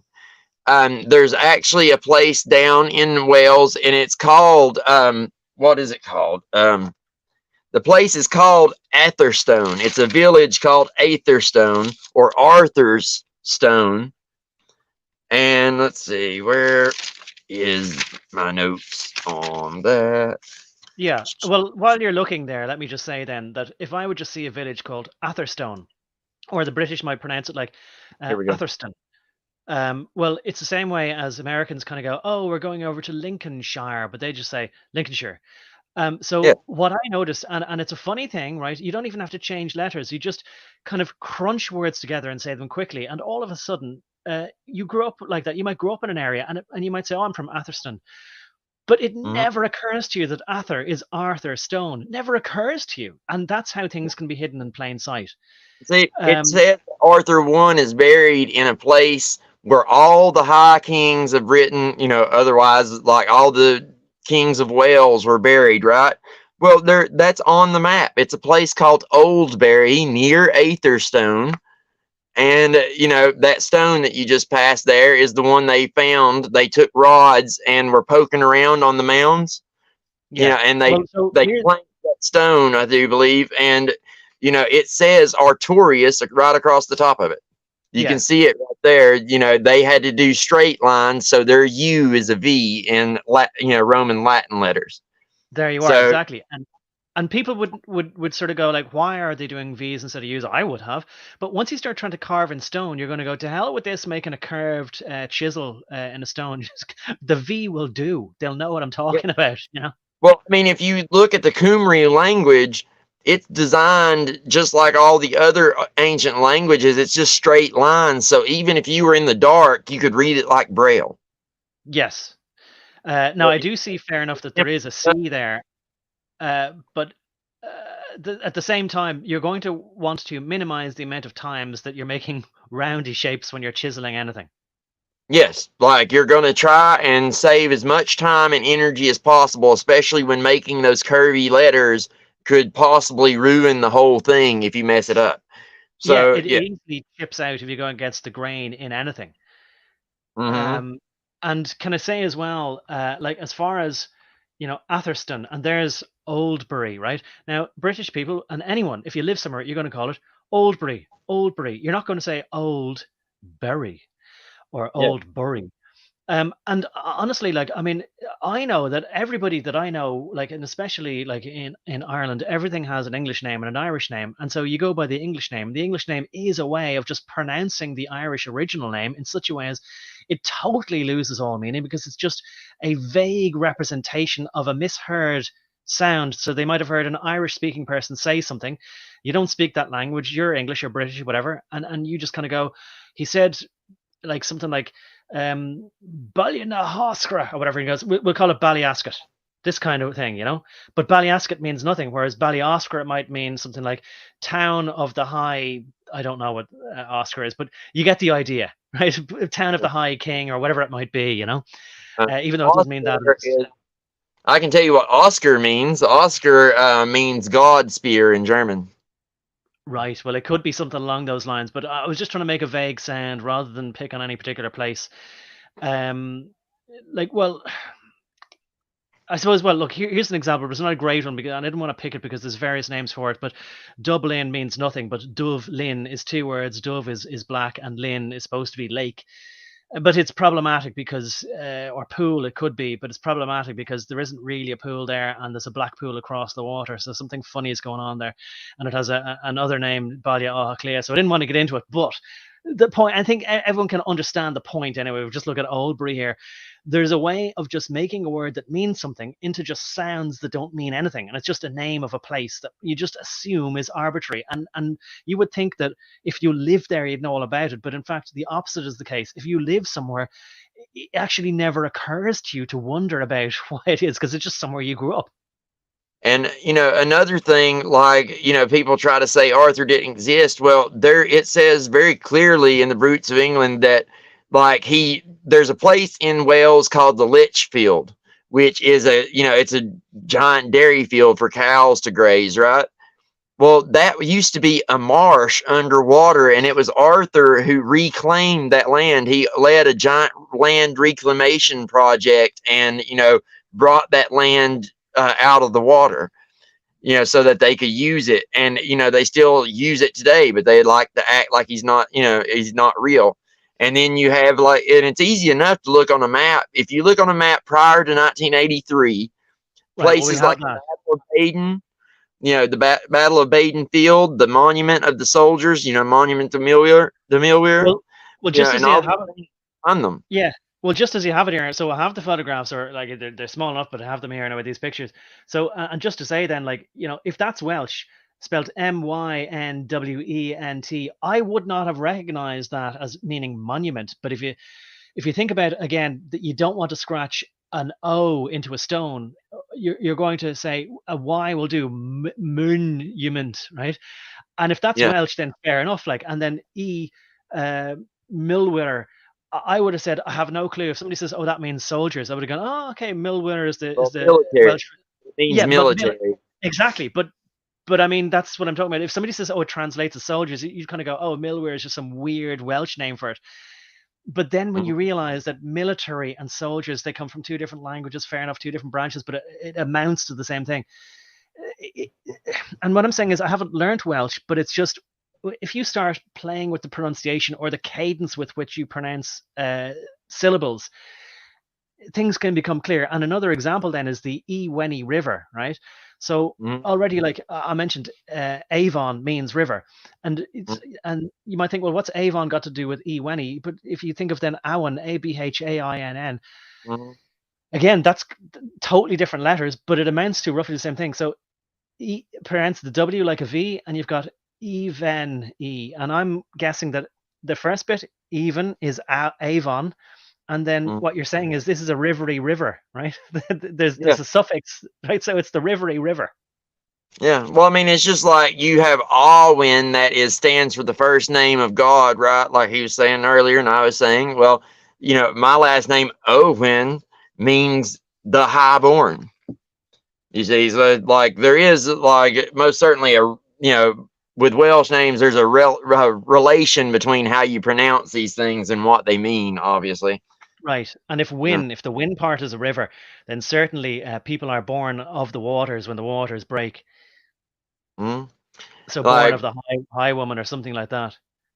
Yeah, probably means something of that nature. But either way, like the point remaining is, like, if one was to look at one of these old maps, you can follow the Brutes of England and the historical records and find all these places that they say exist. Well, there's the thing, and this is a screenshot from one of the videos we've linked to, where he talks about a motorway, which I presume was built between Wales and England, and he says prior to the building of the motorway, you had this monument, and there it is, Monument I Milre, on this map. But after they built the motorway, they removed that from the map.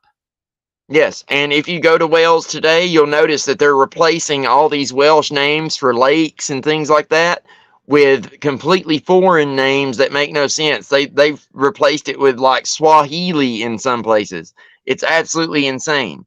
And then you have the Blue Book problem, where like the English government came in and made it illegal not only for you to speak the Welsh language in government buildings, in court cases and things like that, but they got rid of all the Welsh teachers from the schools in Wales and brought in English teachers, knowing that the students didn't speak a lick of English.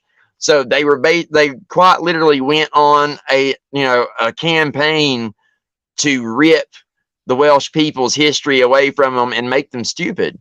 But luckily enough, the Welsh people were smart enough to hide their books and all their ancient books and things that they had in their home collections, and not let anybody know they had them, so that the government couldn't come and confiscate them.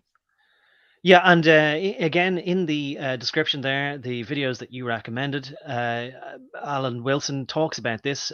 He says that because it was 400 years where people were educated by English-speaking people who didn't speak Welsh, and the Welsh were now, especially like around Cardiff, I suppose it's always in the south of Wales. There in the north, they still, as far as I can see anyway, speak Welsh as their first language, just in the street to each other. But in the cities like Cardiff and Swansea and Newport, more predominantly they'd speak English. They'd be considered to be maybe like same in Scotland, like up north they're proper Highland people, and they might consider people even from Glasgow, certainly Edinburgh though, to be softies. Um, and that's the way. Maybe it is a bit in Wales, but Alan Wilson was saying that the damage was done after 400 years. And Yes. the same thing with the Irish as well. So there's only really, as far as I can see anyway, in some places in the west of Ireland, like west of Galway, maybe some other counties like Limerick and Clare, but then maybe Kerry, and there's supposed to be a little bit in Waterford, but I'm not so sure. Maybe there's what they call a Gaeltacht, a house of where people speak obviously Gael or Irish. Mhm. But I kind of thought like, oh no, I mean, I speak English as a first language, but you learn Irish in school. But for me, it was always a second language, and I don't speak it to anybody on a daily basis at all. Mm. But the thing about it is that it was always seen as a terribly antiquated and useless language, and it would be like the same as like, why do we need to learn Latin? It was like nobody speaks that, so why are we bothering anyway? There didn't seem to be any point. But it's only now that I realize why they insisted. And I wish my parents could have tried to convey it to me better. It's because it unlocks all your own history.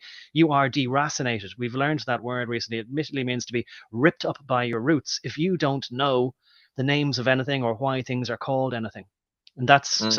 so the same tactic was used. And they weren't even English. I mean, as we're saying, they were Saxons or Sassenach, or they came from the sort of Germanic peninsulas.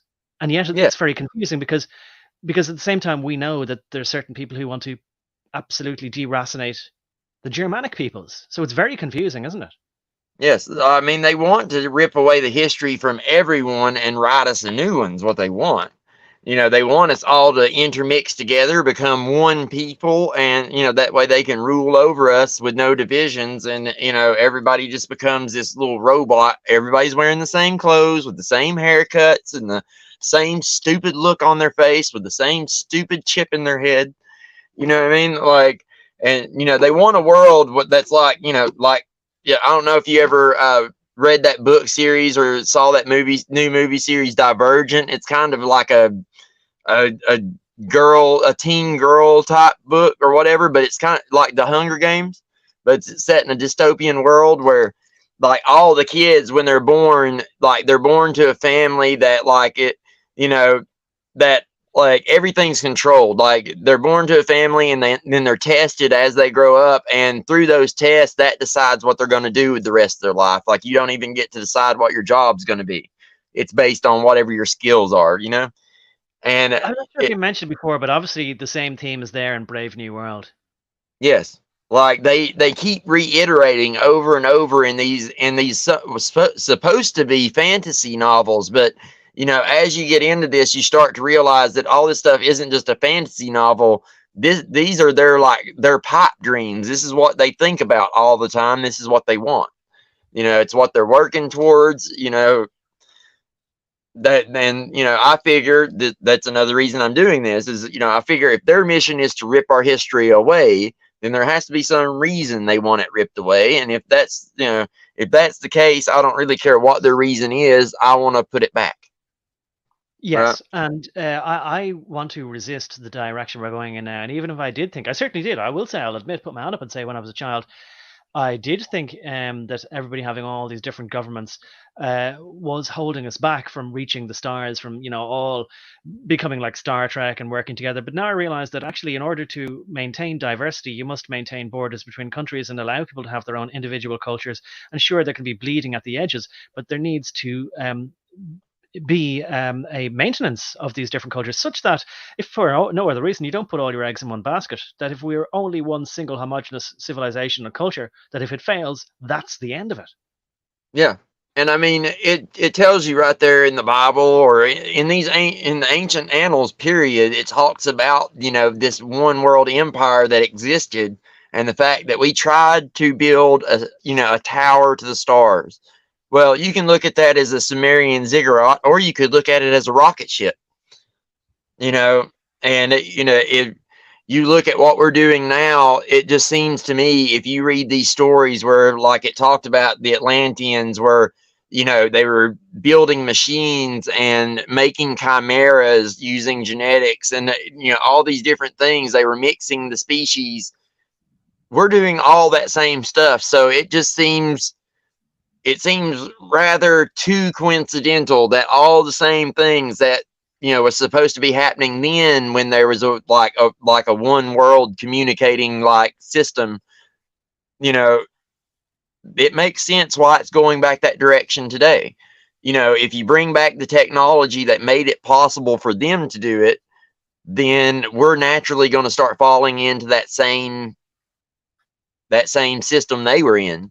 We're just making the same mistakes over, as far from my perspective.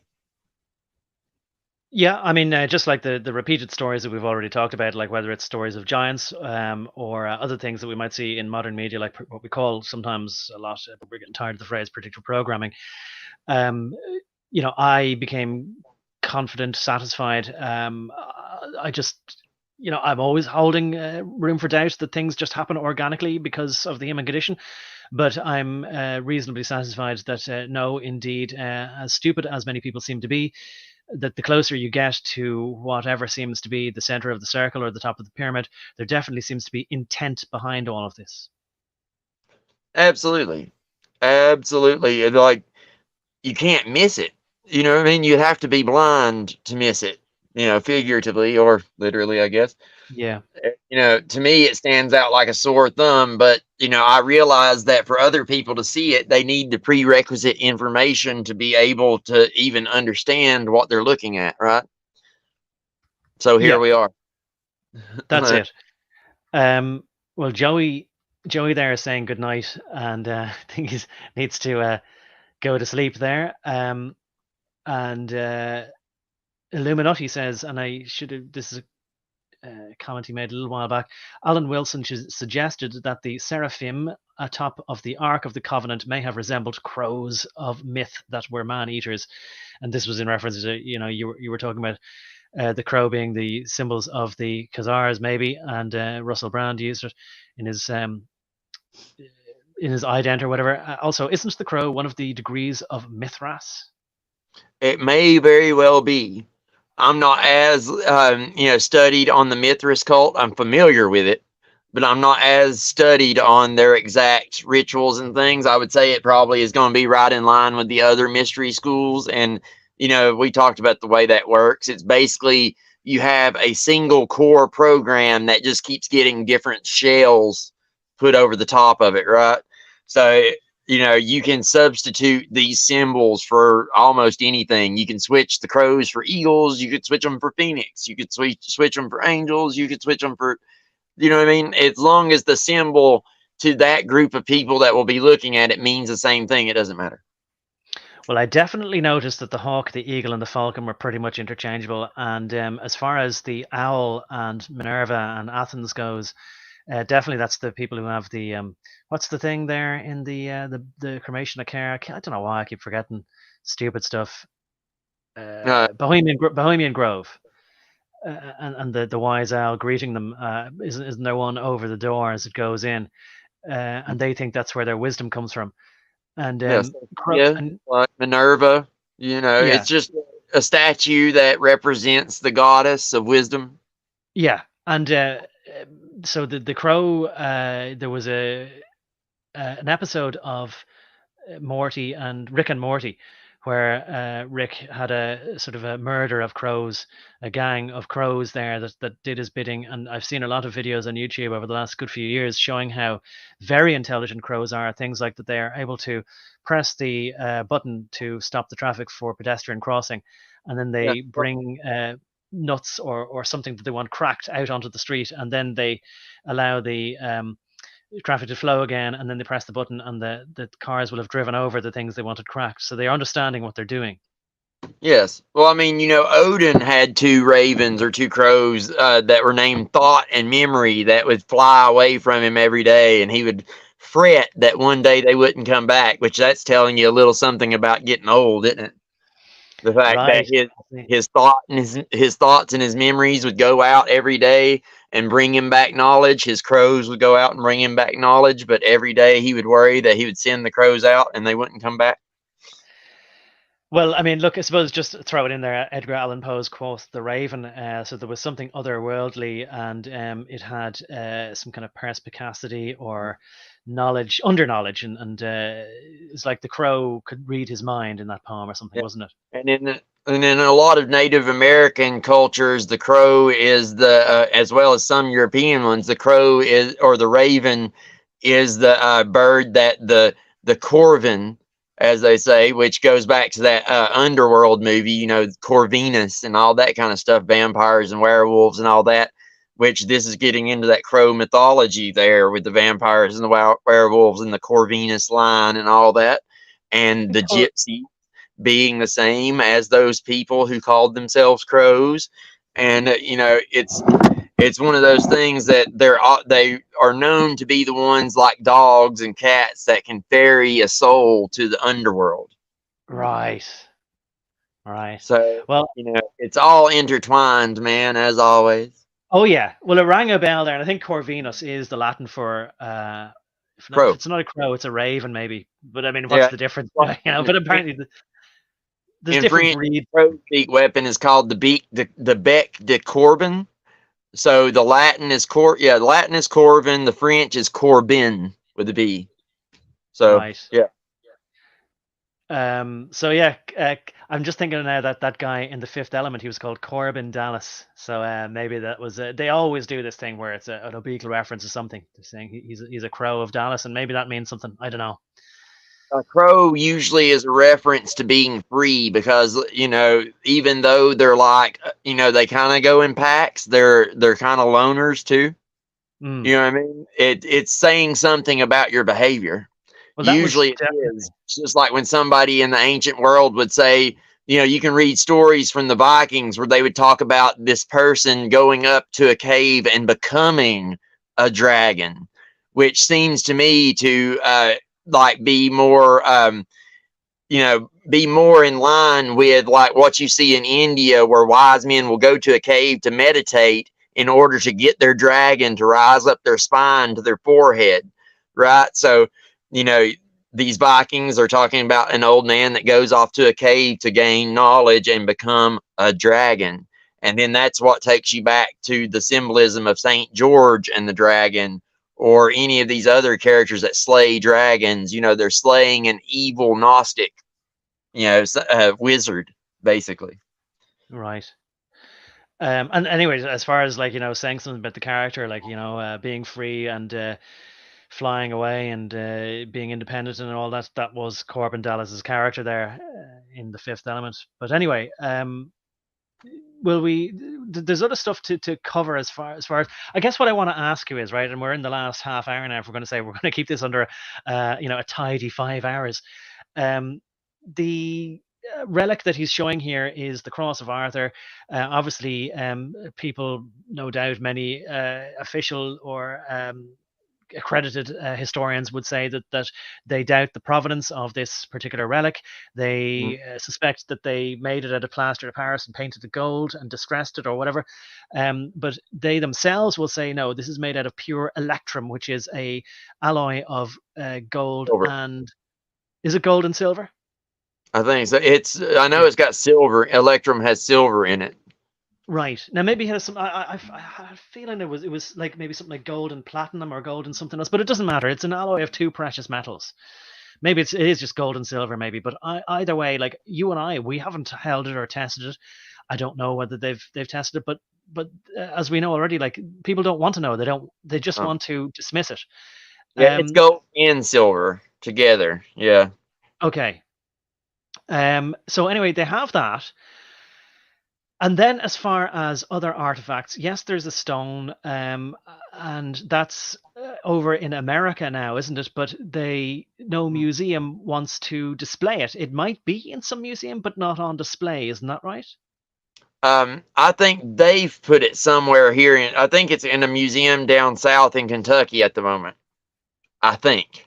Right, and I suppose just from looking at, I'm talking about probably the thing from 1994 where they were saying they're looking for some place to, or maybe not, maybe it was another one. I don't know how far, maybe how long ago it was. Anyway, those videos are in the description there, but maybe they have found a place for it now. So that was a stone. And then as far as the Ark of the Covenant, in Indiana Jones, they were assuming that the Ark of the Covenant was this sort of tabernacle thing that you carry that has the soul of God or something in it. But later on, right, but later on they seem to suggest that no, the Ark of the Covenant was really just the knowledge of the final resting place of the lineage of Jesus or Mary. That's the Holy Grail, like that they were talking about. The the Holy Grail. I'm confusing the two. Yeah, sorry, I'm confusing the two. So I probably messed up a hell of a lot of things there. But so the Holy Grail. I'm sorry about that. The Holy Grail we thought was the cup that you drink from, but no, it turned out to be the knowledge of the lineage. So does that apply to Arthur? Is the Holy Grail the knowledge of where he's buried? And then to come back to the Ark of the Covenant, did they find something? I think they said that they thought that there was a non-ferrous, in other words, not made out of iron, but probably made out of this electrum, measuring 4 foot by 3 foot, buried in that same hill. Was that ever discovered? Is it there? And then confirm about the knowledge of the resting place. Is that indeed what we're calling the Holy Grail? Well, the Holy Grail, we talked about that before. Like, that's going to be the Gnostic knowledge of how to become God-man, right? That's going to be the Holy Grail. It talks about, that's why it talks about the Holy Grail can do so many amazing things. It's talking about the transmutation of you from lead to gold, turning you into something more than you were, right? Now with the Ark of the Covenant, now there is one story where it says that little Menelik took it, when he took it from Jerusalem and took it down to Ethiopia, right? And they have that temple down there where they say the Ark of the Covenant is in there, right? I don't know, maybe it is. Well, another option is that when the Trojans came up, from, that area, they brought it with them to Britain. And that it's buried there, near Arthur, on that mound or whatever, like near some people's houses, actually. But they can't get anyone to dig it up. There is something in the ground there, but we don't know what it is because they can't dig it up, obviously. Now, one thing I will say, though, a few years back, they're trying to build the third temple in Jerusalem, which is a whole nother thing. When the third temple gets built, we're supposed to be in the middle of Armageddon. Just saying. That's what the Revelation says anyway. And that's what the elite are counting on.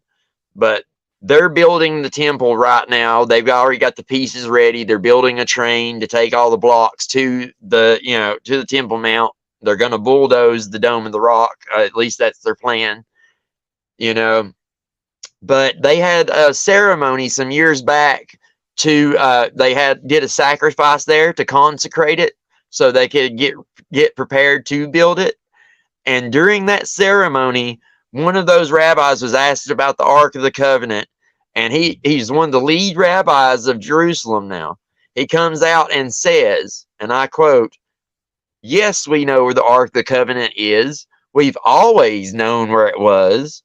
We just said that, it was, lost. We didn't say we didn't know where it was, wink, wink." They're just, basically what they're saying is that we had it hid all that long time ago, waiting for this day, and it's still hid, but we know where it's at, and we have access to it. That's what they were basically saying. So wherever it is, it's accessible to them and known to them from what they're saying. Now, you can believe it or not, they could be lying. They could have made a reproduction for all we know and are going to say it's the actual one. I'm just naming off the different options I know of where it could be. Sure. Could Alan Wilson be correct? He could be.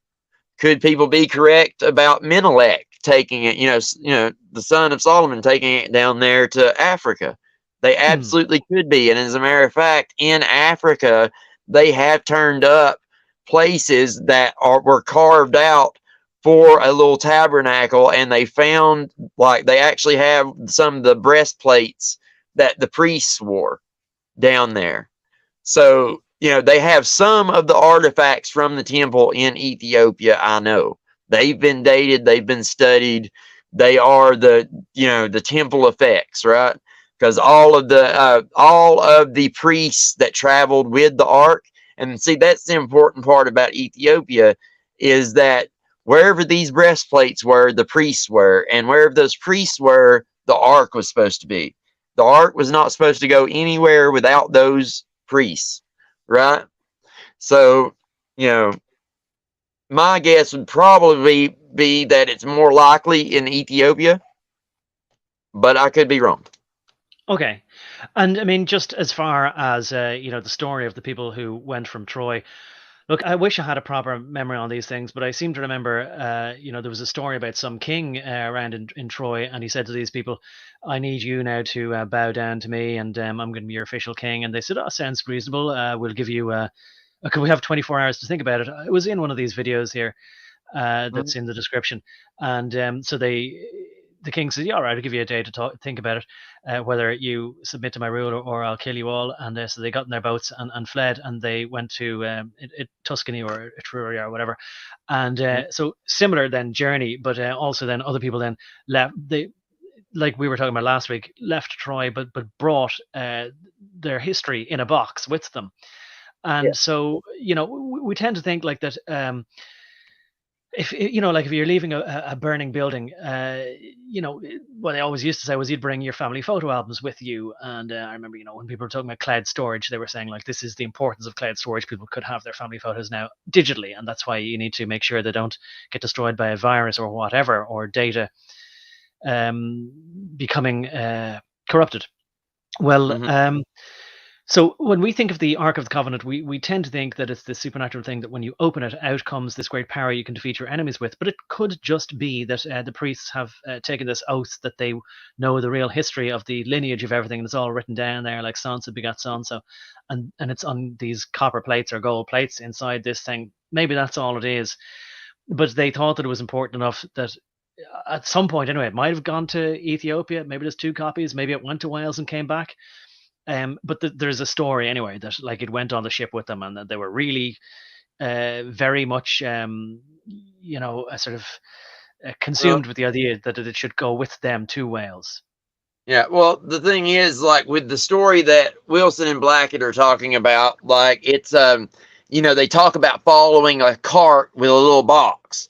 Well, it doesn't say Ark of the Covenant. It doesn't really say what is in the box or what importance the box has, right?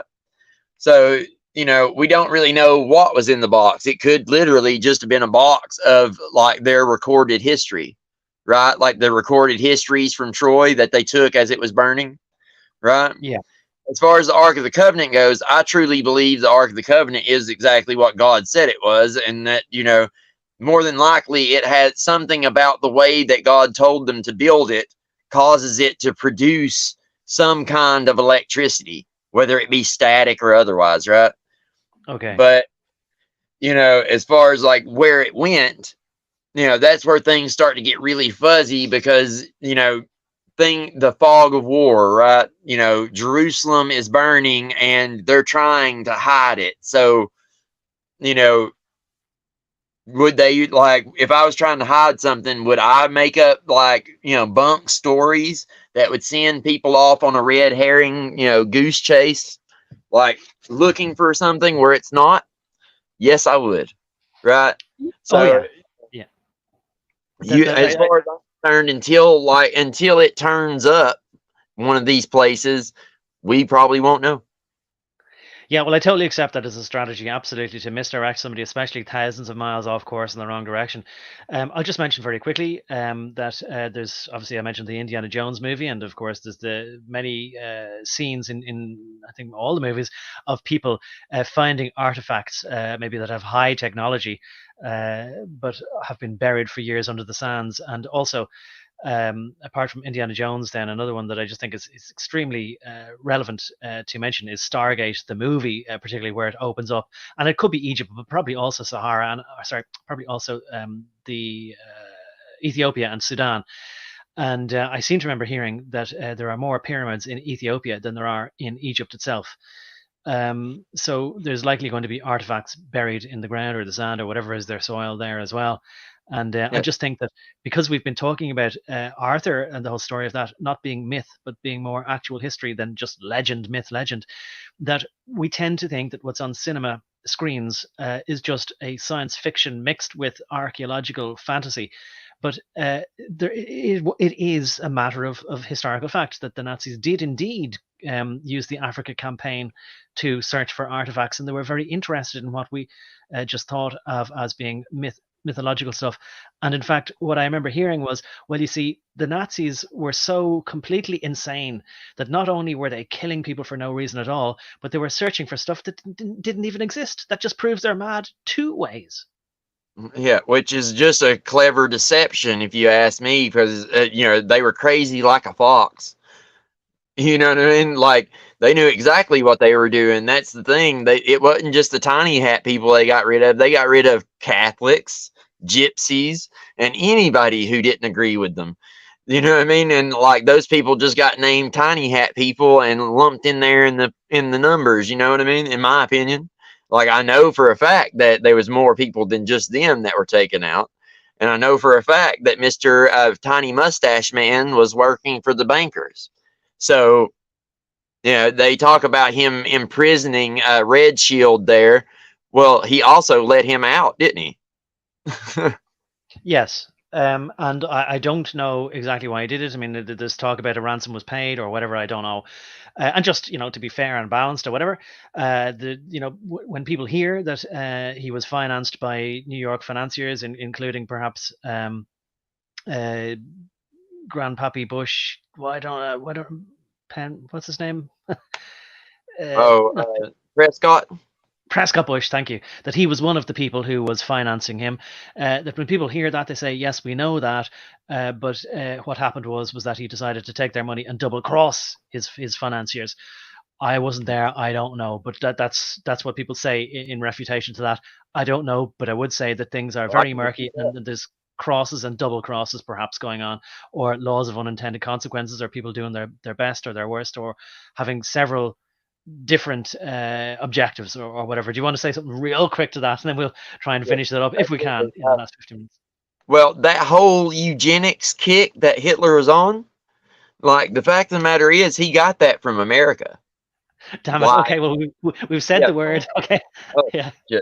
Well, uh, you know, Planned Parenthood used to be called the Eugenics Institute till they changed the name after World War II because that word eugenics had gotten really unpopular, right? A So, rose, a rose by any other name would be as abortive.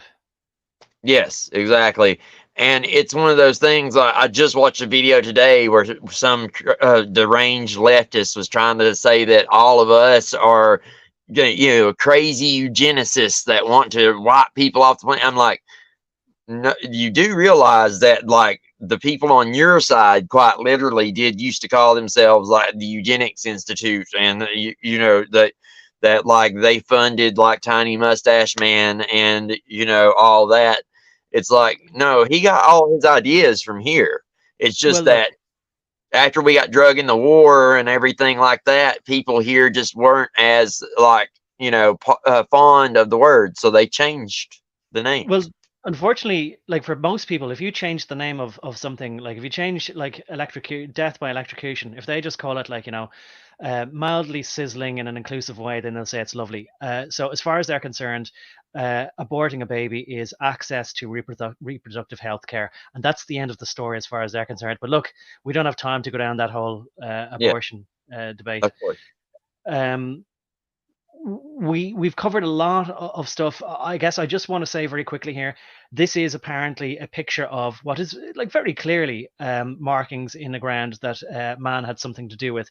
And what Baram and Blackett are saying is that these are man-made hills on top of mountains, and there's stuff buried in there. And like, to me, if that's Wales, which they're saying that it is, I'm saying that it absolutely is comparable to Newgrange in Ireland, in County Meath. And the only thing I will say to that is that, by the way, the mounds here in America are very much the same way, especially the ones down in down south. Okay, so I mean, well, this then I want you to talk about, then that aspect, which I don't think we've covered everything to do with Kentucky. But I just want to say about this. I don't remember exactly when this was excavated, but it was within the 20th century. It was in the early part of the 20th century. It might have been as late as the middle part of the 20th century. I wasn't really that concerned. I did visit the place. I heard all about it. I should know all about it. But again, when I visited there, and they told me that you go into the chamber and you go into the back and you see the sun and it shines in there, and people go there, I think, on Christmas Day, or it's around Christmas Day anyway, when the sun is only low in the sky enough to illuminate the back of the chamber. So I sort of said, well, if we're going not on Christmas Day, what's the point? It was just a dark bit of a grotty, not impressive whatsoever cave. I thought you could go right inside it. It didn't seem to go in there very deep. There didn't seem to be anything to it. And it's too pristine at the front. So I think that, like a lot of people now know as well, that Stonehenge had been moved about and put in a certain way. Because it has been reconstructed and it looks so perfect, I'm skeptical about the whole thing, and I just don't know, especially that there's huge boasting about it, that it's so much older than the pyramids, whatever. But all I'll just say is that when you visually compare it to what they're saying is a man-made hill on top of a mountain in Wales, where they're saying Arthur is buried and the Ark of the Covenant is buried, because they claim that people with metal detectors or something more like resonance or no more than just a handheld metal detector, they're saying there is a 4x3 measured in feet Ark of the Covenant down there, or they think it is anyway, an object down there that's non-ferrous metal. I think that maybe we don't know exactly what the stories of these places are, and clearly, again, whoever was in Wales is doing it in exactly the same dimensions almost as Newgrange in Meath. So there's intent there, and as Alan Wilson said, you don't go to all this effort, especially if they only had shovels, of digging all this amount of earth for absolutely no reason. And he said there was drainage stuff in there and all this kind of stuff to make sure that it doesn't get damp. That one looks like a hill fort. If you look at the rings and everything, it looks exactly like ancient Britons used to build. They would build wooden castles on those. Yes. And I suppose, look, seeing as you said that, I went to the trouble of preparing this. I'll just sort of say, right, so there's a castle built on a hill fort, right? We know, and again, warning, this is me, total conjecture. Bryn, apparently, in Wales means hill. In Scots Gaelic and in Irish, Dún or Dun is a fort. So I'm just guessing Brendan, right, as in the tribe of Dan, or Brandon. Brendan means a hill fort, and Saint Brendan supposed to have shown the way to King Arthur on the boat, and he said to him, "You're not going to get over there in one of those canvas boats. That's like a currach that Irish people were known for, especially in the west of Ireland, for just going fishing in. It's just a frame of wood with goat skin or something in some tar, whatever the equivalent of tar is." They brought that from the coracle boat. They brought that from the Middle East when they came. Okay. Yeah. Well, then, do you want to use that now to take us back over to America? Maybe we'll finish there and we'll say these same glyphs are on the stones there, and anything else we know about Kentucky or the USA to do with anything that then brings us over there to the US. Like, even though it is like Go West, the band, and it says their famous songs were King of Wishful Thinking, which was in the 1980 film Pretty Woman. I like that song, actually. Yeah, so nothing. I'm prepared to accept that as just a little bit of extra evidence to get us there. And these stones, you're saying, were found over in the USA, which are looking very like those Welsh Common alphabet letters. Yes. There's that stone, and there's also a longer, a more oblong one that was found under the body, the mummy of what's supposed to be Prince Madoc. You know, as I was saying earlier, the Smithsonian has his lower jaw, and you know they've been trying to get that DNA tested forever, but you know it's kind of been caught up because like you know the thing is everybody pretty much knows by the bone shape that the guy is not Native American. Okay, his bone structure is not correct. The plates in his skull, you know, that joined together like after he was born, and you know his head soft spot went away. Native Americans have a different arrangement than Europeans do, right? So they know that he's a European. They have his lower jaw and stuff like that left still, or at least they did back in 1994, apparently. Do I And ought I say to what? have any in all the slides you asked me to talk? Should I have any pictures of those in slides? I don't think so. No, But like that. We have no modern pictures of it. We just know that the Smithsonian has it, or they say they have it, or they did right, back in the 90s. but this chart here is something to do with the anthropology of the amount of admixture, something that they reckon they found with DNA. Is that right? Yes, something like that. Like back in the 1990s, they were doing something there, like that was supposed to show like what admixtures these Melungeons had. Melungeons are a specific, I have them in my bloodline. There, they were Native American, but not Native American. Their language was more like Welsh, and they looked specifically different, you know what I mean? And they carried themselves different. They wore different clothes and all these different things. So like they have a really strange genetic code for being Native Americans, we'll say. Which is Right. Well, what that there. there shows.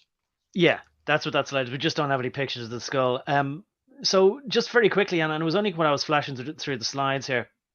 As far as the legend of King Arthur's sword being stuck in a stone, I put it in the description as well of a link to an article.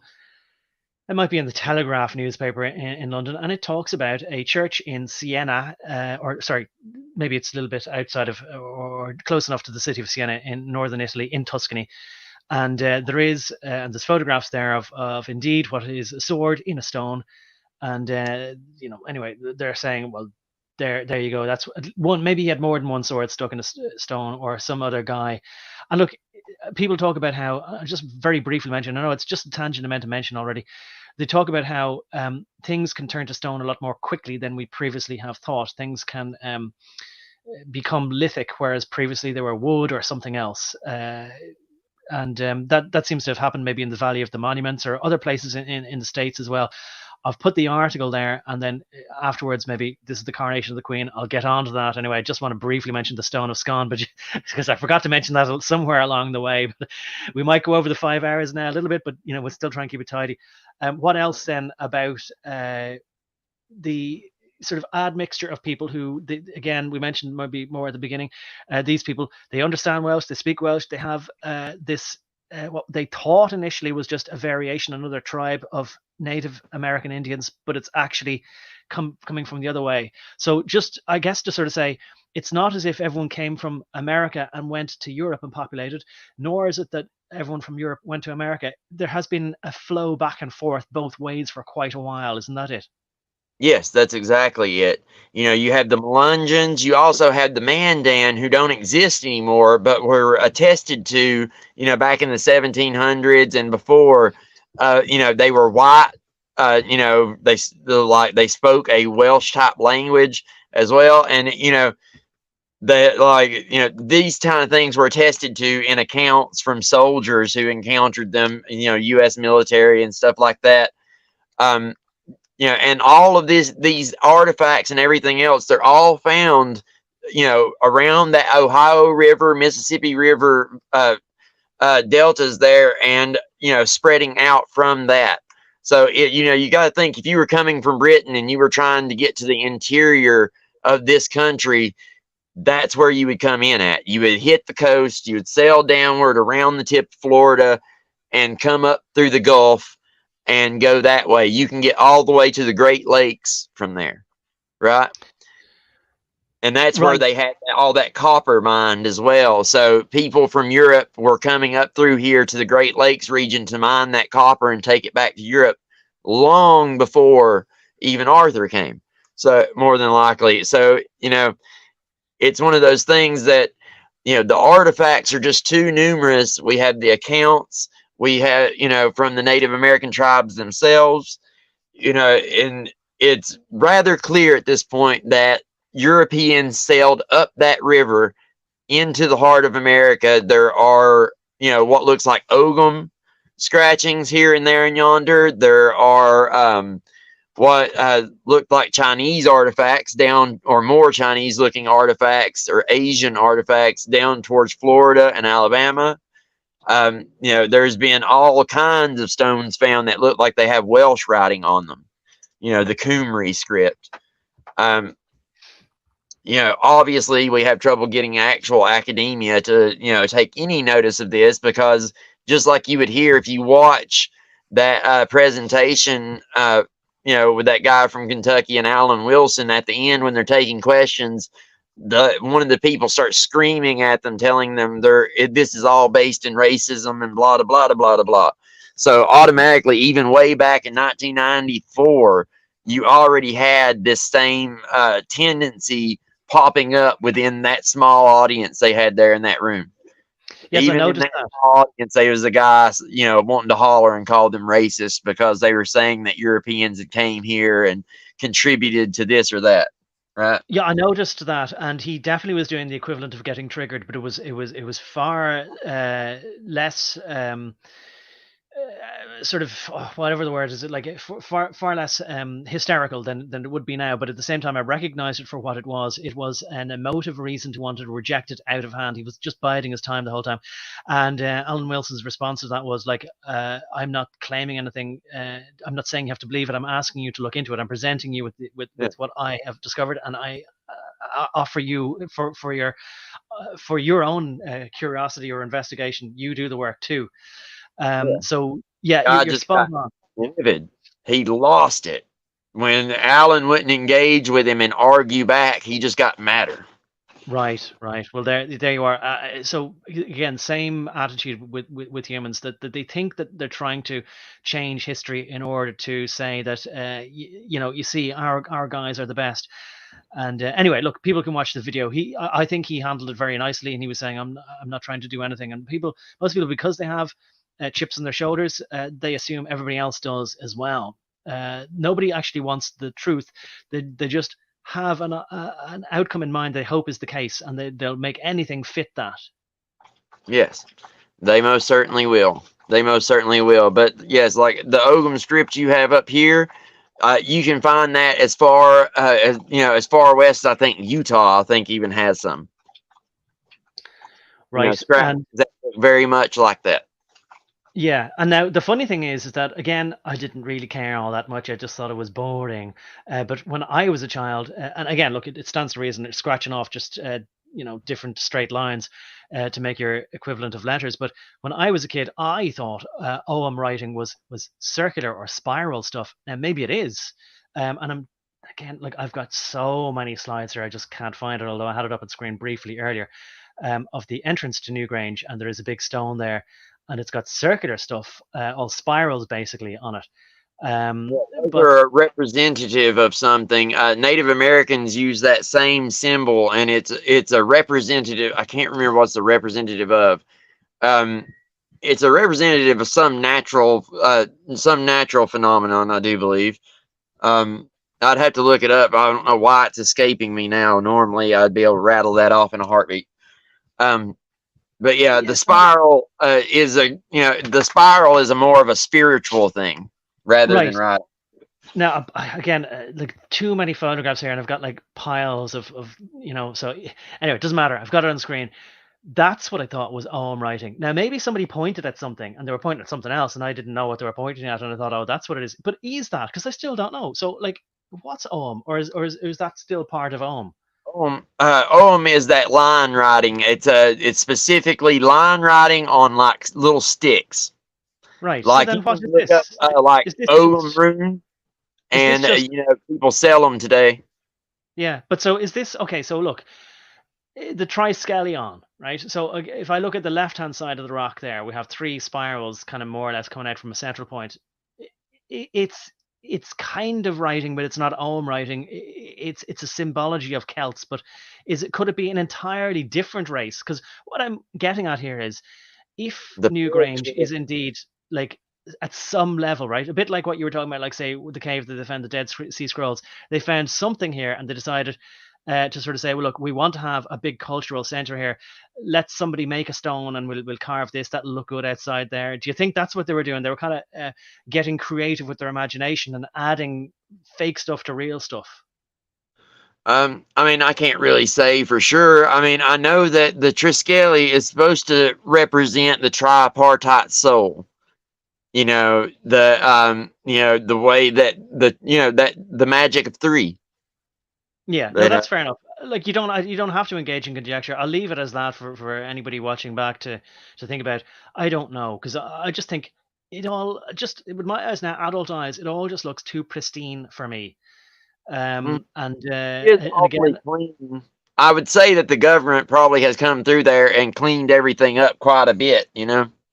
look, maybe they made look again. They could have made a fatal mistake, like say when somebody might find an old coin and they polish it to try and make it look good, and they've ruined the value of it. Maybe that's all they did. I don't know.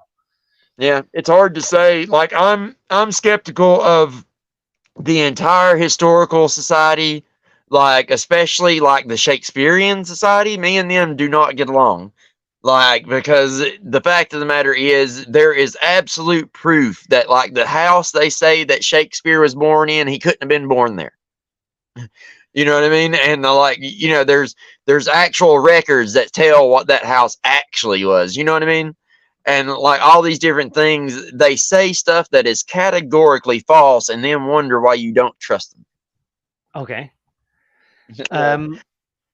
So I don't trust Well, any of the British Historical Society stuff, nor the American Historical Society for that matter. I think that they work with the Smithsonian and all these other museums to hide things. okay. Yeah, and that's the thing. Like, there's like to me, I figured this out as a kid. If somebody lies to me once about anything, like so if a teacher tells me something that's not true, then if they did it by accident, I doubt their intelligence, and that they did it deliberately, I doubt their honesty. As a kid, I figured that out when I was like 4 years old, no problem. But Yeah. apparently, like there's some biblical phrase. I think it's out of Proverbs. Sort of says like along those lines. I know you. Do you know the phrase that I'm trying to reach for? Oh, like just on the lying part. Yeah, just Like like I sort can't of. think of it offhand, but I know what you're talking about. I can't think Well, of it offhand. well, there's some proverb anyway, and it's like deception in one, doubt in many, or something like that. Anyway, it calls Yeah. everything into question. Yes. Um, and Absolutely. I would agree with that. Like everybody should know better, but we've been trained since, grade school to this is the expert and the experts know. So, you ask the expert. Like we've been trained to do this our whole lives. And so it's no surprise that yeah, people do it all the time. I get so mad because people will apply one logic and methodology to one part of their life, but in all these other parts, it a completely different set of logic, right? And it doesn't make sense. It drives me insane. yeah, If you require this much evidence to prove this, then you need to require that same amount of evidence for everything else. yeah, absolutely. And look, I have met so many people who just regurgitate, and as I said before, people are parrots. They regurgitate, and that is what is rewarded in examinations and credentials. And so just because somebody has credentials doesn't mean that they are able to think independently or ever have. And the other thing, of course, is that we all know that Bill Gates neither has a credential in medicine nor in computers. And yet he's the cleverest person in both of those fields, as far as most people are concerned. And we leave it at that, all right? Because it's like going out of my way now, right, to give them about 8 different reasons to nuke this particular video, at least. But anyway, Illuminati there suggesting he thinks the spiral represents the constellation circling around the North Star. Yeah, okay, why not? Thanks for your contribution and for watching throughout this more than 5-hour marathon now, Illuminati. Can I then, JC, and we'll really try and finish it up, okay? So as far as Kentucky, I want to mention just very briefly, you talked about people from Europe or even the Mediterranean, North Africa. I remember hearing that Egyptians sailed up the Great Lakes to mine copper. So I'm not particularly familiar. I should be, but I'm not, with the rivers that lead up to the Great Lakes, the geography of that area. But I do remember that there's a big river delta there, and that there's a fella, I think his channel is called Susquehanna something or other, and it's named after this river delta, and that he was recommended by Matt from Quantum Conscience. You're probably familiar with it.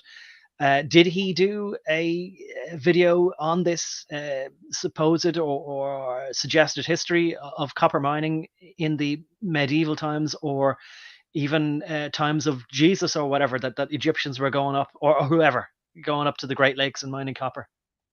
Who are you? Who is it again? Oh, there's. I just thought you'd know him if you were watching Matt from Quantum Conscience. I think he recommended this guy called the Susquehanna something. I don't know what it is. Susquehanna Stories or. I don't think I'm familiar with him. I don't remember hearing the name. I'll have to check him out though. I just assumed, but I mean, look, I guess, as I said with a lot of things, right? If I find it, I'll add it within probably 24 hours to the video after playback. Sounds cool. But why Kentucky? Like, I'm being real ignorant here. Is that at the base of this river delta, or why Kentucky, and specifically? Okay.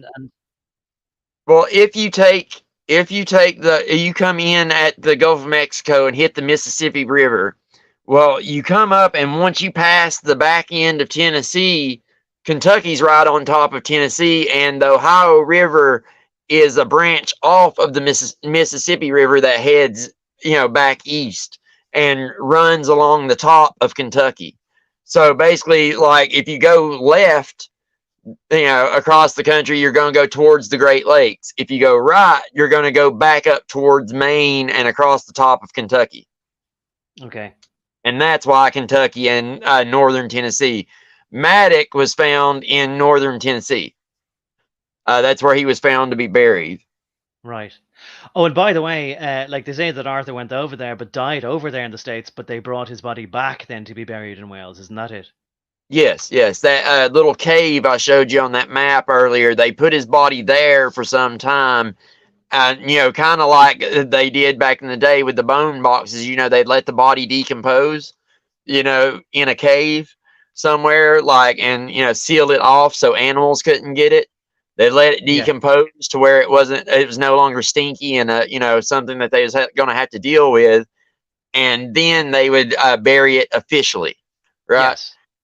So same thing that they were going to do, that the Jews did, with Jesus. They put him they wrapped him up, they put him in the tomb to decompose it. Well, there you go. And last week when we were talking about the Chalcolithic people, or I'm mispronouncing, but it doesn't matter. But anyway, last week we were talking about the cave that they found, and it was called a second burial site. It's not like it's an overflow site. That's where they bring the bones afterwards for their final resting place. Yes, exactly that. It will be the bones will be finally brought to a family tomb, which is kind of like the tombs we have now, where you walk in and it's just like a marble wall with name plaques on it, and everybody's kind of slid in there. It'd be like that. You'd have somebody there, and they'd have like a little alcove for you to set the offerings and the little lamp that you had lit to set all that stuff, and you could come in there, pay your respects, and leave.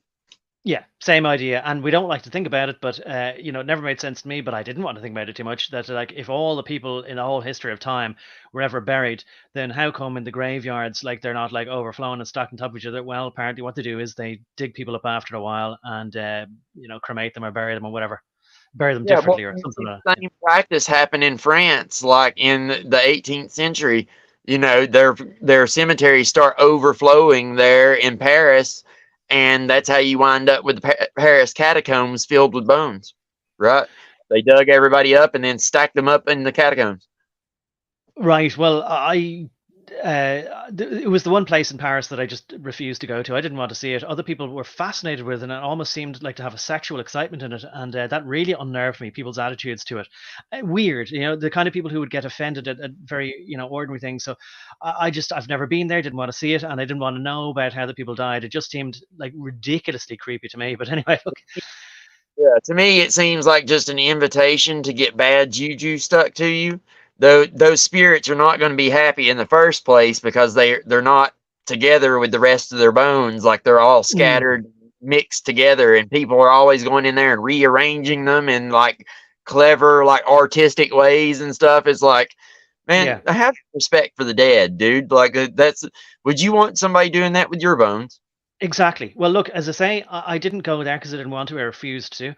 And, I was told anyway, so that there's a staircase you walk up, but it's all bones and whatever as well. And now, I could be wrong, I don't know, but like the person who was telling me would normally be squeamish or superstitious about quite ordinary things. So I just kind of went, right, it makes no sense. Another reason why humans are completely self-contradictory. But anyway, Yes. I'm kind of like that with snakes. I don't want to touch them, but I'll watch them. Yeah. I mean, if they're in a cage and can't touch me, I'll sit there and look at it and watch them, but I don't want to touch it. Well, JC, have we covered everything to do with America and Arthur over there, or is there anything else that you need to say about it? There's not a whole lot of information to say about it, other than what's been said, until we can get academia to actually do something. Right, no, but we haven't missed out on anything we want to say, because there is something I want to mention. It's no point in having another stream for it. I do want to very quickly mention then the Stone of Scone, and it's either directly or tangentially related to the lineage of kings in Britain. Yes. So can we just? Yeah. There's two different stories about where it comes from that I'm aware of. Yeah. Yeah. So do you want to say where you think that it originates then? Oh, okay. Well, one of them, they say that it was the stone that Jacob laid his head on to take that rest. Jacob, the story of Jacob's ladder and all that, and that it came here with Joseph of Arimathea, or came to Britain with Joseph of Arimathea. That's one, explanation. But the more common explanation is that there was an Egyptian king who had ended up coming to Britain and being crowned in Britain, first he was crowned in Ireland, and then it moved from Ireland over to Scotland with the Scots. Yes. Now that's what it definitely says in which I was surprised at, like that it was first on the hill of Tara where they crowned the High King of Ireland, and then they brought it over to Britain, which obviously Irish people, again, if they had this same idea, where just like other people, they have this kind of personal emotional investment that they want Ireland to be the true center of the British Isles or whatever, right? They might love to hear that, but I just found it curious anyway.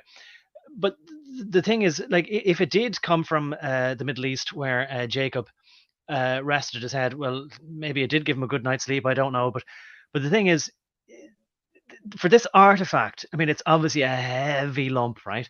And here they are carrying it in the back of a Land Rover, and you can be absolutely sure that they have reinforced the rear suspension massively, to make sure that no mishaps happened there with that Land Rover. But so the thing is that it seems just like a lump of stone with just two iron hoops put into it. And then Queen Elizabeth, according to, do I have a picture of the chair? There might be a better picture of the chair. I'll just flash through it here. Maybe not. But I've linked to it and this newspaper article. Do you know what? I might have the video of it here that I can just scroll through while. But yeah, it originally started in Syria, which makes sense, because going back to what I was talking about at the beginning of the stream, the ancient British peoples claimed two origins. One being from Syria by Alboin, and the other being from Troy via Brutus. So, it would make sense, it being brought from Syria to Egypt to Ireland to Scotland. It would make making that trip. jumping off, jump off in Spain, and make it, that would make it'd make a round trip basically, like almost a spiral. Yeah, well, I tried to share the video there and it just didn't work, but it doesn't matter. I've linked to this article here. I guess what I wanted to say, and I think this is going to be up your alley as far as conjecture goes, in 1950. So, I mean, look, there's already a thing about like people know that Mary, Queen of Scots, they say at some point, like was the true Queen of the United Kingdom, and then in from France, I think, where she was in exile, came Queen Elizabeth, something along those lines, and then took the throne and killed Mary, Queen of Scots, and became Bloody Mary. Maybe I'm confusing things, but that's something along those lines, anyway. So, Elizabeth the First who beheaded Mary, right. Queen of Scots. Yeah. Yeah. So I think that's what I was trying to say, and that so several people then say, see, that proves that she was the illegitimate queen and took the throne, that it wasn't deserving to hers. But whatever, right? The point is that at some point, even though like it's hard to imagine from a modern point of view that Scotland would be ruling over England, because Scotland only maybe has a population of somewhere between maybe, I'm going to say at most 8 million, but I just don't know for sure. But anyway, yeah. England has a massive population compared to that, like something like 50 million, roughly thereabouts. Anyway, so it would seem like the tail wagging the dog for Scotland to be in charge of England. But however, maybe that's the way it was at some point. So maybe that's why the mistake that Mary made was that she was allied with the Catholics of Spain. Right. That was the part that done her in with the other nobles, which is what got her to lose. Like, she would have won had she not had, like, the other nobles that she needed support from really, really, really hated Spain. You know what I mean? So, like, that would have been one death knell for Mary, Queen of Scots, is the fact that she was so tight and cozy with Spain and France, for that matter. She was cozy with the enemies of, the purported enemies of England, supposedly, which, I mean, to a degree they were, but at the same time, they're also family. They're all cousins. Mary, Queen of Scots, was Queen Elizabeth's cousin and Bloody Mary's cousin, like, and they're all, like, the King of Spain and the King of France, all cousins to the English monarchy. Like, everybody's related. Yeah. But here's the thing. I absolutely take your point that they're all interrelated, and therefore, like, we should think about that in modern terms as to whether, like, all the different business groups and things like Trilateral Commission, Council of Foreign Relations, World Economic Forum, that they might be appearing to be in lockstep, but maybe behind closed doors, not so much. But what I want to get at here is that if Scotland was the original seat of the say the high kings or queens of Britain, right? If that's where the center of power was, that's where the stone lay and resided, under the seat or under the throne of power there. So to me, it's just a lump of stone like any other lump of stone. But what I'm saying is, and here's what I'm putting to you, and I think this is going to be right up your street, doesn't matter what I believe, it matters what they believe. So what I read anyway about the stone is that in 1950, some Scottish nationalists stole the stone from the Palace of Westminster, I think is where they said it was, where the Queen goes to get coronated. And so we're talking about Queen Elizabeth II. So they stole it in 1950. And that they hid it somewhere so successfully that the official record is that it wasn't recovered until the middle of 1951. So it was missing for a year and a half. And so what they're saying is it was returned in time to the Palace of Westminster in London, so that Queen Elizabeth II could be coronated, sitting on top of it, or sitting on the top of the throne under which was this stone, in 1953. But I know there are other people who are saying that they didn't find it, and that what was put under her throne was a fake. And they sort of said, well, the general public won't know, and if we find the stone later, we'll do it in a private ceremony. It mattered to them, and that's why a lot of people are saying Queen Elizabeth II was never coronated properly. Now, I'm putting it to you as to the other thing then to say is, this headline says the stone of Scone will be returned to London. they seem to have entered into a deal where they just borrow the stone, coronate people down in Westminster whenever they need it, and then bring it back to Scotland. Why would they engage in this nonsense? I know a lot of people would just say, oh, it's just pageantry. It's just to bring tourists in. There's more to it than that, isn't there, JC? Yeah, it's tradition. Like it's tradition, and it's the power of perception as well. You know, having that stone, it might just seem like a lump of stone to like regular people, but to these elites, that is a symbol of their power. And to each other, you know what I mean? It doesn't really matter what the plebs think. It matters how these elites view things, and whoever sits on that stupid stone is considered, to be right wise king of England, etc., etc., etc. You know, so it matters to them. It's the perception of the thing and the tradition, and to not be coronated on it would be to lose face, and that's something that just cannot be. That cannot happen. It's part of their PR. It's part of the whole thing, and it's just like it's just like you were just saying. Just the fact that it was stolen and somehow magically made it back by the time of her coronation has made people doubt and say she's illegitimate. You see how quickly that happens? Like, if they didn't have it at all, think how quickly the monarchy could fall apart. It matters more to the plebs than even the plebs realize. It Right. matters more to everybody than they realize, because as soon as it's not used or not done right, people are going to call foul. Yes. These traditions aren't just arbitrary, and I would say that with same thing with Orthodoxy. Orthodoxy has the original traditions that Christ left for us to do, right?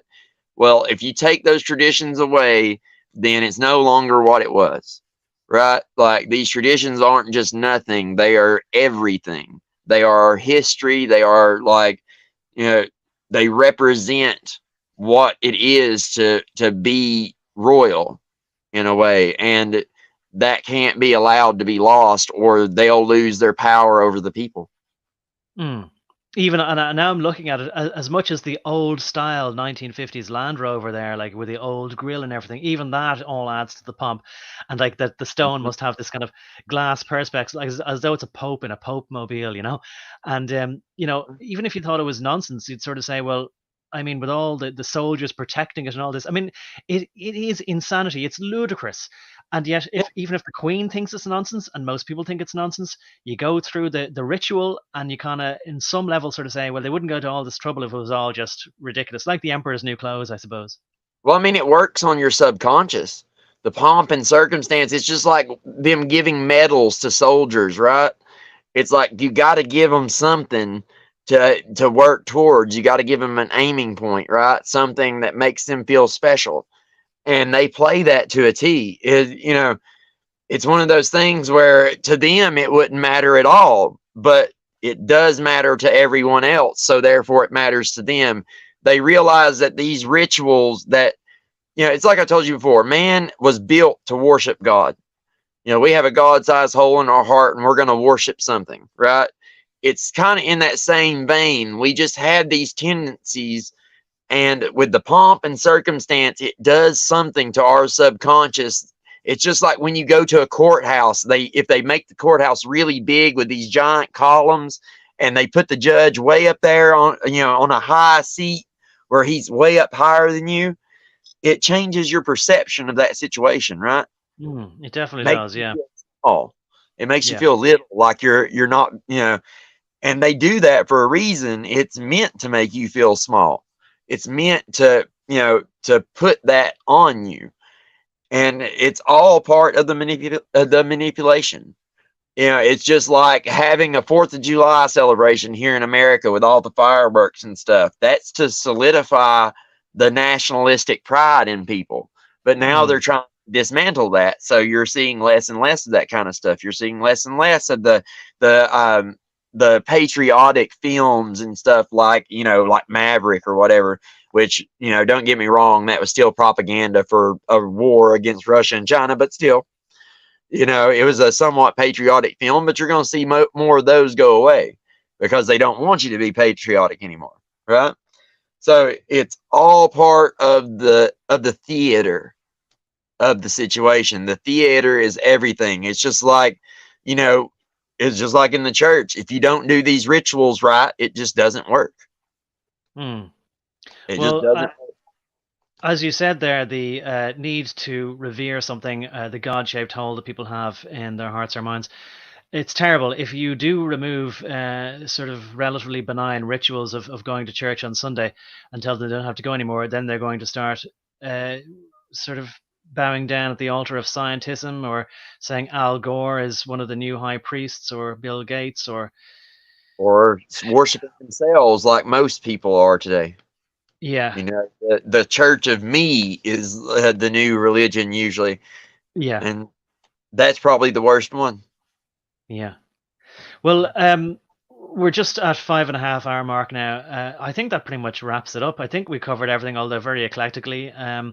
But I Yeah, appreciated it. I think we covered a lot of stuff there, and I really even enjoyed the last little bit there. That could have been a video on its own, I think, and there's more to say, but we'll leave it at that. Stone to Scone, I'd never heard about it before either, and I would have just thought it's a relic of a ritual from a time when people in the past were silly, stupid, and superstitious. Not like now, I would have said. But oh mhm. boy, was I wrong about that. That'll be my final words. What do you want to say, JC? I would say, yeah, don't underestimate, like, especially your own need to worship. Like, don't ever underestimate that, because as soon as you do, you will wind up worshiping something that you never thought you would. This is how, like, that's how they're able to get you. They know, like, they are fully aware of all these things and all these hiccups within us. The only way to combat that is to know thyself. Know like what your hiccups and your problems are and work on those. And I would say that, coming to Christ is the best way to do that, through orthodoxy, obviously.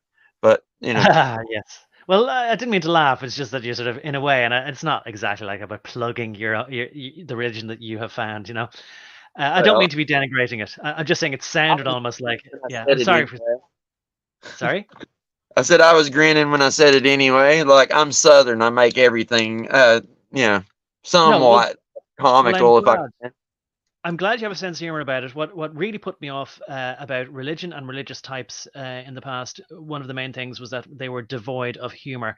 I do believe that it's possible to be a very devout believer and love God and have a great sense of humor. I would say Jesus had an excellent sense of humor. Of course, like, God gave you humor. All the goods in life God gave us, like, to experience and to enjoy, like laughter and all that is part of the family experience. It's part of the village experience. You're meant to experience that. So I, like, absolutely, I would say laugh and enjoy. When you're in church and you're doing the rituals, that's the time to be serious. But when you're out here in the world, like, lighten up. you know Well, JC, I think that's a perfect note to end it on. And I want to say thank you to everybody in the stream for your comments and questions. Thanks to anybody who will listen to this back at any point in the future. And thanks to you again for a great conversation. 5.5 hours have flown by, even though we're trying to keep it tight. But it's been great. And we'll speak again next week. All going well if you're available. Sure, we can maybe do that Ask Me Anything we was talking about last week, or Okay. something like that. Okay. Well, we'll certainly decide during the week, and I have other things, lots of other things that I want to talk about and get your opinion on. Of course. Okay, goodbye again, and thanks everyone. Cheers. Cheers.